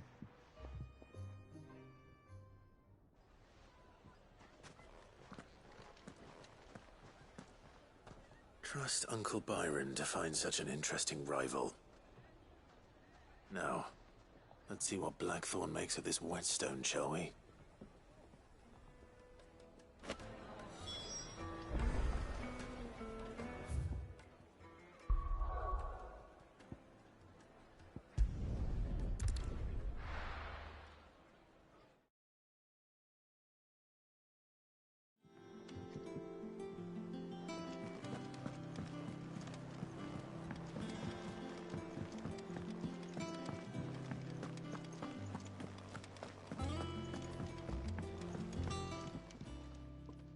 Sorry for the wait, but hopefully you'll agree it was worth it.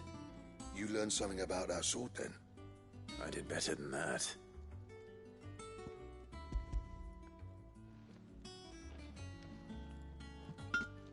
A whetstone? Yes. But not one you'll find anywhere in Valisthea.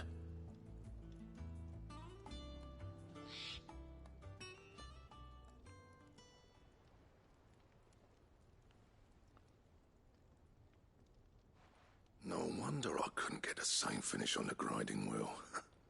One hit and all done, eh? Might not be so bad if all you ever fought were duels. Good luck on the battlefield. Your second opponent would be your last, no matter how good you were. Even so, is there some way it could be used to give the Cursebreakers an edge? I think so, yeah. With this whetstone and the right kind of steel, I could probably even make a twin of the blade that rattled me. But there'd be no replacing this little rock once I worn it down to a sliver. I reckon we get a dozen swords from it, if that. Swords that the Cursebreakers wouldn't know how to wield properly, and that would see them through a single fire piece. Nah, no point trying to copy that thing. Be about as much use as a wax anvil. But finishing our blades with a whetstone this fine, now that's something to consider. And what's finer than fallen masonry, eh? Or more hard-wearing, for that matter. Just imagine it. Good Valisthean steel with an edge as sharp as any found in the Outer Isles. I won't make a copy, nah. I'll make something much better. I'm sure the Cursebreakers will be delighted. Just don't push yourself too hard. Don't you worry about me, sunshine. I've been working day and night since I was half your age, and I'll still be here when you're long gone. Hey, thanks, Clive. I mean it. I owe you one, August too. It's good to know someone's looking out for me. He'll be happy to hear you said that. And I'll see that my debt to you's paid. First new blade I make's got your name on it. You come and find me when you've got the materials. All right. I will.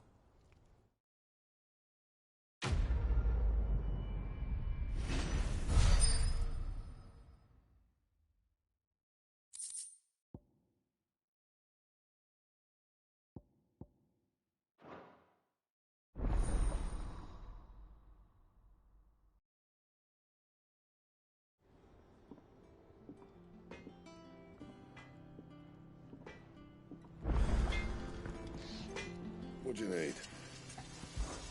So, what'll it be?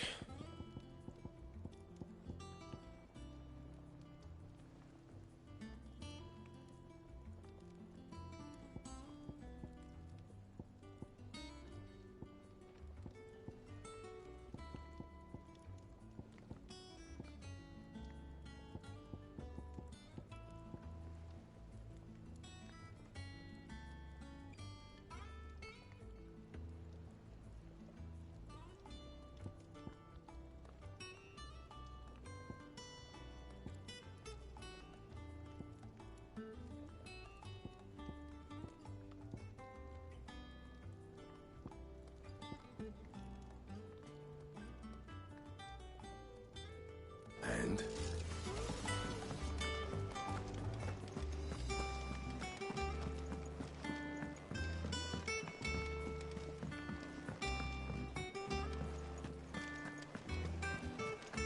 Is that the thing Tomes helped to do? Meg told me she was building a ship.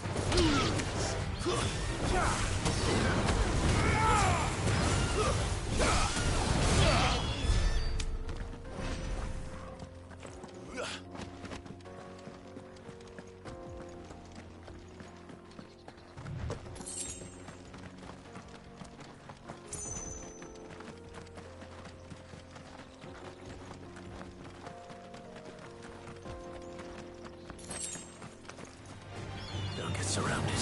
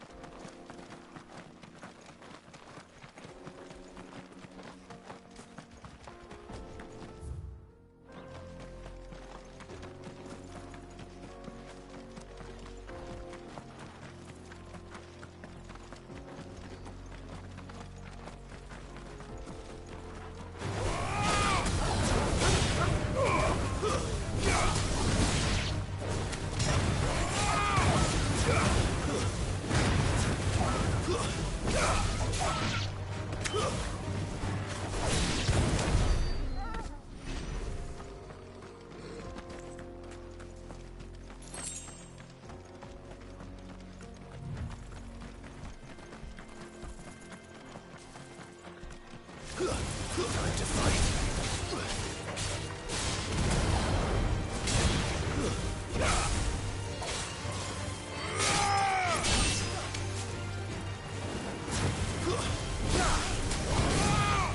Get him.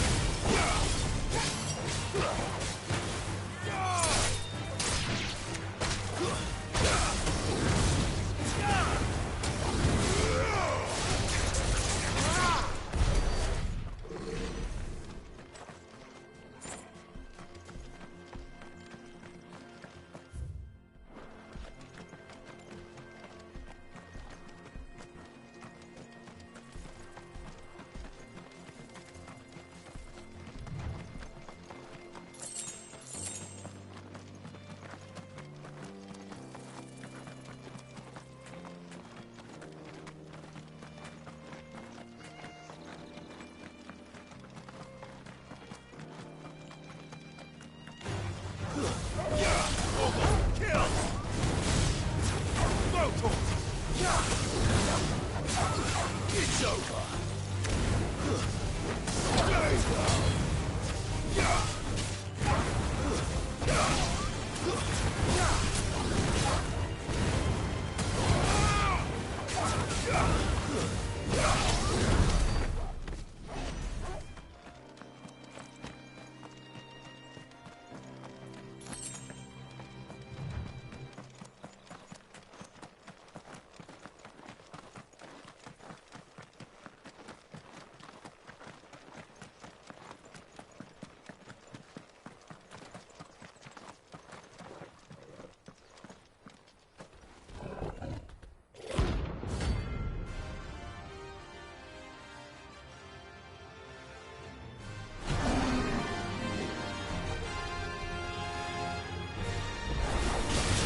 Playtime for the pack, is it?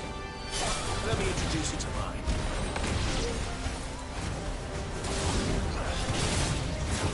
This one.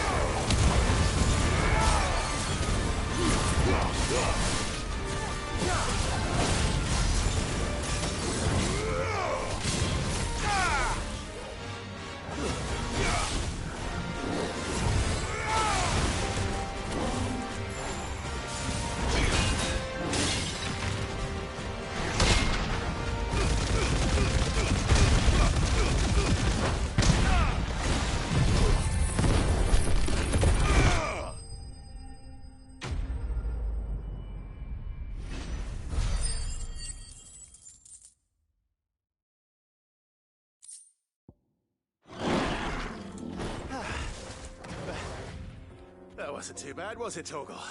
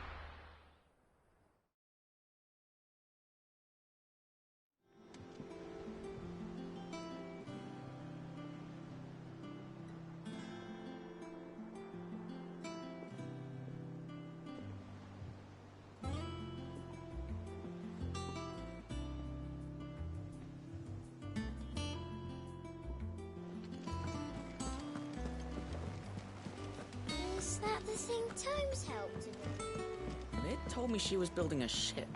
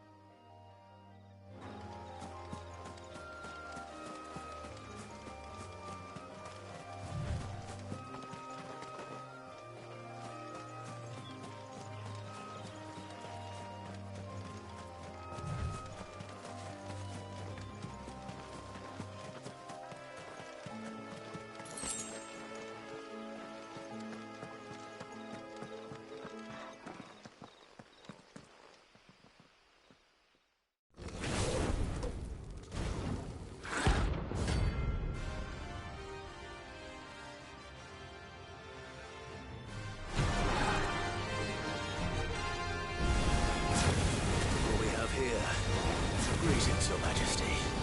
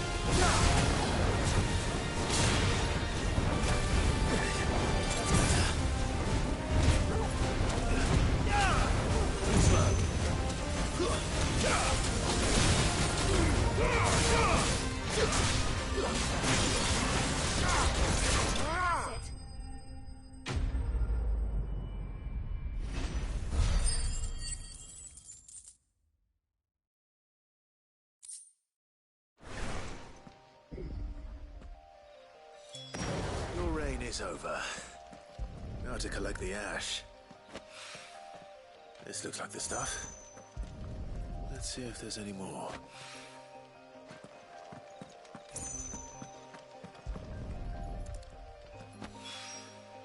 That should do it. If Hawaii needs more than this, he can fetch it himself.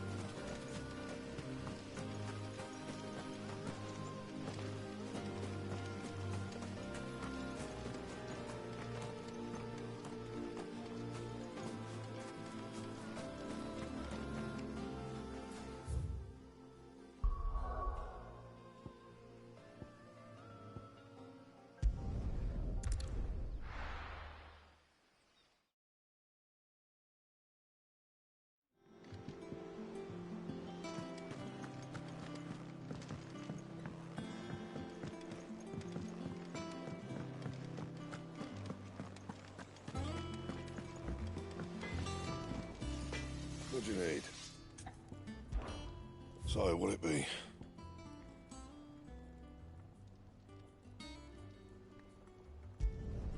Should last you a good while.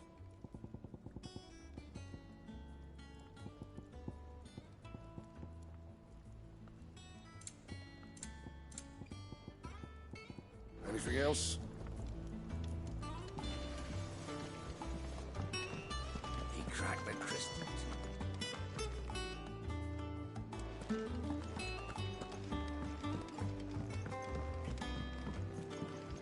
I don't know where Sid gets the energy.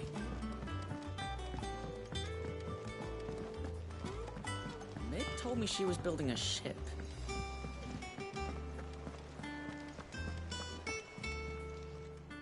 Clive, did you get my letter? That's why I'm here. Shh. Otto won't be listening. Is this better? A little. Listen, I've some bad news. It turns out the Hideaway may be slightly behind in its payment to certain lenders, and it may be my fault. But I swear to the goddess, I thought I had the numbers square. Sadly, that square turned out to be more of a circle. Zero, you might say. I can straighten it out, I swear, but it's going to take some time, and I'm going to need help keeping it from Otto. Bit late for that, I'd say. There you are! What a surprise! So let me get this straight. You forget to pay our lenders what they're due, and instead of coming straight to me, you get Clive to come to you. And I hope he'll dig you out of the hole you've dug for yourself. Clive, the man in charge of the place you've been cheerfully trying to bankrupt. And you thought this was a cunning plan. Why? Well, who needs paying? Oh, just Martha. And the dame. And, well, Lady Karen. But only 500 talents. We owe 3 of our most trusted friends 5 million gil. Each. 5 million each. They lent us the bulk of the money we used to rebuild the Hideaway, you see, and, well, I must have made some sort of oversight. Those ledgers were my responsibility, and it was my decision to entrust them to you.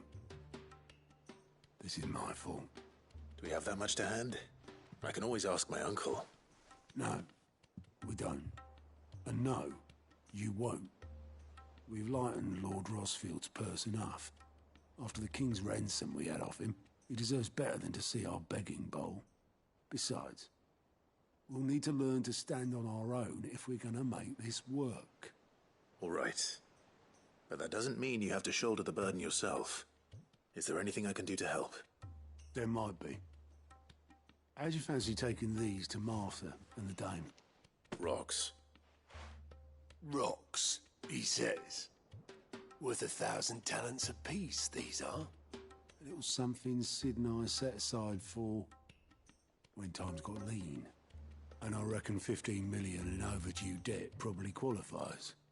I just hope our associates' eyes are a bit more discerning than yours. I'm sure they will be. Should be me making the rounds, really. But you know how it is with this place. Orders to bark, arses to wipe, and all that. I know. Which is why I don't mind going in your place. Go. Do you know why I only gave Master Clive here 2 star rubies? Because you'd rather Lady Karen killed me. Because I'd rather Lady Karen killed you. Yes. Well, I suppose this is goodbye then. Don't worry. I'm sure Karen will understand. Really? Do you think so? No, I don't.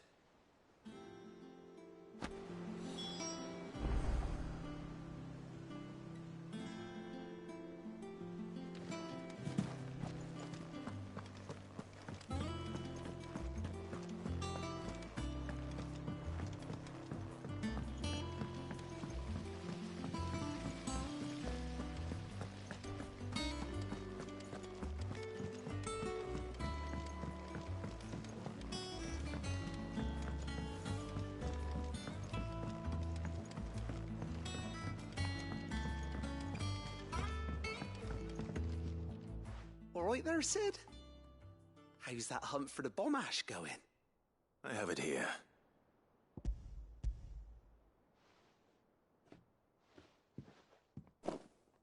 That's the stuff. And plenty of it, too. Enough to keep the Alembic bubbling away for a good old while. You're a gent, Sid. Let nothing say otherwise. Right then. Let's get this contraption up and running.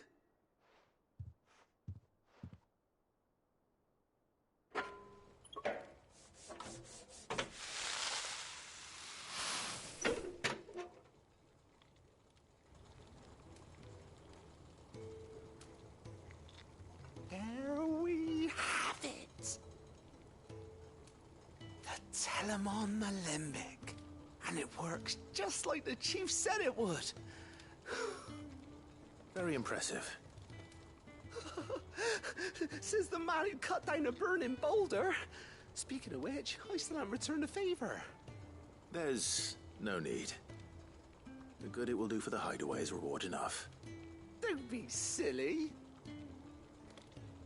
Why don't you let me take a look at that bag of yours? The one you keep your potions in. Reckon I could work some magic on that, huh? What kind of magic?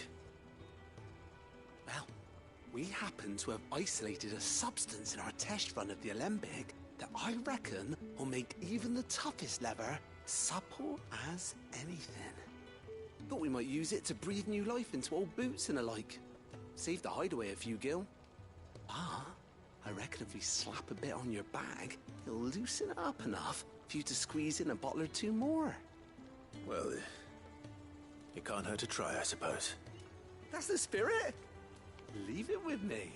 I'll only be a mo.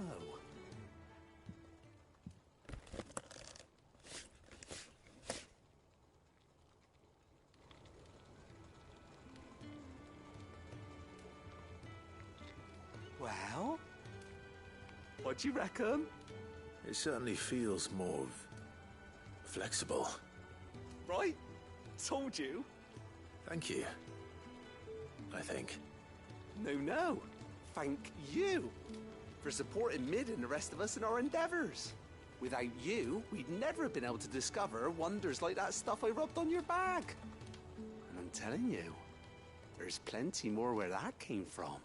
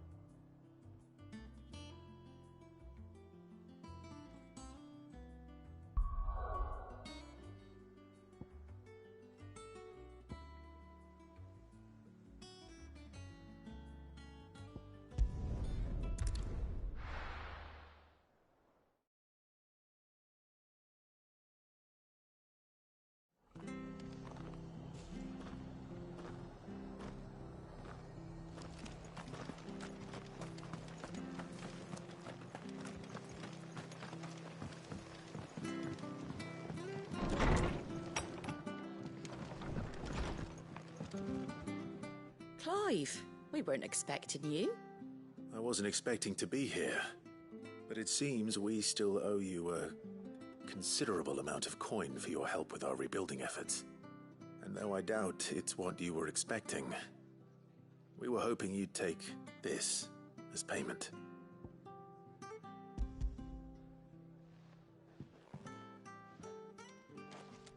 A star ruby?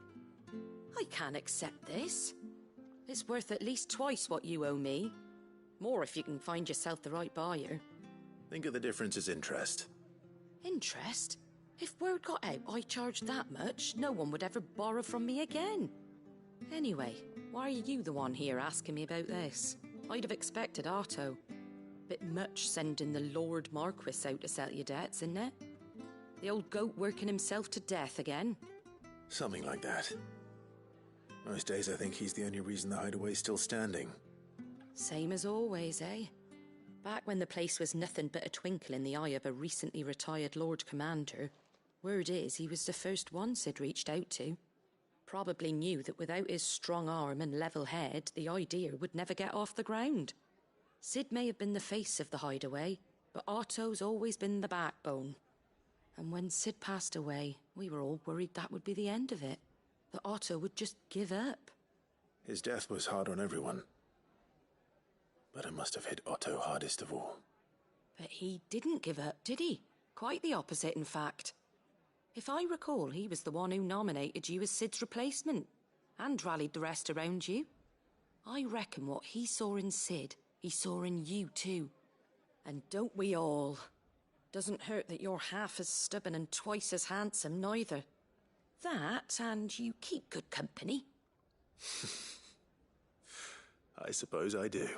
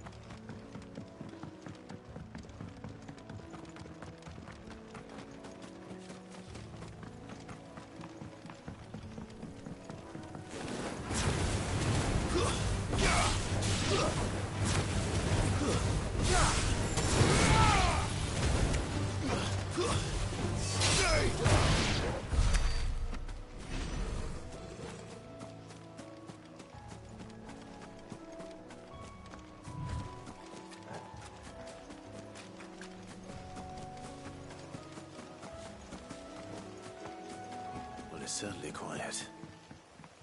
If I were a giant antelope, it would seem like just the place.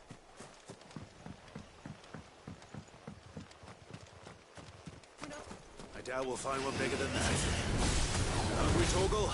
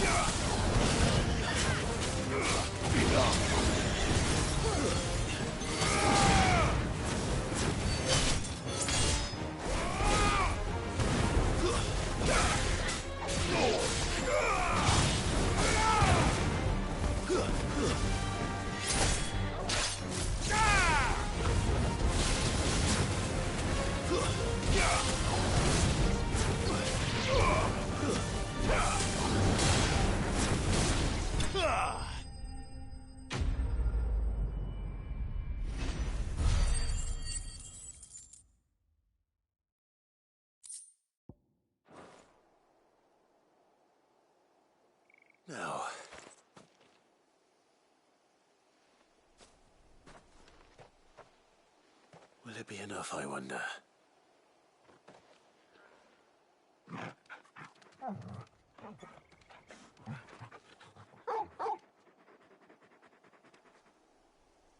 I say that answers my question. Which means we owe the lawsmen our thanks. You're just a big puppy, aren't you? A very big puppy.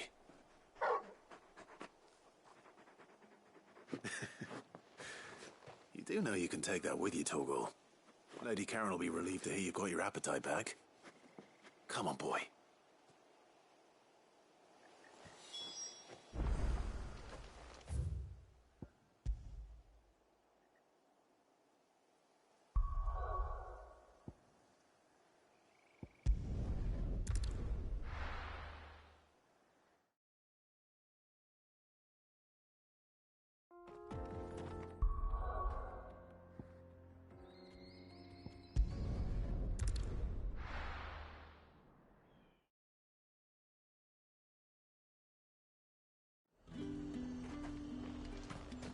There's talk that the glass gate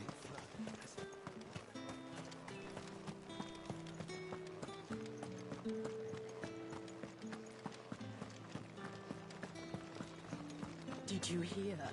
The gates to heaven. I want to see you again. What am I going to do without sweet water and oil of talc? Milady, I come bearing gifts. Gifts? Whatever is the occasion.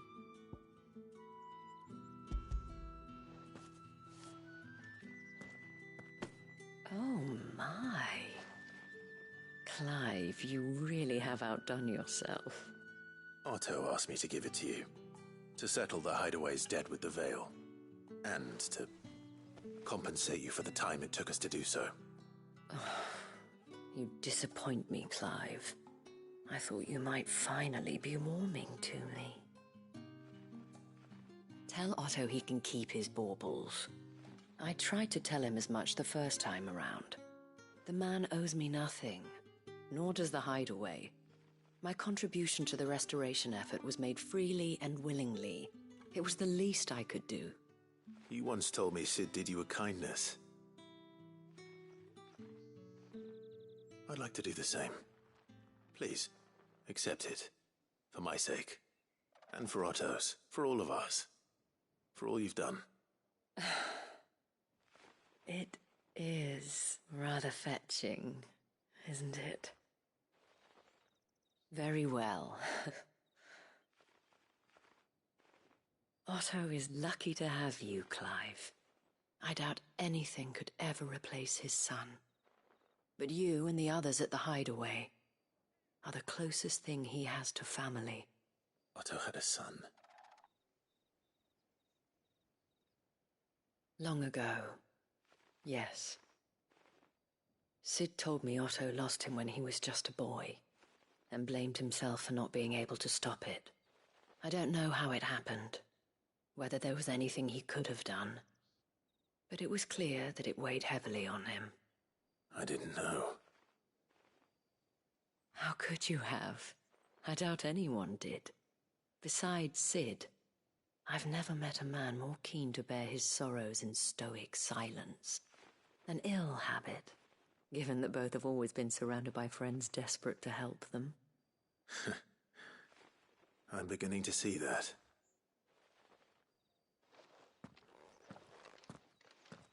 Go will want to know the stones were delivered. If he's still with us.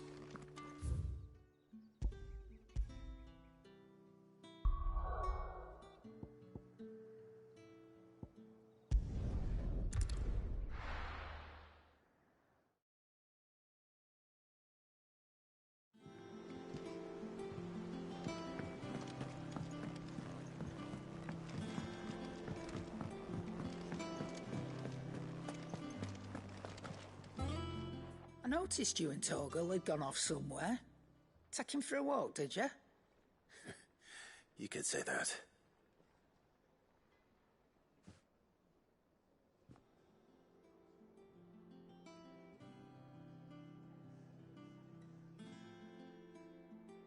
So, Molly's leftovers weren't good enough, eh? That'll teach me for treating you like you're still a pup. All right, no need to shout. Now we know what you're after, I can see about getting some in. Speaking of which, I brought one for later. Can I leave it with you?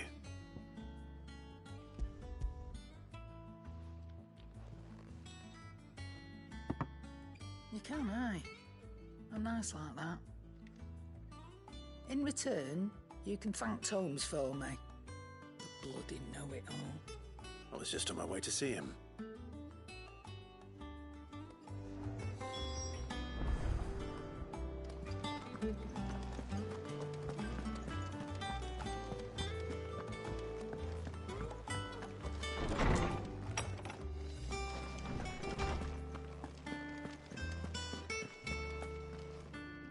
Ah, Clive. Were you able to locate your quarry? We were indeed, Lawsman. You pointed us in exactly the right direction. And Torgal's been a very happy hound ever since. Very good, very good. Lady Karen sends her thanks, by the way, for your part in solving the mystery. Ah. But that reminds me. After your last visit, I found myself pondering Torgal's talents. Do you recall our conversation concerning Lady Jill's role in Torgal's transformation? About how she somehow woke the power within him. Precisely that. A reasonable conclusion, I thought. But one which raised certain questions in my mind. You see, the Fenrir of legend served Shiva and Shiva alone. And while the powers attributed to him are certainly impressive, the records imply they are somewhat different in nature to those you described Torgal as having used. What are you suggesting? That Torgal may be the beneficiary of more than one icon's power. Consider that in addition to Lady Jill, he has served as a loyal companion to you, your brother, and even the late Cid. In short, the icons hitherto near at hand, or should I say at paw, have been diverse and plenty. And that number has only grown as the realm's dominance have fallen to your sword. One can but speculate as to how all of this has affected Torgal. He has seemed more fierce of late. And if I am not mistaken, he will grow fiercer still. We are fortunate indeed to be able to count him amongst our allies and not our adversaries. Oh, he's more than an ally. He's a friend.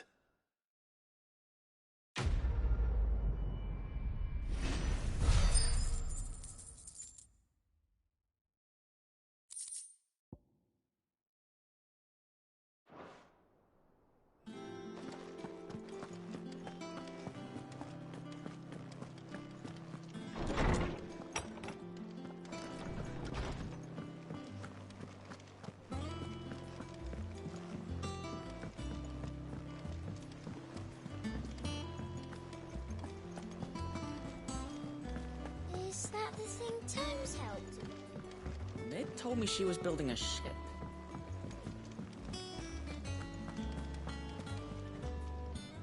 Goat. Still alive, I see. So Lady Karen accepted the ruby. Ah, about that. I tried my best, but she was just too stubborn to take it. She threw it right back in my face, in fact, and told me I could stick my stupid stone where the sun don't shine. Karen refused payment. I hope it wasn't something I said. I'm sure you were as tactful as ever. Let me see what I can do. Oh, wonderful. I hope you have better luck than I did.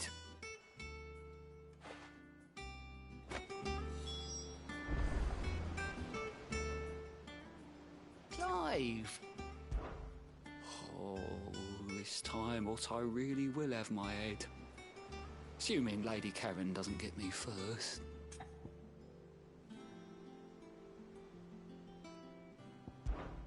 Oh, this time Otto really will have my head. Don't be a stranger, eh?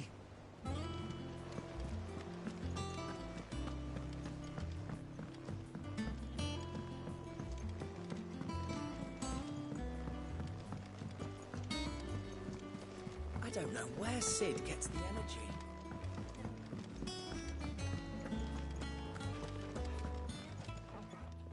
Lady Karen, Goad tells me you weren't happy with our offer.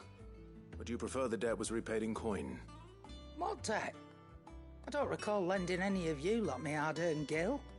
I may have tossed a talent or two in the Hideaway's coffers, but those were donations, and you can hardly call it charity if you go asking for it back. Of course not. But one good turn deserves another, and our circumstances have changed. Surely you wouldn't shun the gratitude of a pauper who happened to have become a prince. Oh, so you're a prince now, are you? Fine. But I'm selling it and taking what I'm owed, then you're getting the rest whether you like it or not.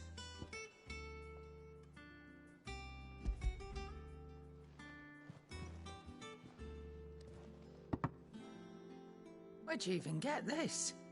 A decent trader might nab 1,000 talents for a star ruby. A canny one, meanwhile, might claim it were nicked from the belt of Sid the Outlaw himself and ask twice as much. Might be I already have a buyer in mind. Might be you even know her. A fine continental maid whose beauty's only eclipsed by a guile in commerce. You wouldn't mind, would you? Not at all. Just be sure to tell her that it's always a pleasure doing business.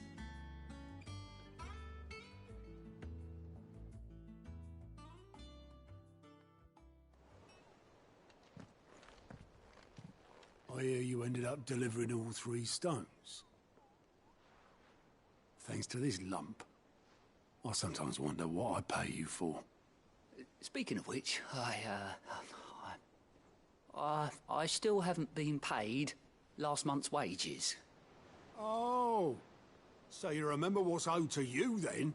Get your ass behind that disc of yours and don't get up before those ledgers are square. Right away.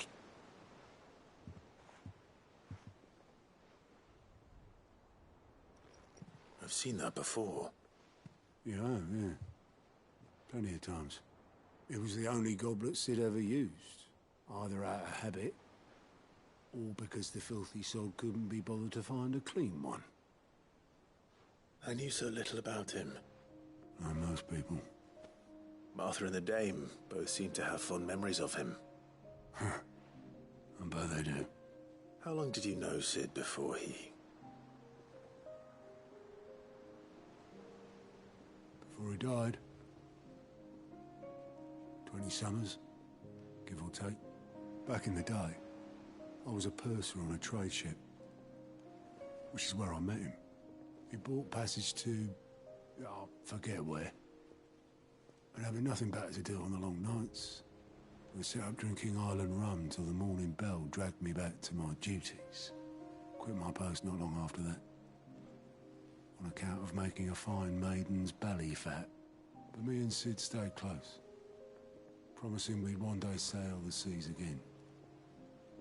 That was before fate stepped in and said she was having none of it.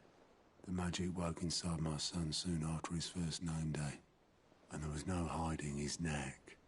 Couldn't you and your family have... My family were the ones who summoned the constable, wanted the monster taken away. I couldn't turn my back on him, forget what I felt, and I couldn't for the life of me understand how they could. Luckily, Sid was of the same mind as me. It was him who stood beside me when all I wanted was to tear the whole world down. Him who cried for me when I had no tears left of my own. Him who swore he'd do everything he could to stop it from happening again. And he was true to his word, too. Left the Royal Army once and for all. His ranks, his ribbons, gone. Just like that. Threw away everything he had. All to right a wrong that no one else had the courage to face. I knew then I'd follow that man to the ends of the earth.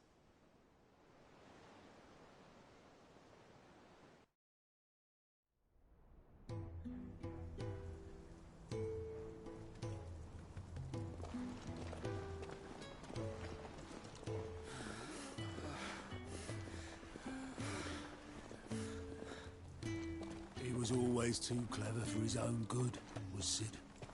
Saw the world for what it really was, while the rest of us were content to go along with the lie we were shown. And it can't have been easy, bearing that burden alone.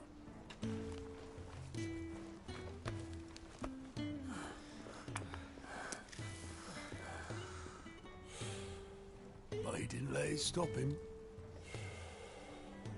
He never lost faith in what he believed was right.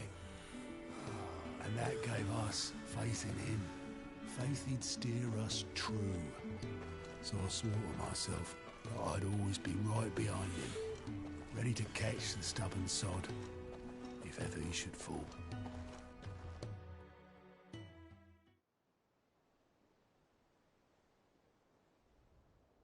But I couldn't even do that.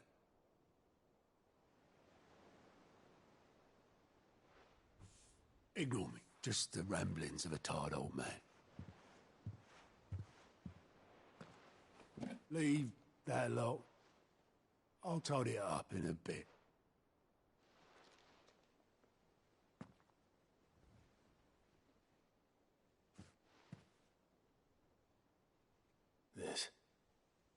This is Sid's handwriting.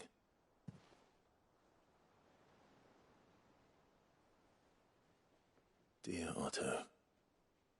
I may be drunk, but I wanted you to know this place would be fucked without you. Love you, you grumpy old sod.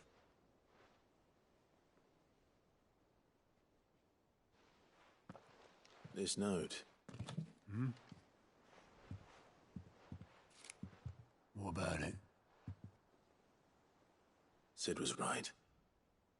Without you, we'd all be lost.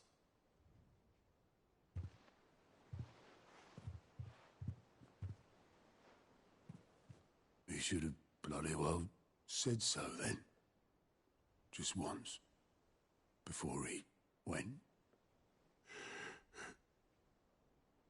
But then, why would he? Him, or anyone? I'd only have told him to piss off.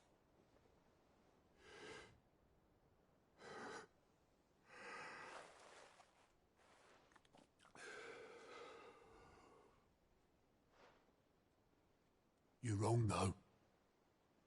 Both of you. It was never just me keeping the hideaway afloat. It was all of us. I just shoved people in the right direction, and I barely seem to be able to do that anymore.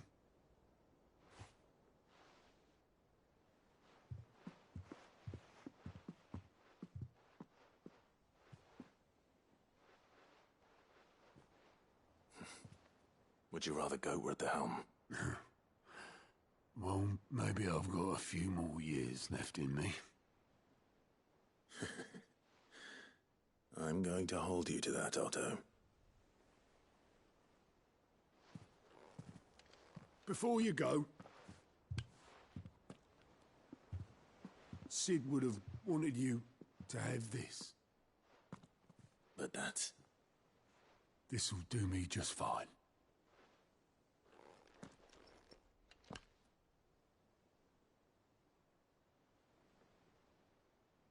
Thanks for the ray of sunshine. I'll see if I can't pay you back. Already have.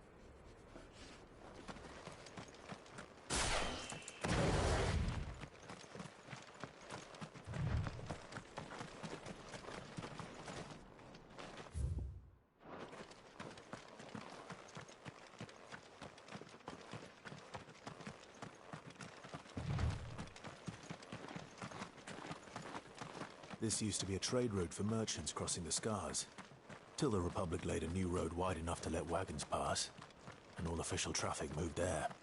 Leaving this one for those living outside the law. Indeed. I doubt we'll be the only outlaws on the trail today.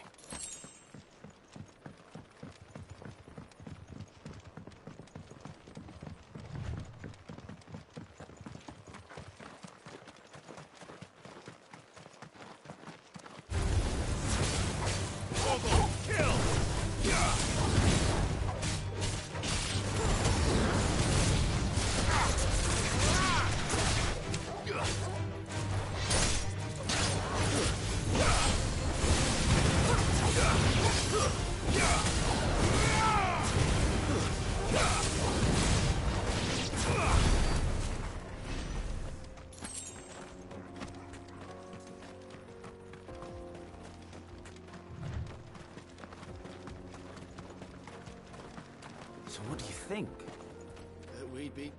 Really? It's as bad as that? Oh, aye. There's trouble up ahead. And too much of it for us to handle. I take it there's danger on the road. Oh, what about this fearsome-looking fellow? You think he'd be equal to the task? Oh, no doubt. Assuming he's willing to hear us out. Well met, friend. My brother and I have been tasked with finding a merchant's missing cart. You seen it by any chance? How does a merchant misplace his cart? Oh, the man's a coward. When he thought goblins might come a-snarling, he ran, leaving his livelihood abandoned in the pass. He sent the two of us to fetch it, but it's gone. Now, I'm not much of a thinker, but I know the work of thieves when I see it. My brother's right on all accounts. And by my estimation, the bastards are lying in wait just down the road. We may have seen our share of action, true, but we've not got the skill in arms to boldly brave an ambush. You, however, have the look of a man who needn't fear a band of backwater ruffians. What do you say? Will you help us out? Chances are they'll come for you either way. But if you promise to lend us a hand, at least you'll pocket a reward for your troubles. Well, if I'm going to have to deal with them anyway. You've clearly got a fine head on those broad shoulders. We're lucky you came along. Now, hoping to make a heavy purse in Bocklad, our merchant friend loaded his cart with as much as it would carry. Reckon he won't be forking over the rest of our fee if we don't find those goods. So, while you're seeing to those bandits, you keep your eyes open. All right. Just don't expect me to drag the cart out of there myself. No. You can leave the cart to us. You just put an end to those bandits and point us in the right direction. You do that, we'll take care of the rest.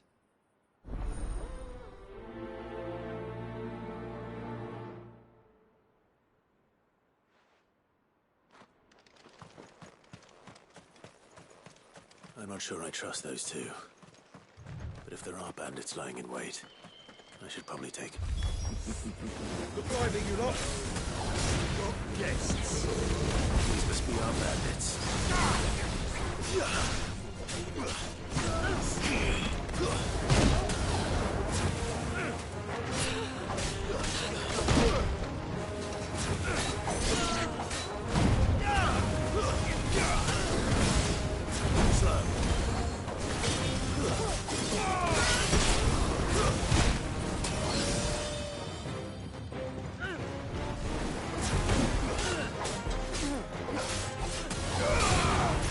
Over here!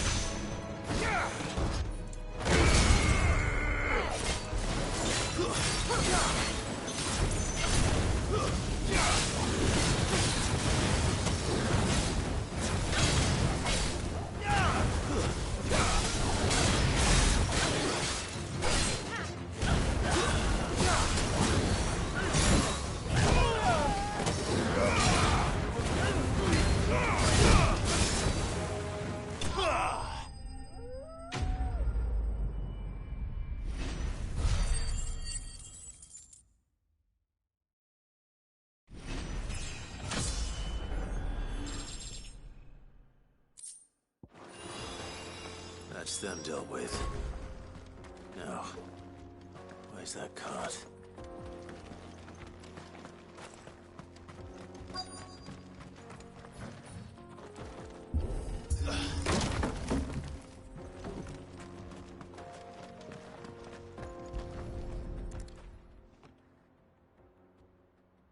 Getting all of this out of here will be a nightmare. Seems we found ourselves the right man for the job, wouldn't you say? Found the cart and didn't leave a single bastard breathing. Our merchant friend will be delighted. And how exactly will he be getting his goods out of here? You leave that to us. After all, it'd be wrong to make such a fine warrior haul cabbages to market. You've done your part.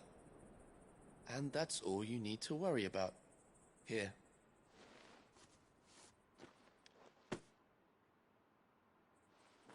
It's been a pleasure. Now piss off. There's no need to be so rude, brother. What if we want his help again next time?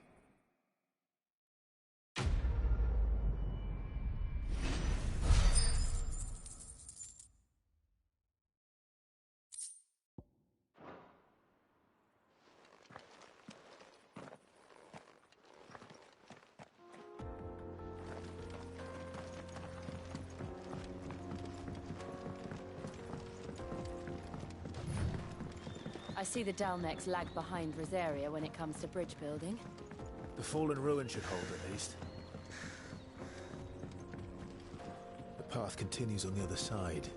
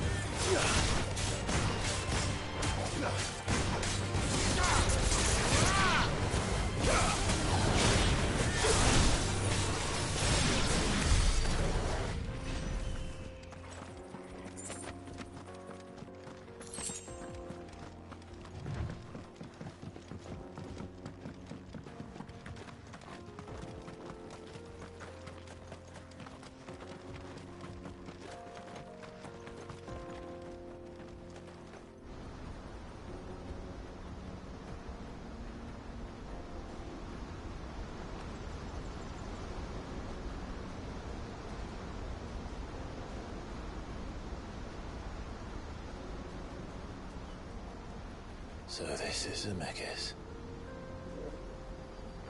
The land of the gods. It's even more impressive than I imagined. I remember being captivated by the story as a child. Long, long ago, man was overcome by avarice and challenged the gods in a bid to win their power. The final battle took place here, at these falls. Or so the legend goes. If anyone ever manages to plumb those depths, perhaps we'll learn if there's any truth to the tale.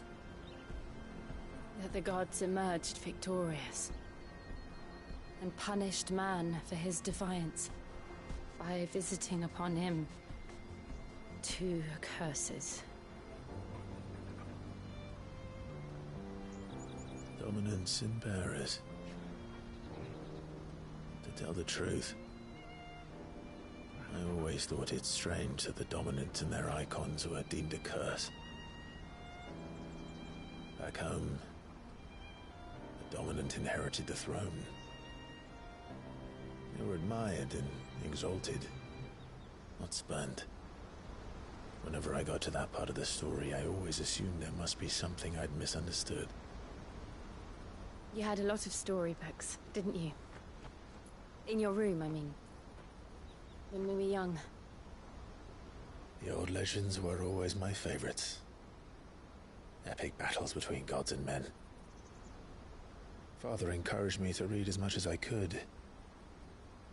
He thought it good for my education. You really were a boy like any other, weren't you?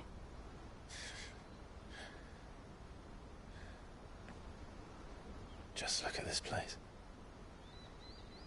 It's enough to make you believe the legends are true. I know.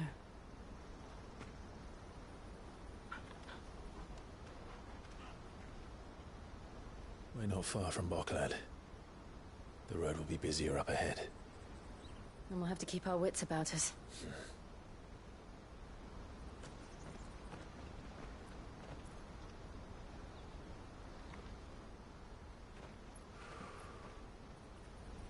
Clive? Something wrong? Nothing. It's nothing.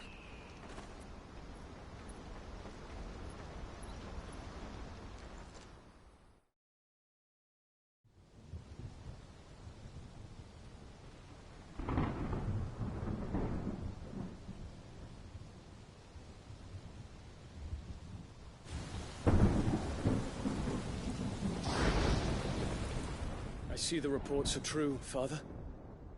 You have surrendered the throne to Olivier. I have. Emperor Olivier shall rebuild the Holy Empire of Sanbreque.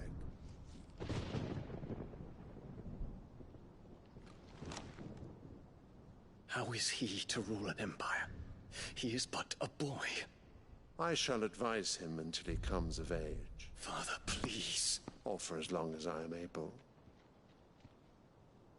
The empire we seek to build needs young blood to rule it, and I can think of none better suited to the task.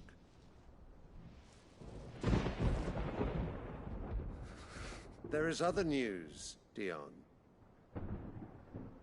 Hugo Kupka is dead, and Drake's Fang destroyed.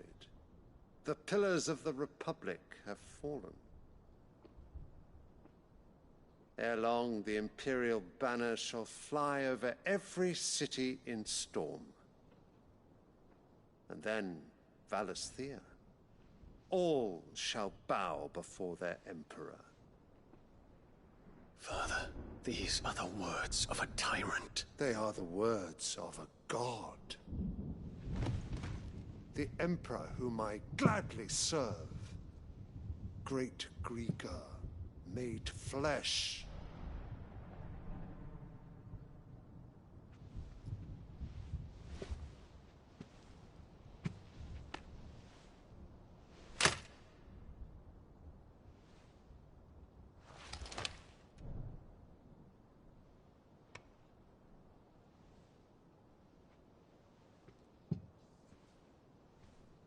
Return to your camp, Dion, and ready your forces. It is time to show the world the true power of Sanbreque.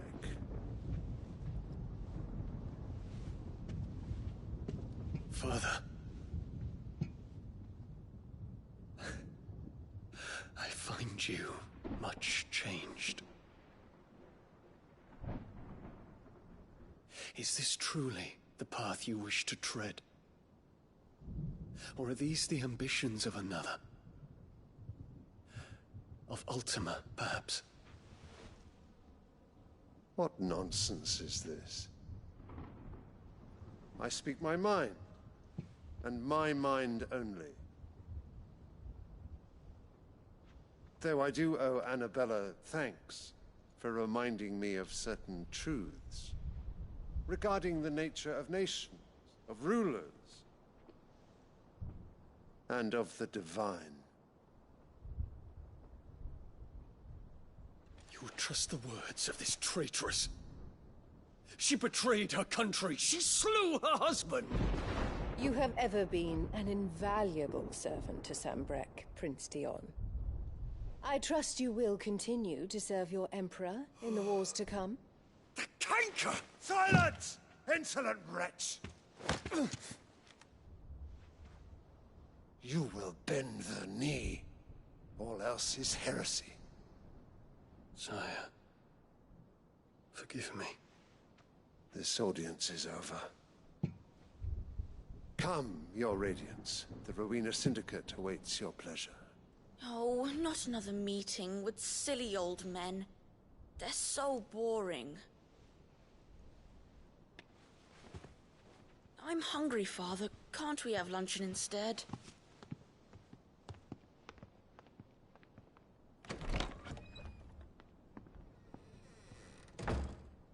Does it pain you that you will not inherit your father's throne?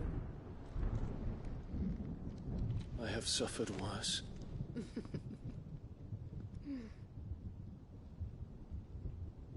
Count your blessings, Dion. For a base-born child to be chosen by Bahamut is miracle enough. You have risen high on his wings, but you shall rise no higher, lest your impure blood stain the throne. What do you know of my blood?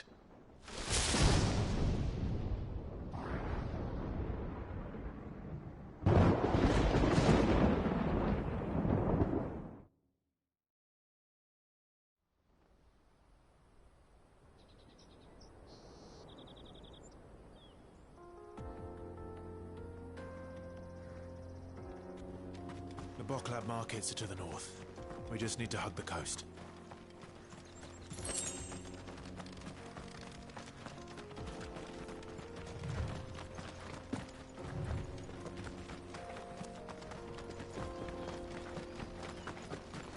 Infiltrating the Dominion won't be easy with the Imperials on high alert. No. His Radiance has lost one capital already. We can be sure Sylvester will do everything in his power to hold on to Twinside. His troops are well-trained and increasingly battle-hardened. But it's not as if we can wait for the siege to end.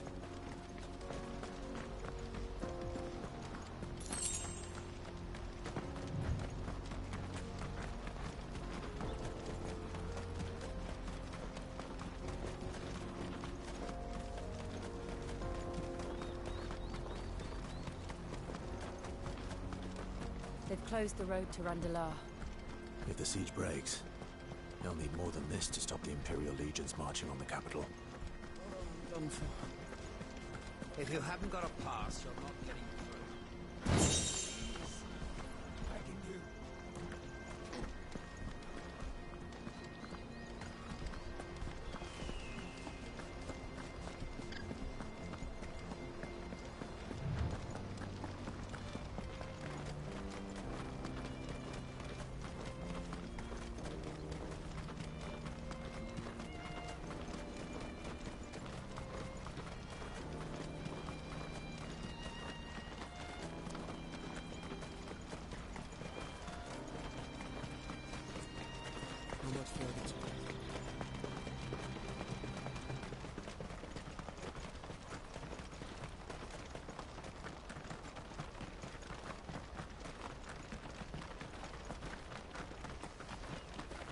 More refugees.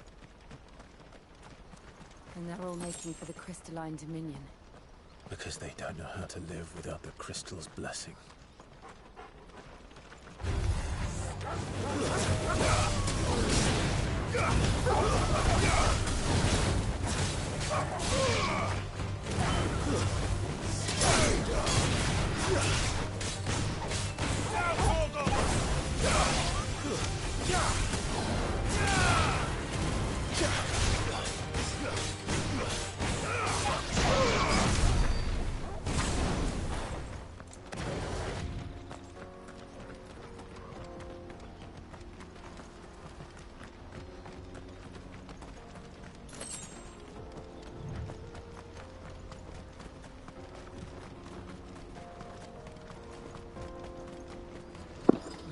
Oh yeah, I'm gonna be making a bunch of content. I just want to get like all the abilities and stuff first. He went for us here after replenishing his supplies.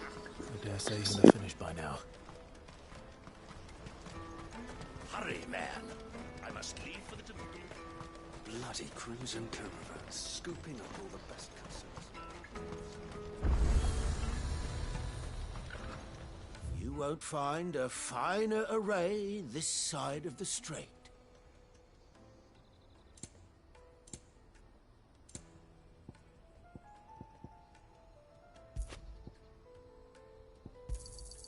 You've a discerning eye. You're welcome anytime.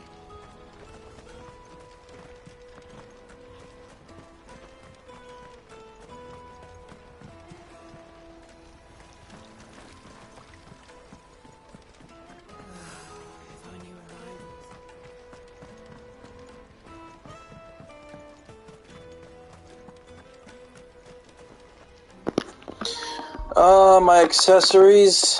Let's see. I don't even remember what they are, because I barely pay attention to them. Badge of Metal +1, Wages of Warcraft, and Breath of Fire Heatwave. I particularly like this one though, just for the extra ability points. It's always nice.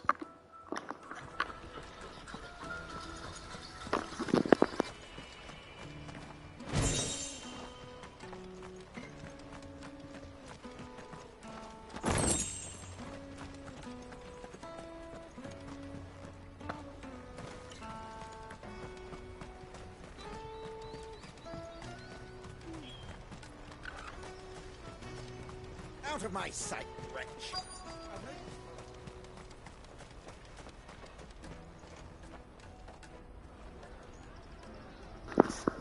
No, I don't really need Berserker. Wonders from across the water. Come one, come all. Feast your eyes. The game is already easy enough that I don't need it.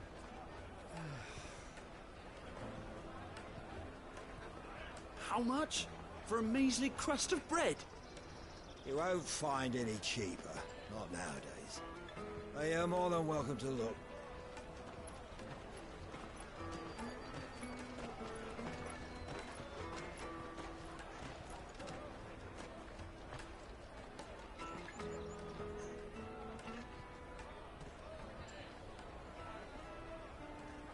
The Empire's unlawful and illegitimate occupation of the crystalline dominion is still in effect. Only those whose business in Twinside has been officially approved by the Republican Army will be permitted to cross the border. All who seek entry are to form a line and ready their documents for inspection. Looks like we aren't the only ones who are eager to leave. And they're checking everyone. Can't you make an Not for the likes of you. We won't get through without that pass. Let's go in and find Good, shall we?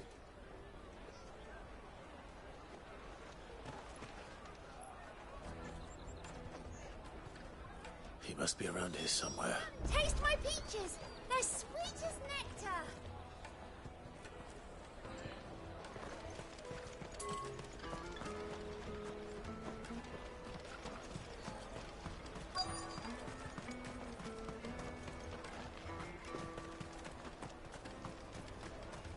You won't find anything of this quality in Twinside.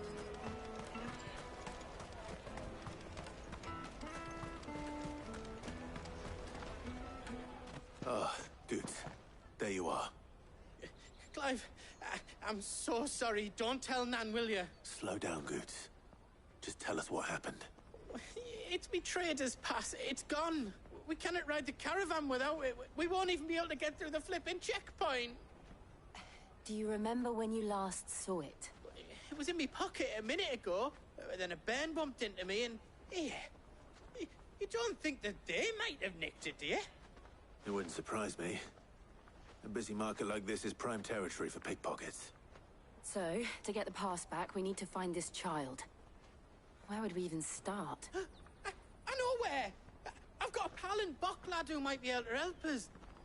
No one knows more about what goes on round here than she does. Where do we find her? She's the owner of the Crimson Caravans, up that way. Sign's got a red chocobo on it. No time like the present. You two go on ahead. I'm gonna check the rest of me stuff, make sure nothing else is missing. All right. We'll meet you there.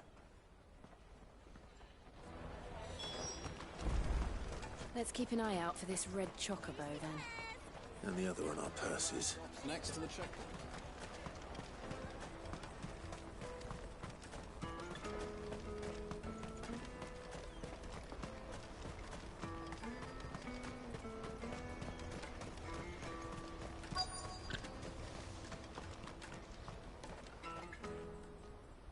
Looking to hire a coach? It's 10 million for a two-birder to the Crystalline Dominion. Take it or leave it. Oh, we're not here for that. Then I bid you good day. Oh, wait! Don't go, El. He's me mate. As I live and breathe. Goots, what are you doing back in Bocklad?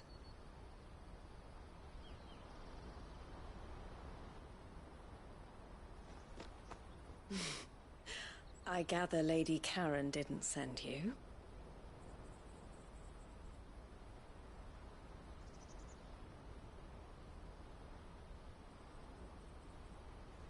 So what trouble have you got yourself into this time? It's me trader's pass. It got stolen. By a little bairn. Of all the...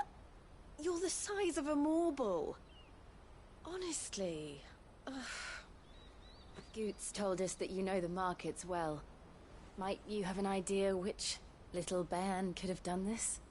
We don't intend to punish them. We just need our pass back. Then, we can be on our way. I see. So neither of you has a trader's pass either. Not that anyone would take you for traders, but I suppose that's why you came to me, correct? Now, I can't say for sure who took your pass, but I suspect I know why they did it. Let me explain.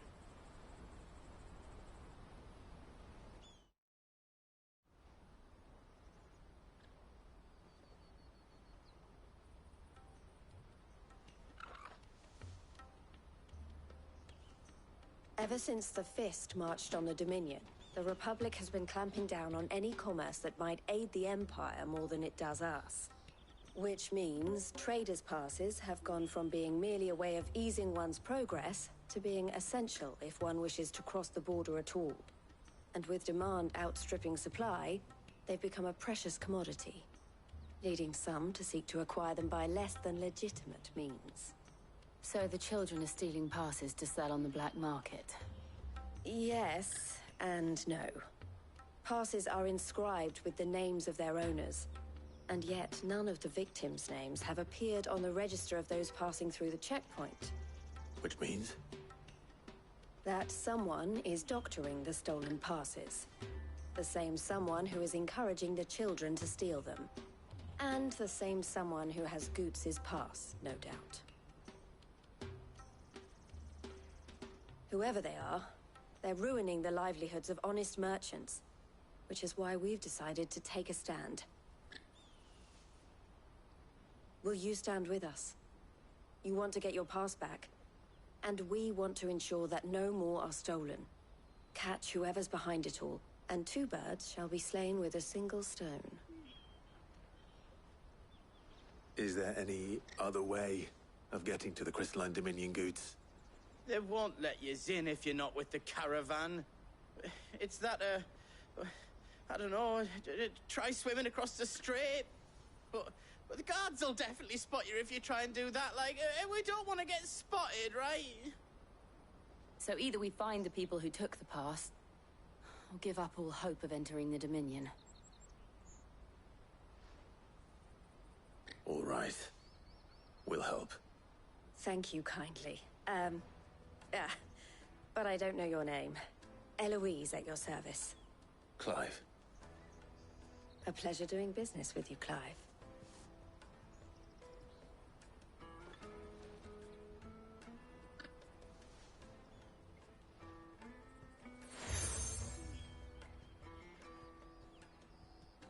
The proprietor of the furniture makers by the coach stop is spearheading the search. Wear that, and he will know you for a friend. I suggest that you speak with him first. The furniture makers. Understood.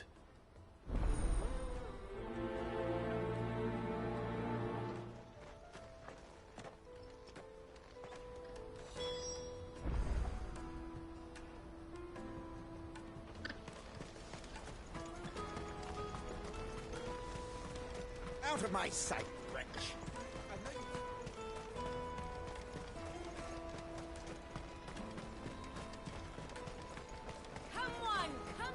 Jug of snake spit for the road? The caravan stops next to the Are you the furniture maker? Looking for something in particular? Ah, Eloise collared you too, eh? Then I expect you want to know more. She told me you were leading the hunt for the pickpockets.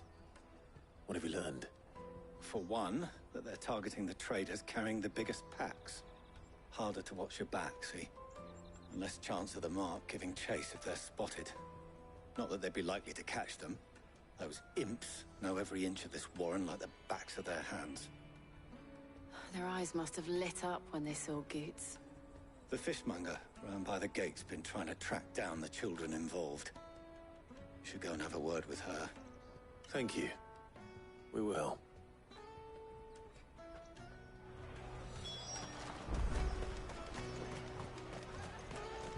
You won't find anything of this quality in Twinside. You should come with me to the Dominion. Fish for sale! Fresh sorted and smoked! Can I interest you? Ah, sorry. Message from Eloise, is it? She's asked me to help her. To help you find the pickpockets. Is that so? Suppose I better tell you what I know, then. For one, this isn't a family operation. All the traders say the children who stole their passes were dirty, dressed in rags. Street urchins, by the sound of it. We get a lot around here. Orphans from the wars. A few, perhaps. You saw the refugees gathered by the entranceway? They're all looking for a new start in the Dominion and beyond. Some of them take it as an opportunity to rid themselves of unwanted baggage. The shame of it. Whoever's behind this would have to have made themselves known to the children at some point. And so should we. You should start with the children around here, then. I doubt they're the ones involved, but they might have heard something. It's worth a try. All right, then. Questioning children. How hard can that be? You should come with me to the Dominion. Come, taste my peaches! They're sweet as nectar! Excuse me. Do you mind if I ask you something? Can't stop you.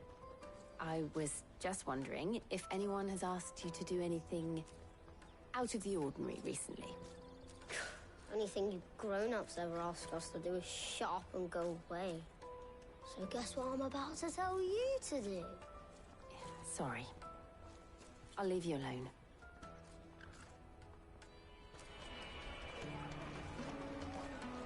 Come, taste my peaches! They're sweet.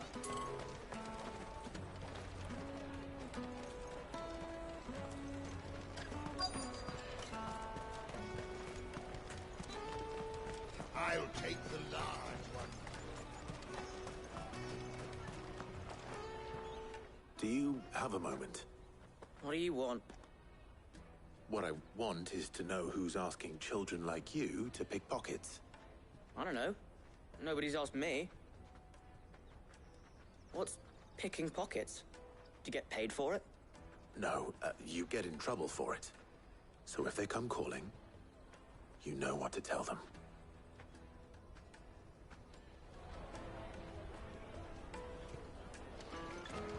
The caravan stops next to the check. Excuse me? What do you want? I don't have any money. It's all right. We're not going to hurt you. We just want to talk. What about? We've heard that some very bad people are making children like you steal from travelers. We need to know who's behind it so we can stop them. I don't know much about it, really. But my friend, Honza, he said he got a job doing something dangerous. Sounds promising. We need to find him and ask. Do you know where your friend might be? He's usually by the tents outside town. Thank you. You've been very helpful.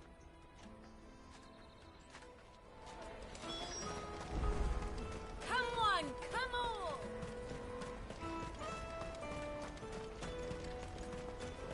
Peaches and pears. Let me carry your goods. I'm cheap. Porter for hire. She must have meant the refugee camp. Let's hope he's still nearby.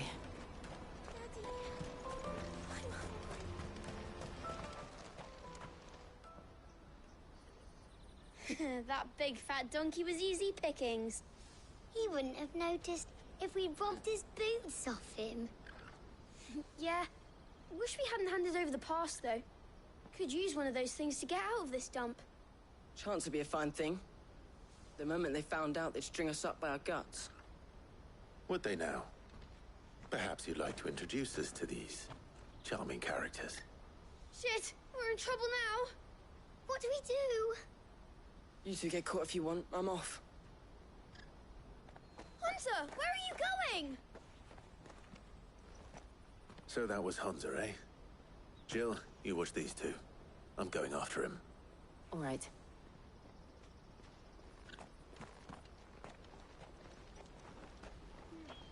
He can't have gone far. I need to find him before his employers do. Daddy.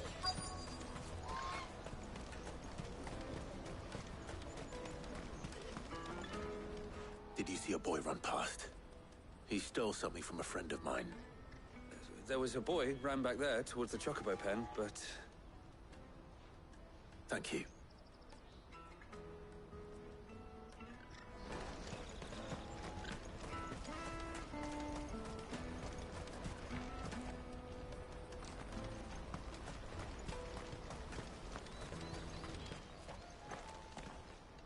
Oh, shit. Cornered. It's all right, Hunter. I'm not going to hurt you. I just want to ask you some questions. Fine. Not like I've got a choice. I'm looking for the people who are making you steal for them. Who are they? Called themselves the Carstones. They said they'd give me a good gill if I did what they told me. I knew they were bad, but bread doesn't come for free. Didn't come at all half the time, before I started buzzing for them. You know, if I didn't do it, they'd just pick on someone else. Someone they could push around easier. Hunter. You found him, then? Jill. Where are the other two? Eloise is watching over them. She sent Goots and I to look for you. You're... him! I haven't got your pass anymore, if that's what you're after. I gave it to the Carstones. Whatever you do to me, I can't get it back. Not that I go against them, anyway. If it weren't for their gill, me and my mates would have starved.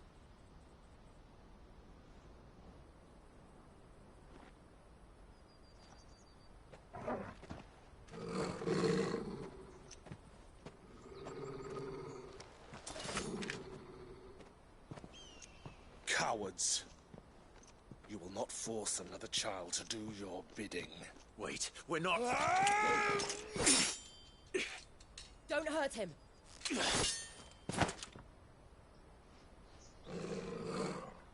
You're making a mistake. We're on the same side. Like hell we are. That brooch. Where did you get it? Master Theo? Goots. What are you doing with these people? Unless you're the ones my sister was talking about. Your sister?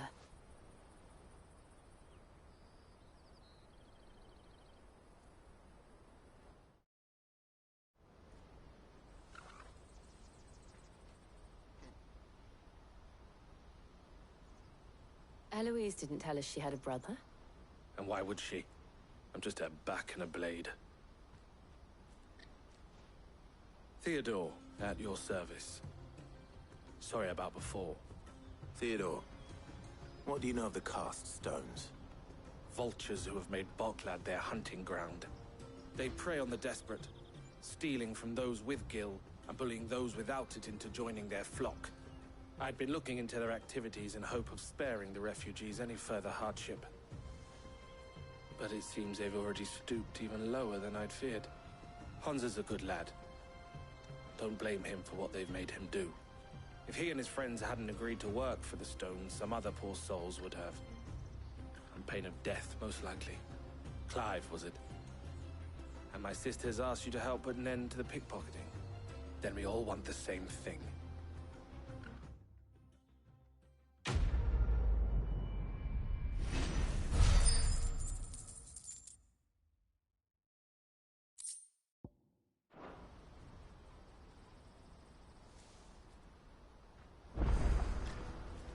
Oh. So, what's the plan? What else? We find the cast stones, and we crush them. You get your trader's pass back, and I make Boklad a safe place again. All right then. All right then. Honza, where are they camped? Don't worry. They'll never know you told us. Couldn't if I wanted to. They always come to town to collect the passes. Meet us outside the gate. I tried following them once, but they spotted me halfway down the trail. Said they'd string me up. We'll try it this time. Which way were they going? Back down the road towards Leighton's Cleft. To Leighton's Cleft, then.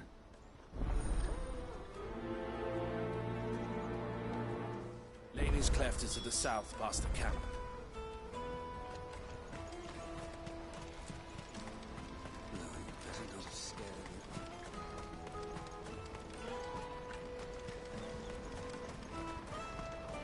That's that, then. Daddy! There are no crystals here.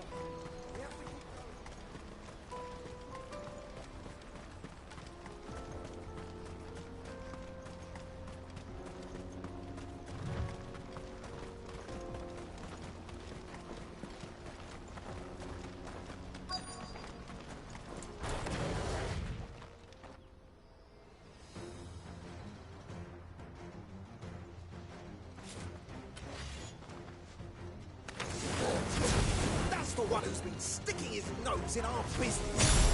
You should have minded your own.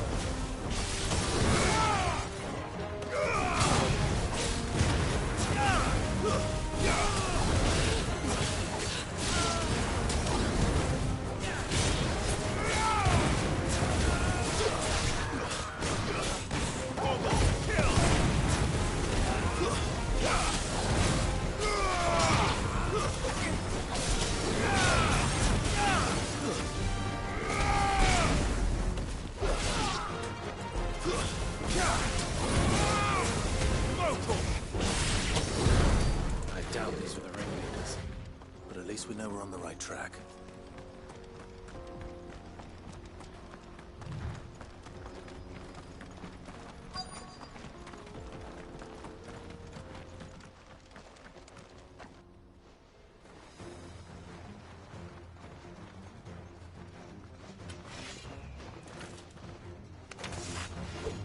We got company!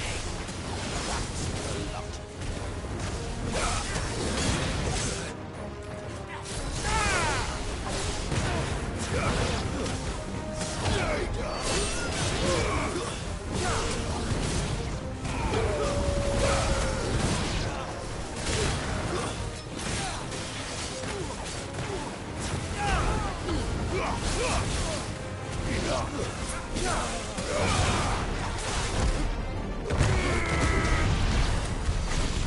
Soldiers.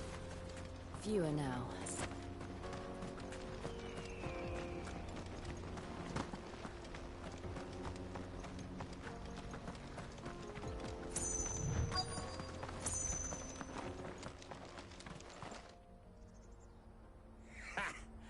Not a bad haul today, eh? Aye. Some of our new recruits are natural-born ne'er-do-wells. Especially the little ones. And Hans has got nimble fingers, all right. It'll be a shame when they chop them off. But till then, let's make the most of it. Scum. The leaders of the cast stones, I take it. They don't deserve any mercy, Clive. I wasn't planning on showing them any. We're ready when you are, Theodore. Oh, I'm ready.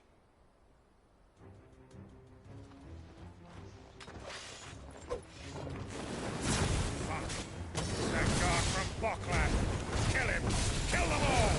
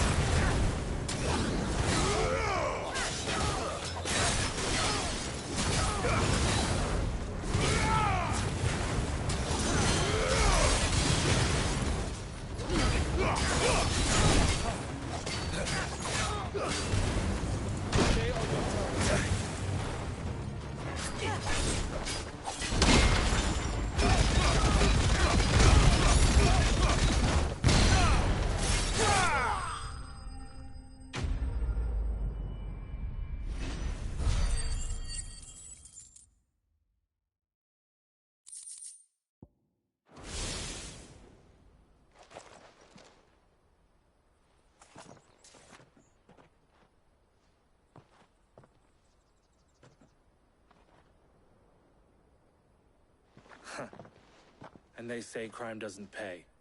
Gold chains, rings, purses. And traders' passes. Dozens of them. Have the names been changed? Not yet. I recognize some of them. No doubt Goots's is somewhere among them. Now I just need to sort through it all and return everything to the people it was taken from.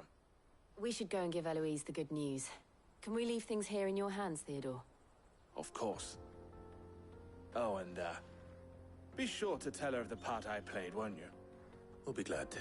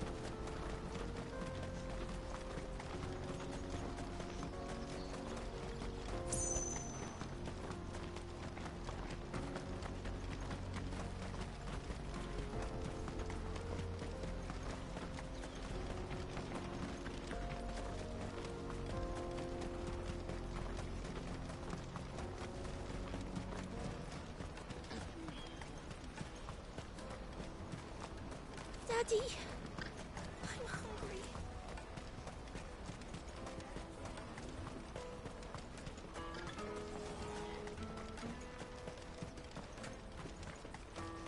Hurry, man. I must leave for the Dominion. Bloody crimson caravans.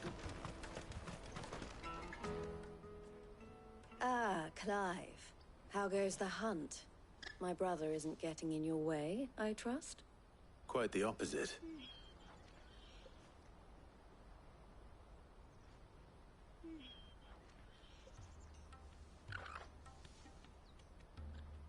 So it was the cast stones who were behind it all. Theo told me he'd been on their trail. And their demise solves 3 problems at a stroke. That of the pickpockets, the bandits pulling their strings, and the passes they were stealing. I only hope yours is among the items you recovered. Only time and Theo's return will tell. Speaking of whom, welcome home, dear brother. You are too kind, Eloise. Here, Clive. Goots's pass. Ask him to keep a closer eye on it from now on, would you? I will. Thank you. El, I've asked our boys to carry the rest of the goods back. Can I count on your help in sorting through it all? Of course. I'll make some space in the storeroom. I expect you'll soon be on your way then. But it wouldn't do to leave without introducing yourself properly. Would it now? Cid. Don't look so shocked. We're on the same side. I don't understand. As you now know all too well, we at the Crimson Caravans are always happy to help those in need. For a small fee, we will move anything that needs moving. Be that goods to market, or bearers away from it. I was the first my sister helped escape. If it wasn't for her, I'd have been branded as a boy. I had no idea. It just so happens that we are seeking to expand our operation. And who better to join forces with than the leader in the field? Wouldn't you agree, Theo? I would. It seems our purpose is the same in more ways than one. So what would you say to working together again? It would be our pleasure. And our honor. The honor is ours. Here, Clive.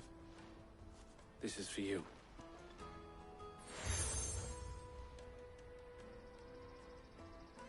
What is it? Elle has friends in high places, while I have associates in, lower ones. That mark is proof that you're a friend to us both.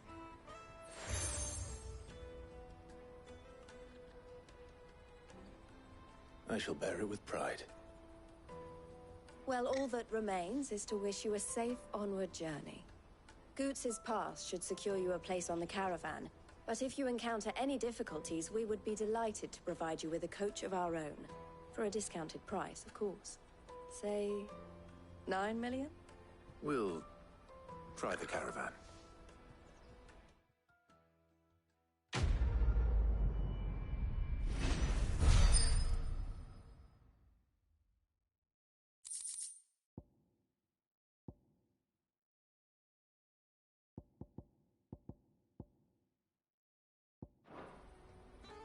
Right then. Let's get this back to Goots. And then it's on to the Dominion.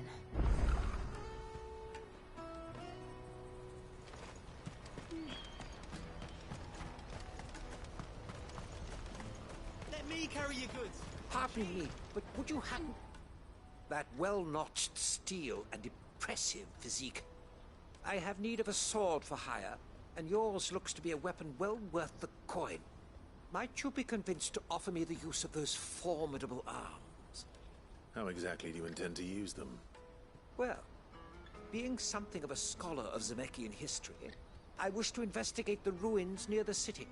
And I require a rugged companion, lest I find myself waylaid by ne'er-do-wells or the beasts said to roam the area. Should you accept, you will not only earn yourself material wealth, but partake of the true treasure that awaits us there. The rich and storied history of Zemeckis. Well, were you ever party to a finer proposition? My arms are yours. Wonderful! Then come.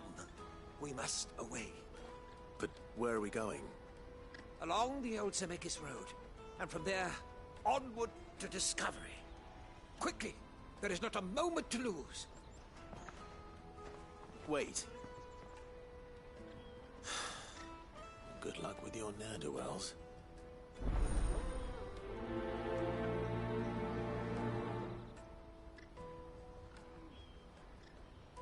I better make sure he doesn't get himself killed.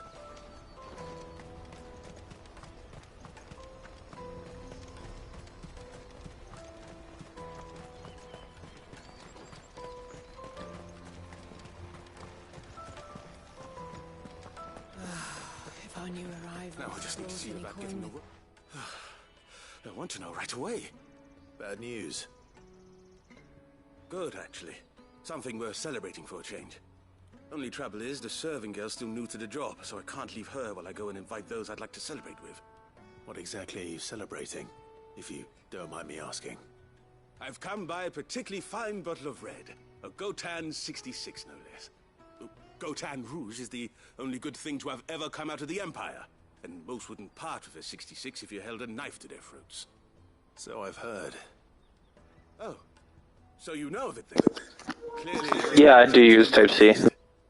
gentleman who might sympathize with my predicament, perhaps? Would you pass the good news to a few friends of mine? I'll give you a little something for your time, of course. Sounds simple enough. So you'll do it? Marvelous. Thank you. You won't need to go far. All three of them should be right here in the market. There's Aldrich the porter, Milan the butcher, and Bolek, a guard over at the north gate. Three of the finest fellows in Boklad, if you ask me. Tell them to come to the tavern when they finish for the day. Stop by again when you let them know, and I'll give you your little something. I'll be right back.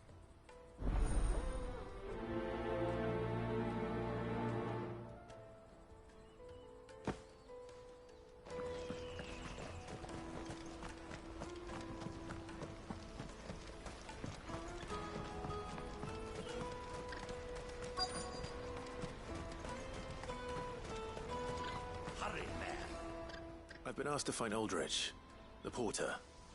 I don't suppose that's you, is it? That's me right enough. You need something delivered? The innkeeper sent me. He said there's a cup of Gotan 66 with your name on it when you're done for the day. A 66? Look at me. If he's just got hold of it now, it must have been in the crates he had me carry down from Sambrek. From the Empire to Boklad. You must be a braver man than most. That's a treacherous route at the best of times. Such is the porter's lot. There's not a patch of storm these feet haven't traipsed across. It's Oriflamme one day, then off to Canva the next. The farther you're willing to go, the fatter the purse. Which is why there's no shortage of competition for some of the longer routes. I'd say I've done enough for today to earn myself a cup of something tasty. Thanks for letting me know.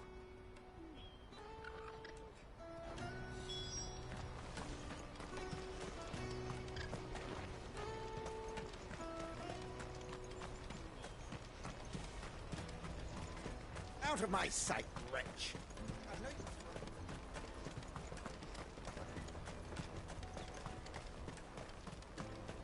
Come on, come on! Jug of snake spit for the road? The caravan stops next to the checkpoint. Are you Milan, the butcher? That's me. What can I do for you? The innkeeper's just had a special delivery. He thought you might like to join him for a cup of wine after you pack up for the day. He knows me only too well. And I've got a ham here that will go handsomely with a nice drop. Wine and ham to spare. Boklad clearly isn't suffering then.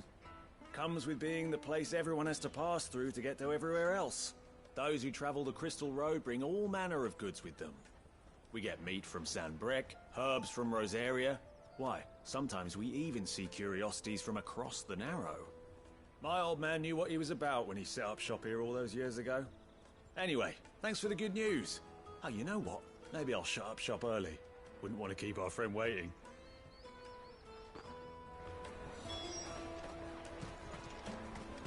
You won't find anything of this quality in Twinside. Tight-fisted swine. Let us through! I'm looking for Bolek. I was told he'd be guarding the gate. Well, you found him. You're not here to enlist, I take it? The innkeeper sent me. He's just taken delivery of a rare vintage, a Gotan 66. He thought you might like a cup. I've never said no to a goat hand. I'm not about to start now. Thanks for letting me know. You must be a busy man. The market would be flooded with refugees if we weren't here to stem the flow. Oh, my heart goes out to them, all right, but we've got our orders. No papers, no passage. Plenty try to slip past us nonetheless. And every now and then, one of them's foolish enough to try and force their way through. And when they do, well, things can get nasty. You know what? That wine's sounding better by the moment. Well done. I wonder if the innkeeper might spare a cup of that wine.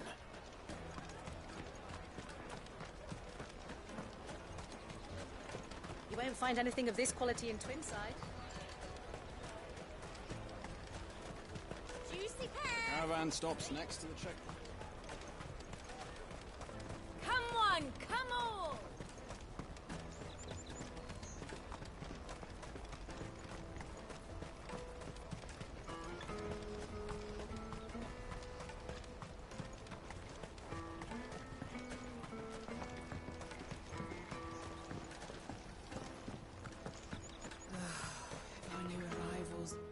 spoke to your friends.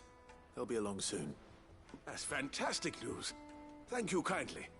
It's been a while since we all sat down together. And the way I see it, that wine is as much theirs as it is my own. How so? Well, I wouldn't be serving anything but slops without Aldrich to go and fetch the good stuff for me. And then there's Milan, who always sends customers my way. And Bolek, an even-handed keeper of the peace, if ever there was one. Those three are the backbone of Boklad. Lose any one of them, and the market would soon fall apart. And without the market, I wouldn't have a single customer. I'd say that's worth a bottle of 66, wouldn't you? And more besides.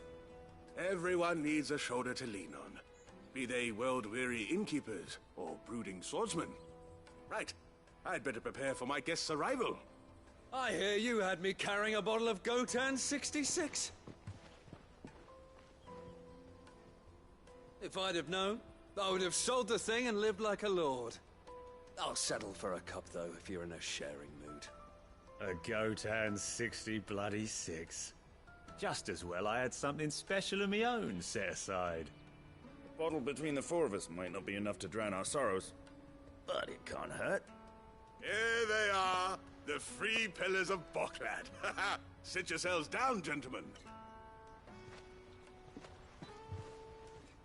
The woes of the world may be monstrous in many, but there's nothing like a few good friends to keep the misery at bay. Never a truer word spoken.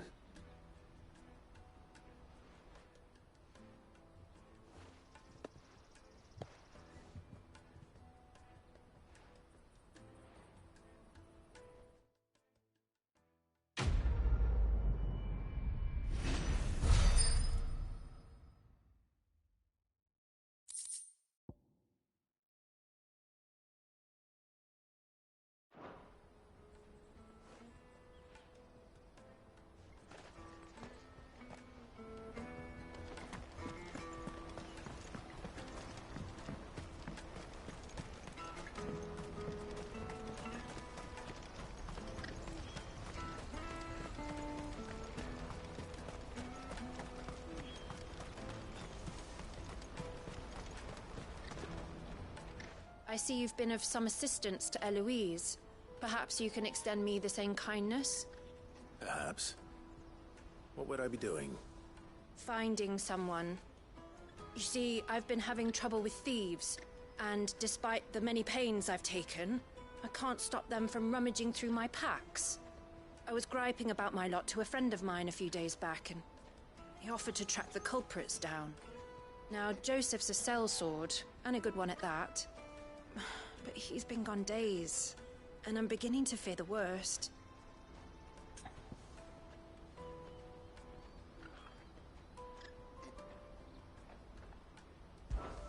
Any idea where his search for the thieves might have taken him? The old Zemeckis Road, perhaps? He doubted they would be fool enough to linger here in Boklad. Joseph's lived a hard life. Made him grey long before his time. I just pray he hasn't been killed over a few sacks of grain. I can't imagine there are too many grey-haired sellswords around. Hopefully someone will have seen him.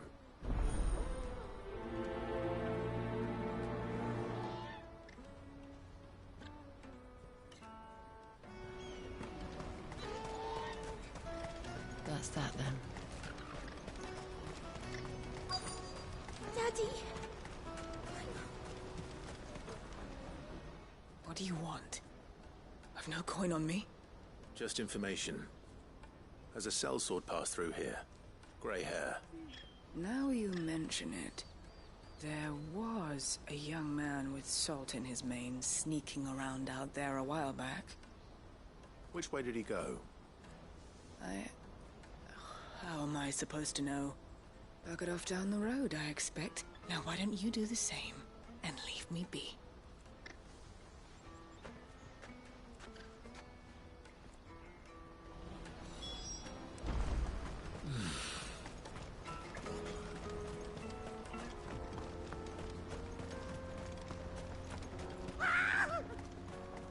Why am I not surprised? You'll hand over your coin if you know what's good for you.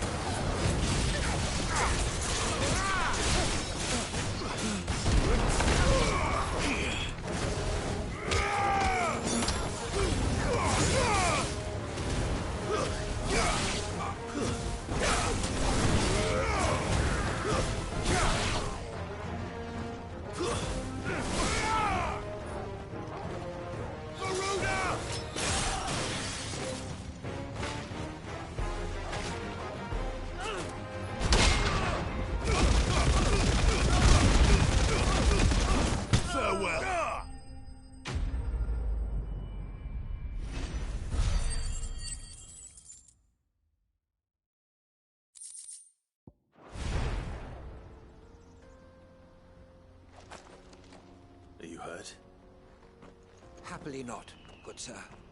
Thanks to your timely intervention.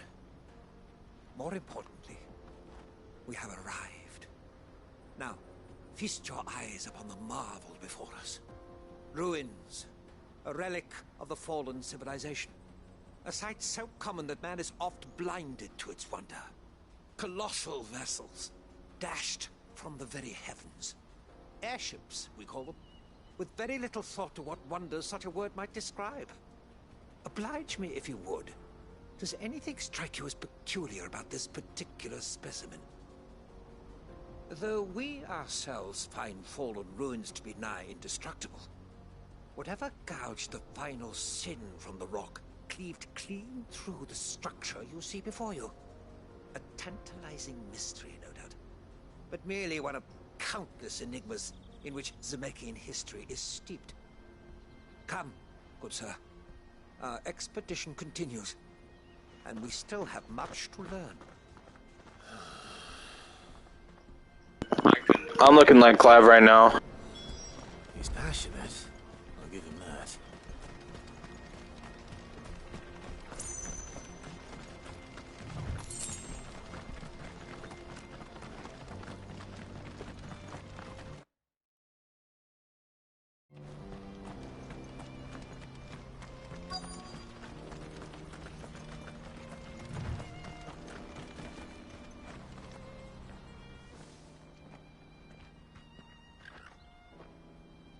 We don't want any trouble. Neither do I.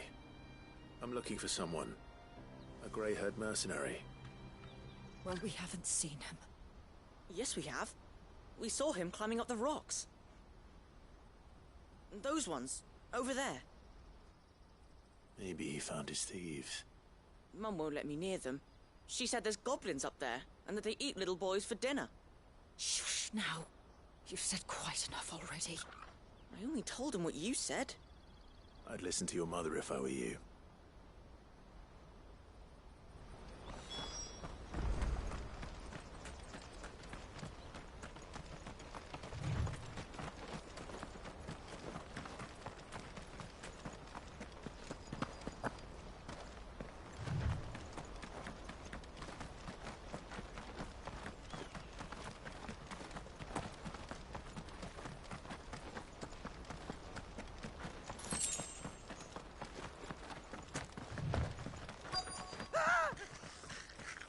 Not again.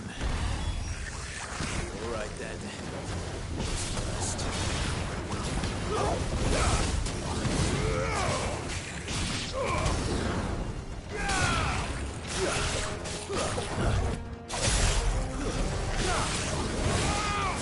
Get him.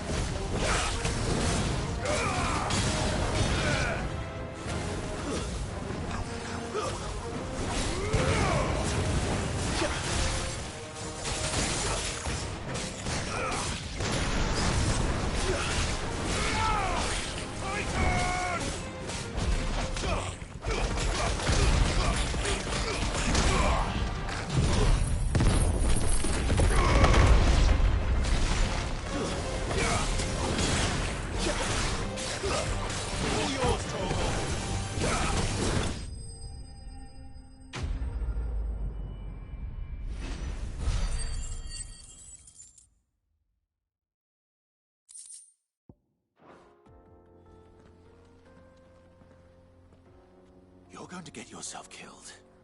Oh, that would not do. That would not do at all. Not when such majesty stretches out before us. Behold, the final sin in all its glory. As Moss tells us, a battle was fought here in ancient times. A battle of such ferocity that it tore a great crater in the very land upon which it was waged. In reaching for their holy sanctum, did man enrage the gods, and great was the vengeance that was rained down upon him. Alas, the full truth of the matter is lost to time, though I live in hope that I might see it discovered. But we must not dwell upon such things. There is more yet to see. Onward! History awaits!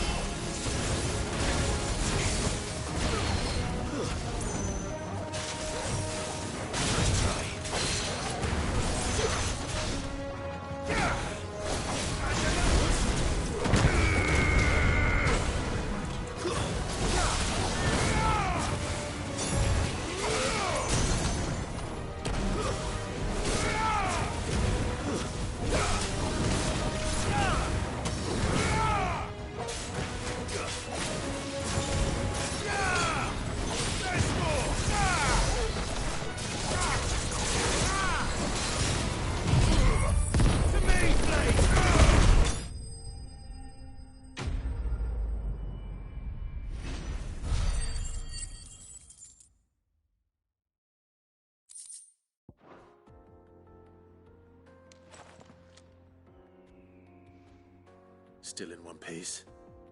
It would seem so. Once more I am in your debt. And once more you impress me with your prowess. These were no ordinary foes, but ones we in the field call echoes. Though Moss the Chronicler concurs with the legends in attributing the fall of Zemeckis to a wrath wrought upon mankind by the gods, he offers little in the way of explanation. Could the ruins we see before us here, in all their elaborate beauty, perhaps suggest an answer? Could the construction of such miraculous edifices have been considered an encroachment upon the province of the divine? Alas, all is mere speculation. But one day, perhaps, I will learn the truth. Not if you keep running headfirst into trouble. You are right, of course. And not only have you plucked me repeatedly from the jaws of death, you have proven yourself a willing audience to my ramblings. Glad to help, but didn't you say you came here to investigate something? I fear I may have rather overstated the case on that front. In truth, a captive ear was all I really desired. You see, even my fellow scholars have grown somewhat weary of my musings of late. And so I came upon the idea of purchasing a companion. A captive audience, if you will. That's what this was all about.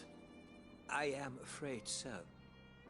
And now, my good man, it is high time we returned whence we came. Fine. Just don't go running off this time.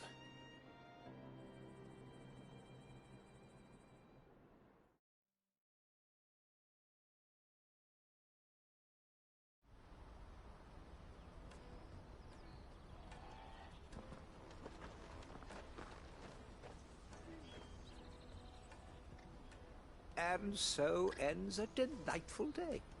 Here, your reward for humoring my selfish whims, plus a little extra for the trouble I have put you to.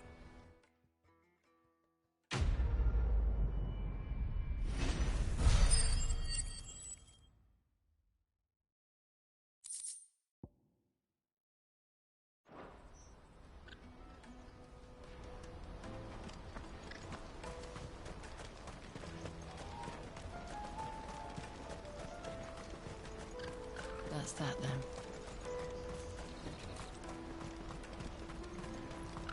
There are no crystals here.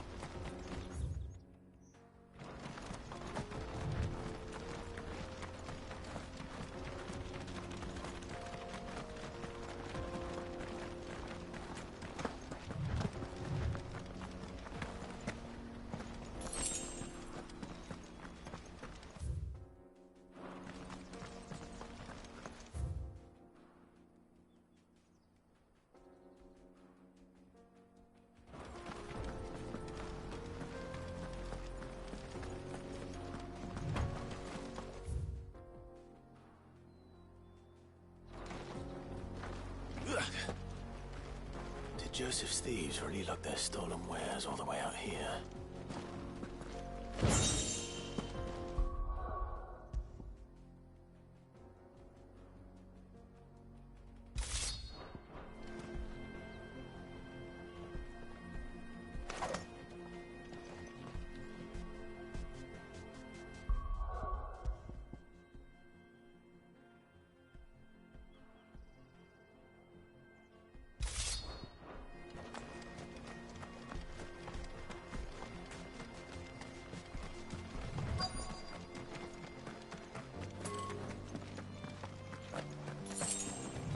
Guess we're all ready.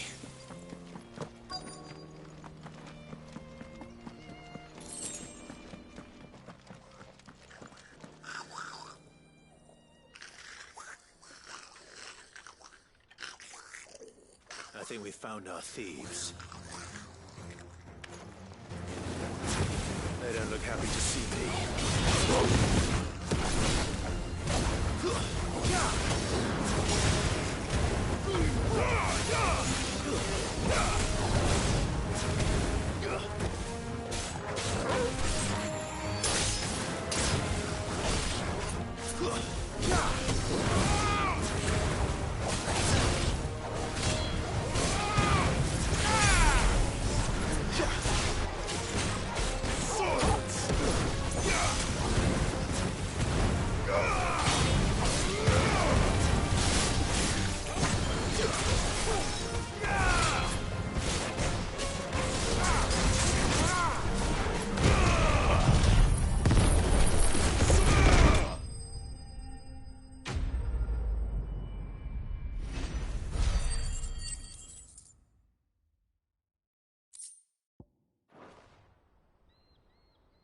Let's get this over with.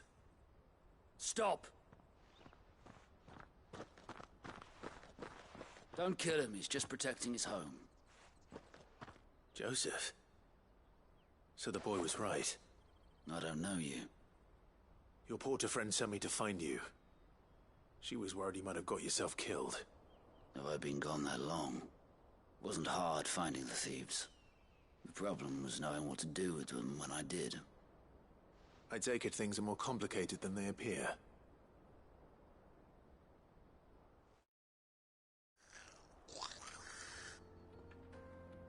I'd all but ruled out bandits before I even left the market. You know why that is?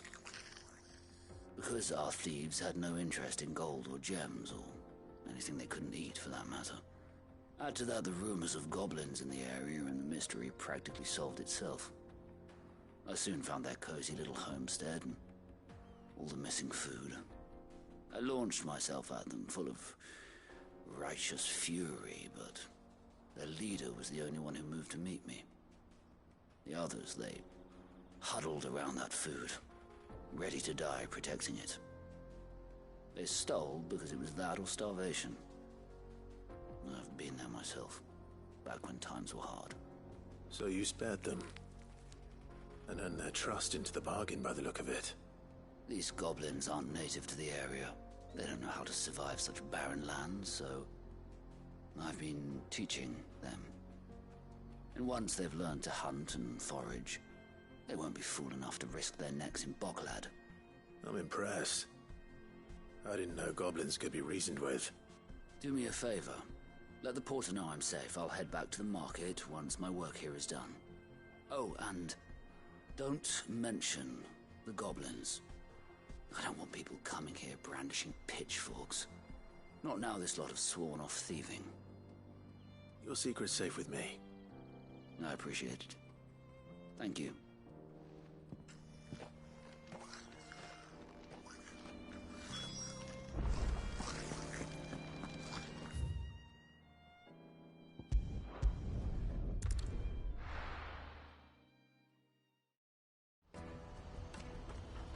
Let me carry your goods. I'm cheap. Porter for hire. Best service. Joseph's fine. He'll be back once he's tied up a few loose ends. That's a weight off my shoulders. He certainly knows his business. You found your thieves all right. And I dare say they won't be coming back. A good man to have around, that Joseph. And if he says there'll be no more thieving, that's good enough for me. Thank you for putting my mind at ease. Here, for your troubles.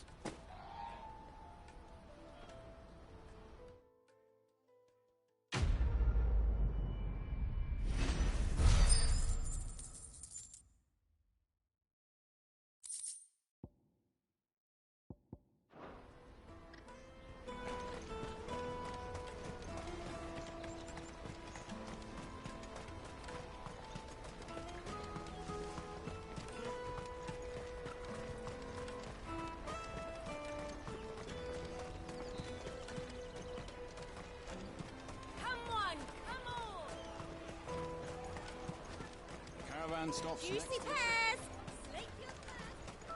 What I really want to be. Here you are, good. Try not to lose it again. Me pass! You found it! Oh, thank you so much. Nan would have killed me if I'd come back without it. I'll have to say thanks to Elle and Theo, too. So should you, Hansa. You and your friends don't have to steal anymore. If anyone threatens you again, you know who to turn to. We do. And we already have. Miss L's given us a job shifting the chocobo shit. Yeah, I like it a lot. It's hard work, and the pay isn't half what we got from the stones. I feel like playing Type A is a trap. You stick at it then. And Goots, I'm sorry for spinning I also kind of hate that, like, this whole section literally just made me play like 45 minutes of fucking side quests. You said you're trained to be a blacksmith, right? Like, oh my god. Like, I'm literally watching a video on the side right now. I'll do me best. Till then, eh?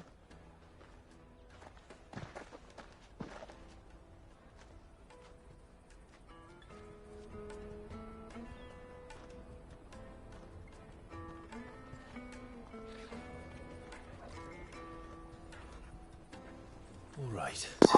Like, they're not the worst side quests in a video game ever, but they're pretty fucking boring, I'm not gonna lie. Like, they really cannot keep my attention, unless it's a really good side quest, which, so far, I don't know, maybe like 2 good side quests throughout this whole game so far. That's pretty much it. You're to ride all the way to Twinside. Jill and I will go with you as far as the outskirts, then find our own way in. I'll buy that stuff I need. Right.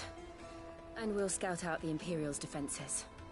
There's a square with a big bell tower right in the middle of town. If you get lost... Oh yeah, the mini-boss hunting is pretty cool. I like that. Right.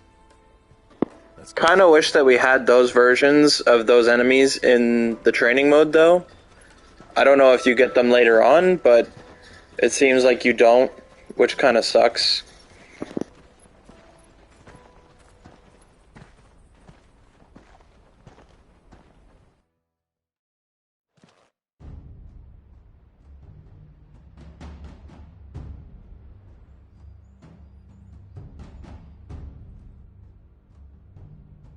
I see. And you're quite certain your father has no knowledge of Ultima? I am. I have no difficulty believing a sinister force has come to exert an influence on Sanbreque.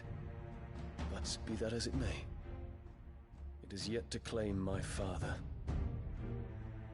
For better or worse, his radiance speaks his own mind. Then the fiend works from the shadows. I confess, when first you told me of this fiend, I had my doubts, and more than a few at that. A beast that labors to plunge Valisthea into turmoil, all in pursuit of your brother. But that wound is proof enough that evil is afoot. Then I have your answer, Your Highness. You will join me in my fight. I cannot. Not yet. Your Highness, please. As you are aware, the Dhalmekian army is at our gates. They have lost their mother crystal, and with it all hope of a negotiated withdrawal. It is but a matter of time before they invade. If Bahamut is not here to meet them, my people will be slaughtered. Though not by Hugo Kupka, thanks to Ultima's machinations. I know the fate of your people weighs heavy on your conscience, but if we do not put an end to Ultima's plans, they shall face a far darker fate. The chaos he would wreak would sweep all of Valisthea into the abyss. The lives of every man, woman, and child in the Twins are at stake. I believe what you say, Phoenix. But I have duties of my own, and I must discharge them. Come what may.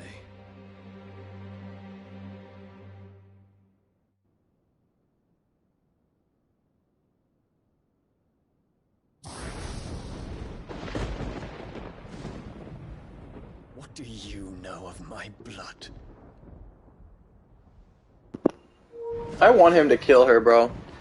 She needs to just die. I know that it is wholly unworthy of the highest offices of state, which rightly belong to those of purer breeding. Alas. Your bloodline runs through the Oriflamme gutter, from a whore who weighed her child's worth in gil. Have you threatened my father? Of course not. I merely whispered in his ear that his mongrel son is plotting a rebellion. What? Sylvester listens to the words of his astrologers. And they have ears too. Wow, she's making him conspire against his own son. Should you remain loyal to Emperor Olivier, his radiance may yet crown your head with laurel, and not with tar.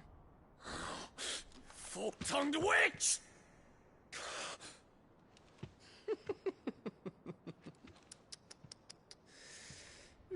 In consideration of your long years of service to the Empire, I shall forgive this uncharacteristic rudeness. Now hurry and make ready, Your Imperial Highness. Emperor Olivier expects much of you, Dion. Or should I say, of Bahamut. May your fire reduce his enemies to ash, till all of Valisthea bows to its rightful ruler.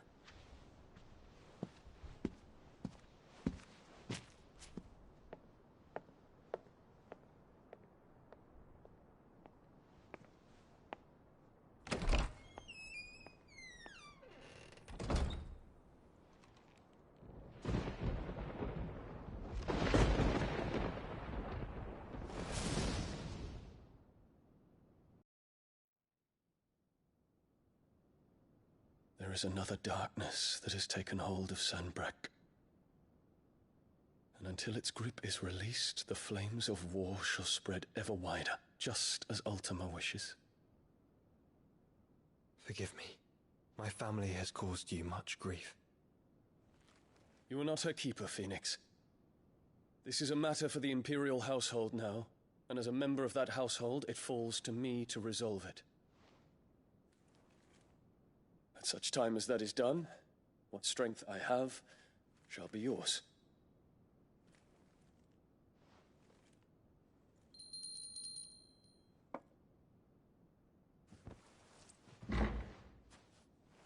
Thank you, Your Highness.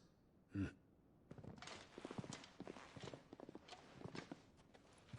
us take to the skies together, and bring a new dawn to Valisthea. I should like nothing more.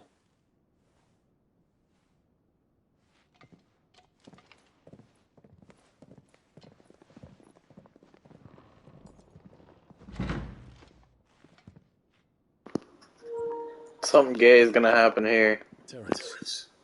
I already know. My prince. Tell me true. Do you believe what I'm about to do is wrong? We dragoons have but one leader, Your Highness. And we shall follow him unto the very end.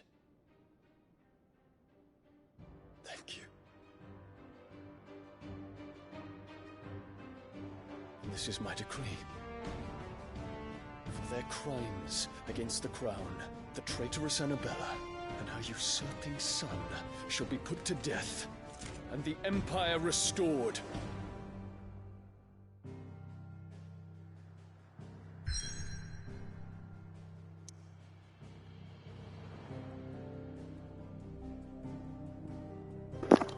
I'm gonna be right back.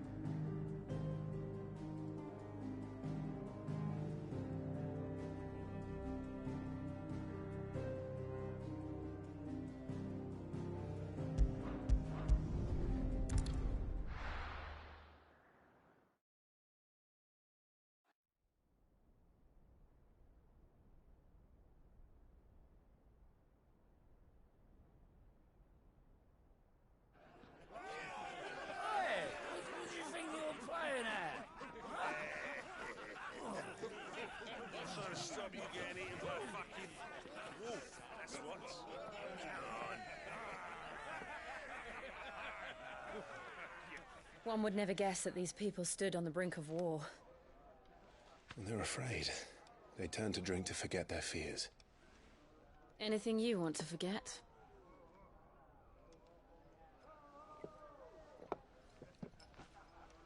The harbor is empty, and half the market stalls too. The city may seem peaceful on the surface, but it's balanced on a knife edge.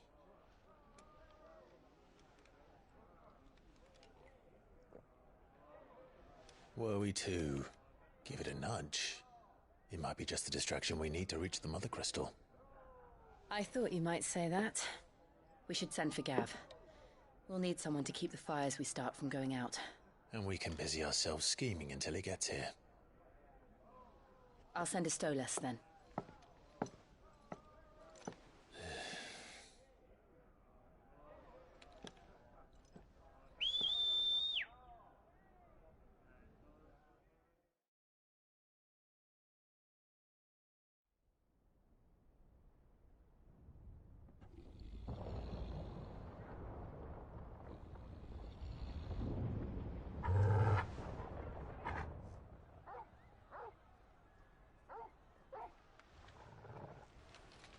What is it, boy?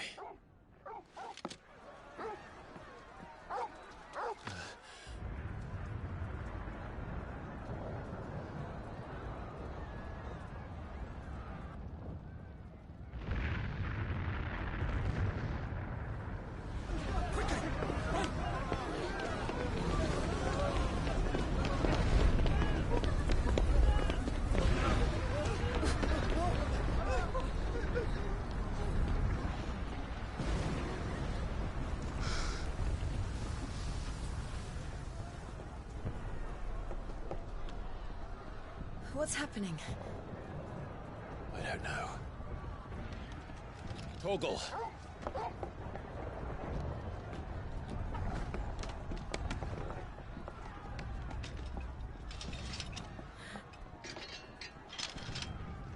This way.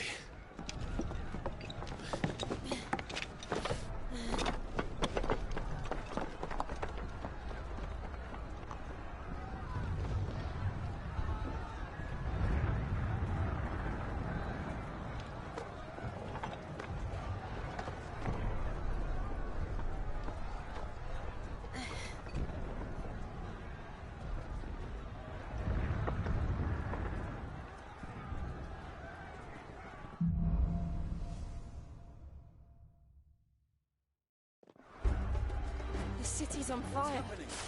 I'm sure Boots is fine. He'll be making for the square. The one with the bell tower. In the middle of town, right?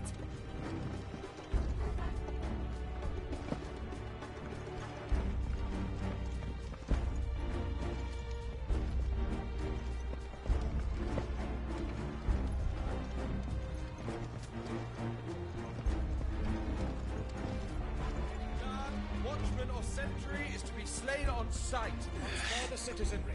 His Highness's orders were clear. Those were Imperial Dragoons.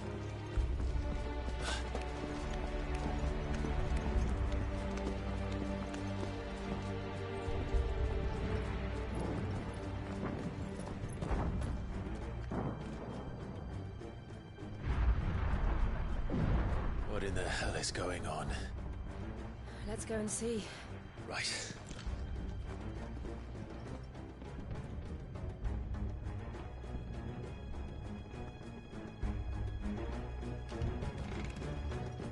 But first we find Goots. I just hope he's all right. You there! Identify yourself! We have to.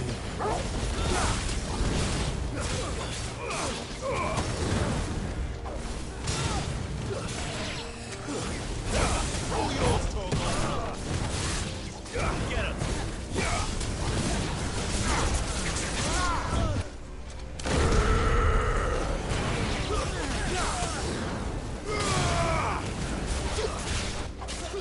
Farewell.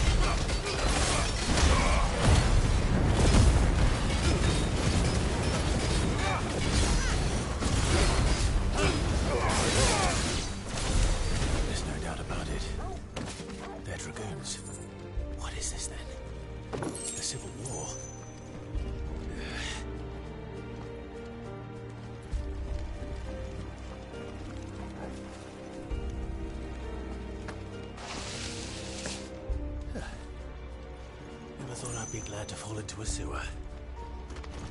Someone's brave.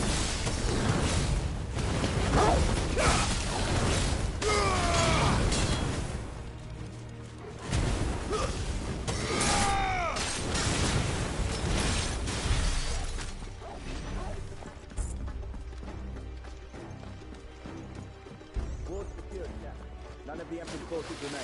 They gather the men. We press on to the council chamber. Yes, Captain. What of the men and women in the market district? The evacuation is complete. Good. Then all that remains is dethrone the Pretender. There it is. The bell tower. Right. Let's go.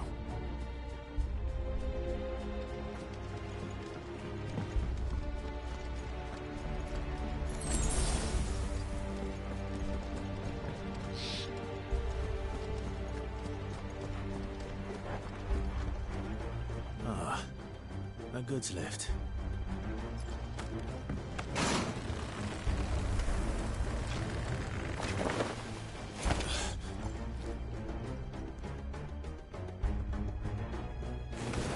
Where in Brigger's name did you come from?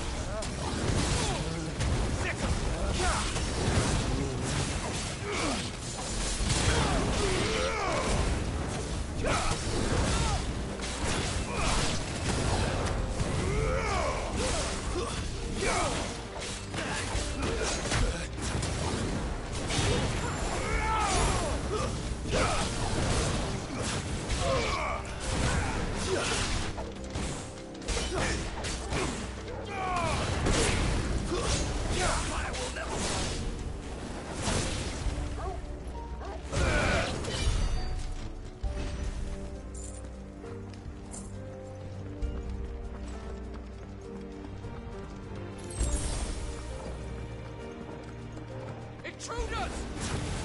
Defend the gate!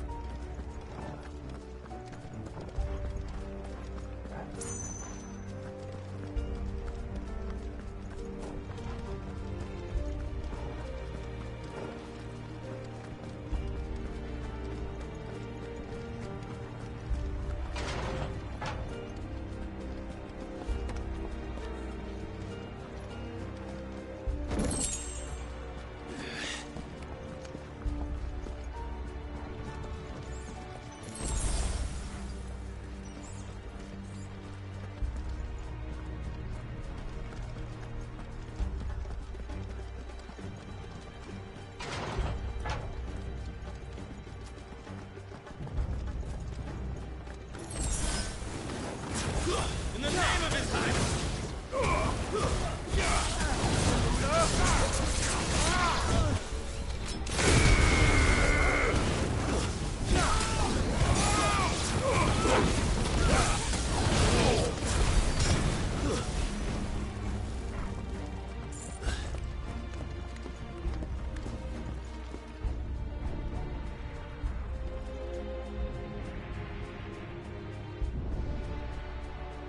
Hold on, kids. We're coming.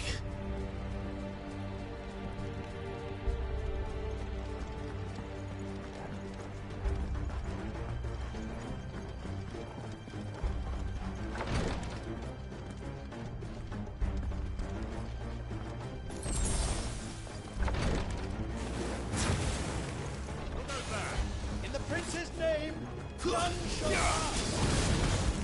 Over here.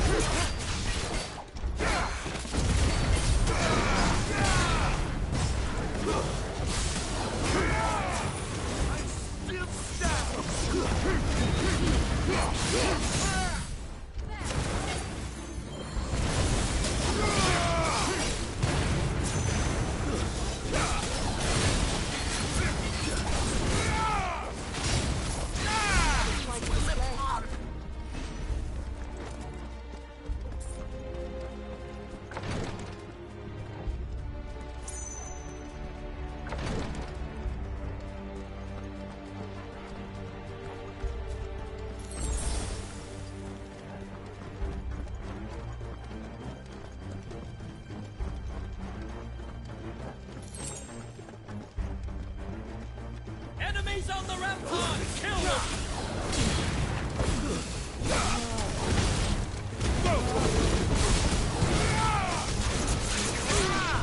To me,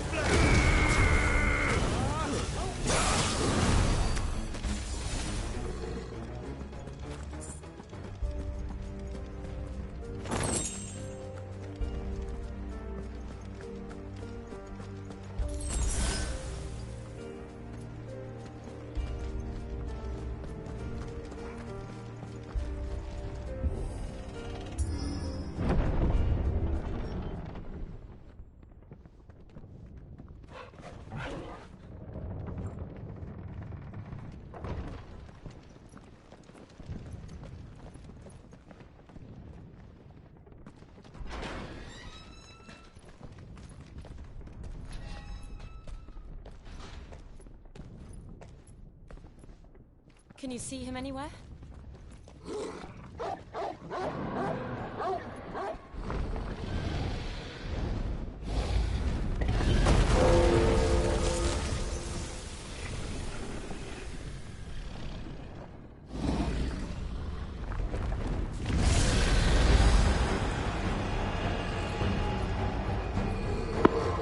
Not this fucking song again, man.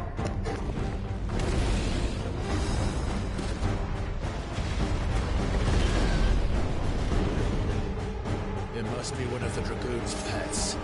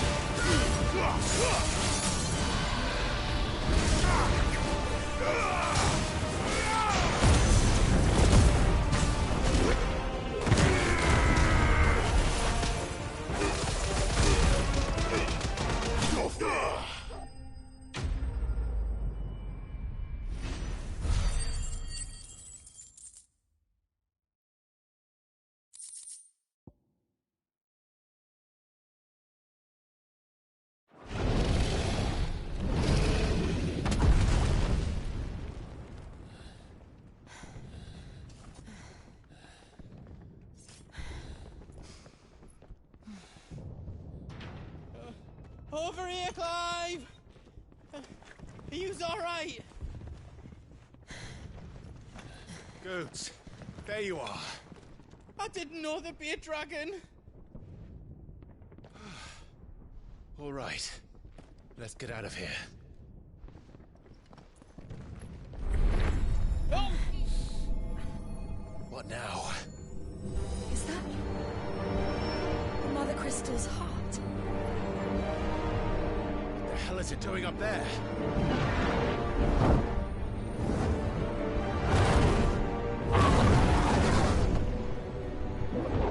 The hermit.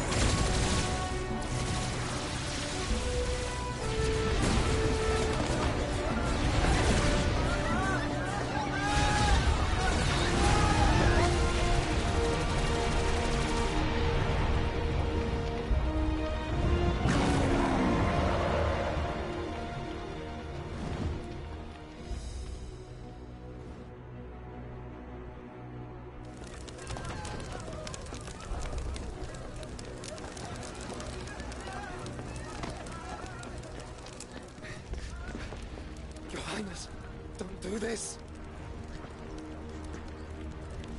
We must leave. Now, Your Grace. I beg of you. This is not what he wanted. Something's happened. Forgive me, Yoda, but I must put a stop to this. Your Grace!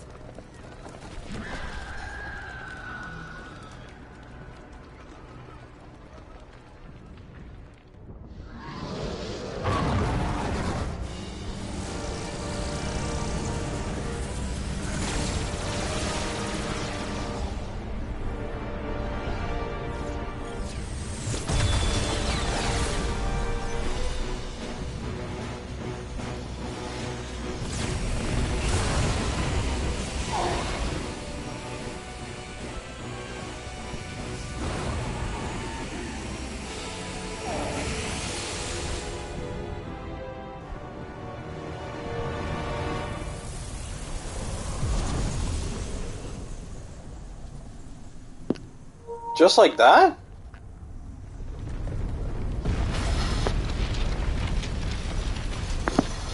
Oh. Oh. What the fuck happening here? What's going on? What the fuck? Another mother crystal. Wow.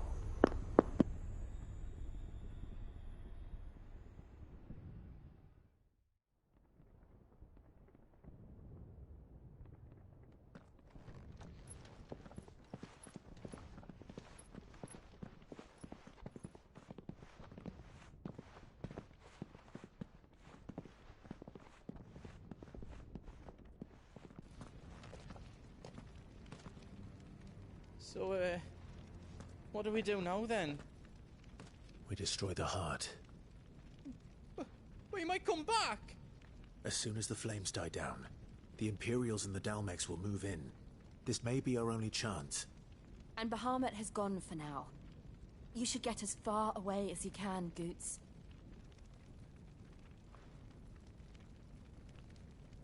What?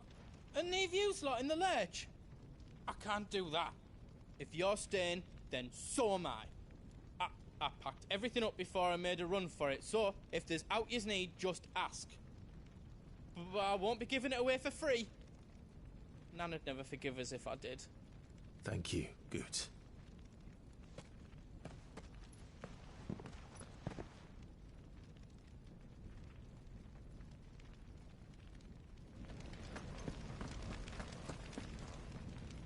Drake's tail is right there, Clive. It's time to free Storm from the Crystal's curse. Oh, it's past time. But remember, Bahamut is still out there. And I dare say we'll be seeing him again before the night is done.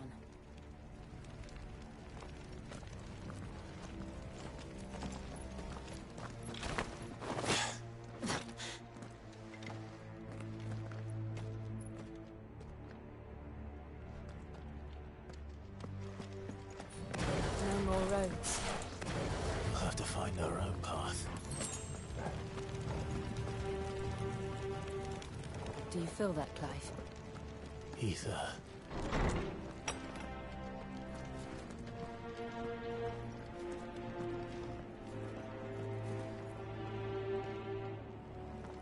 Just what we need. Another flood. Already turned. Then there's no reason to hold back.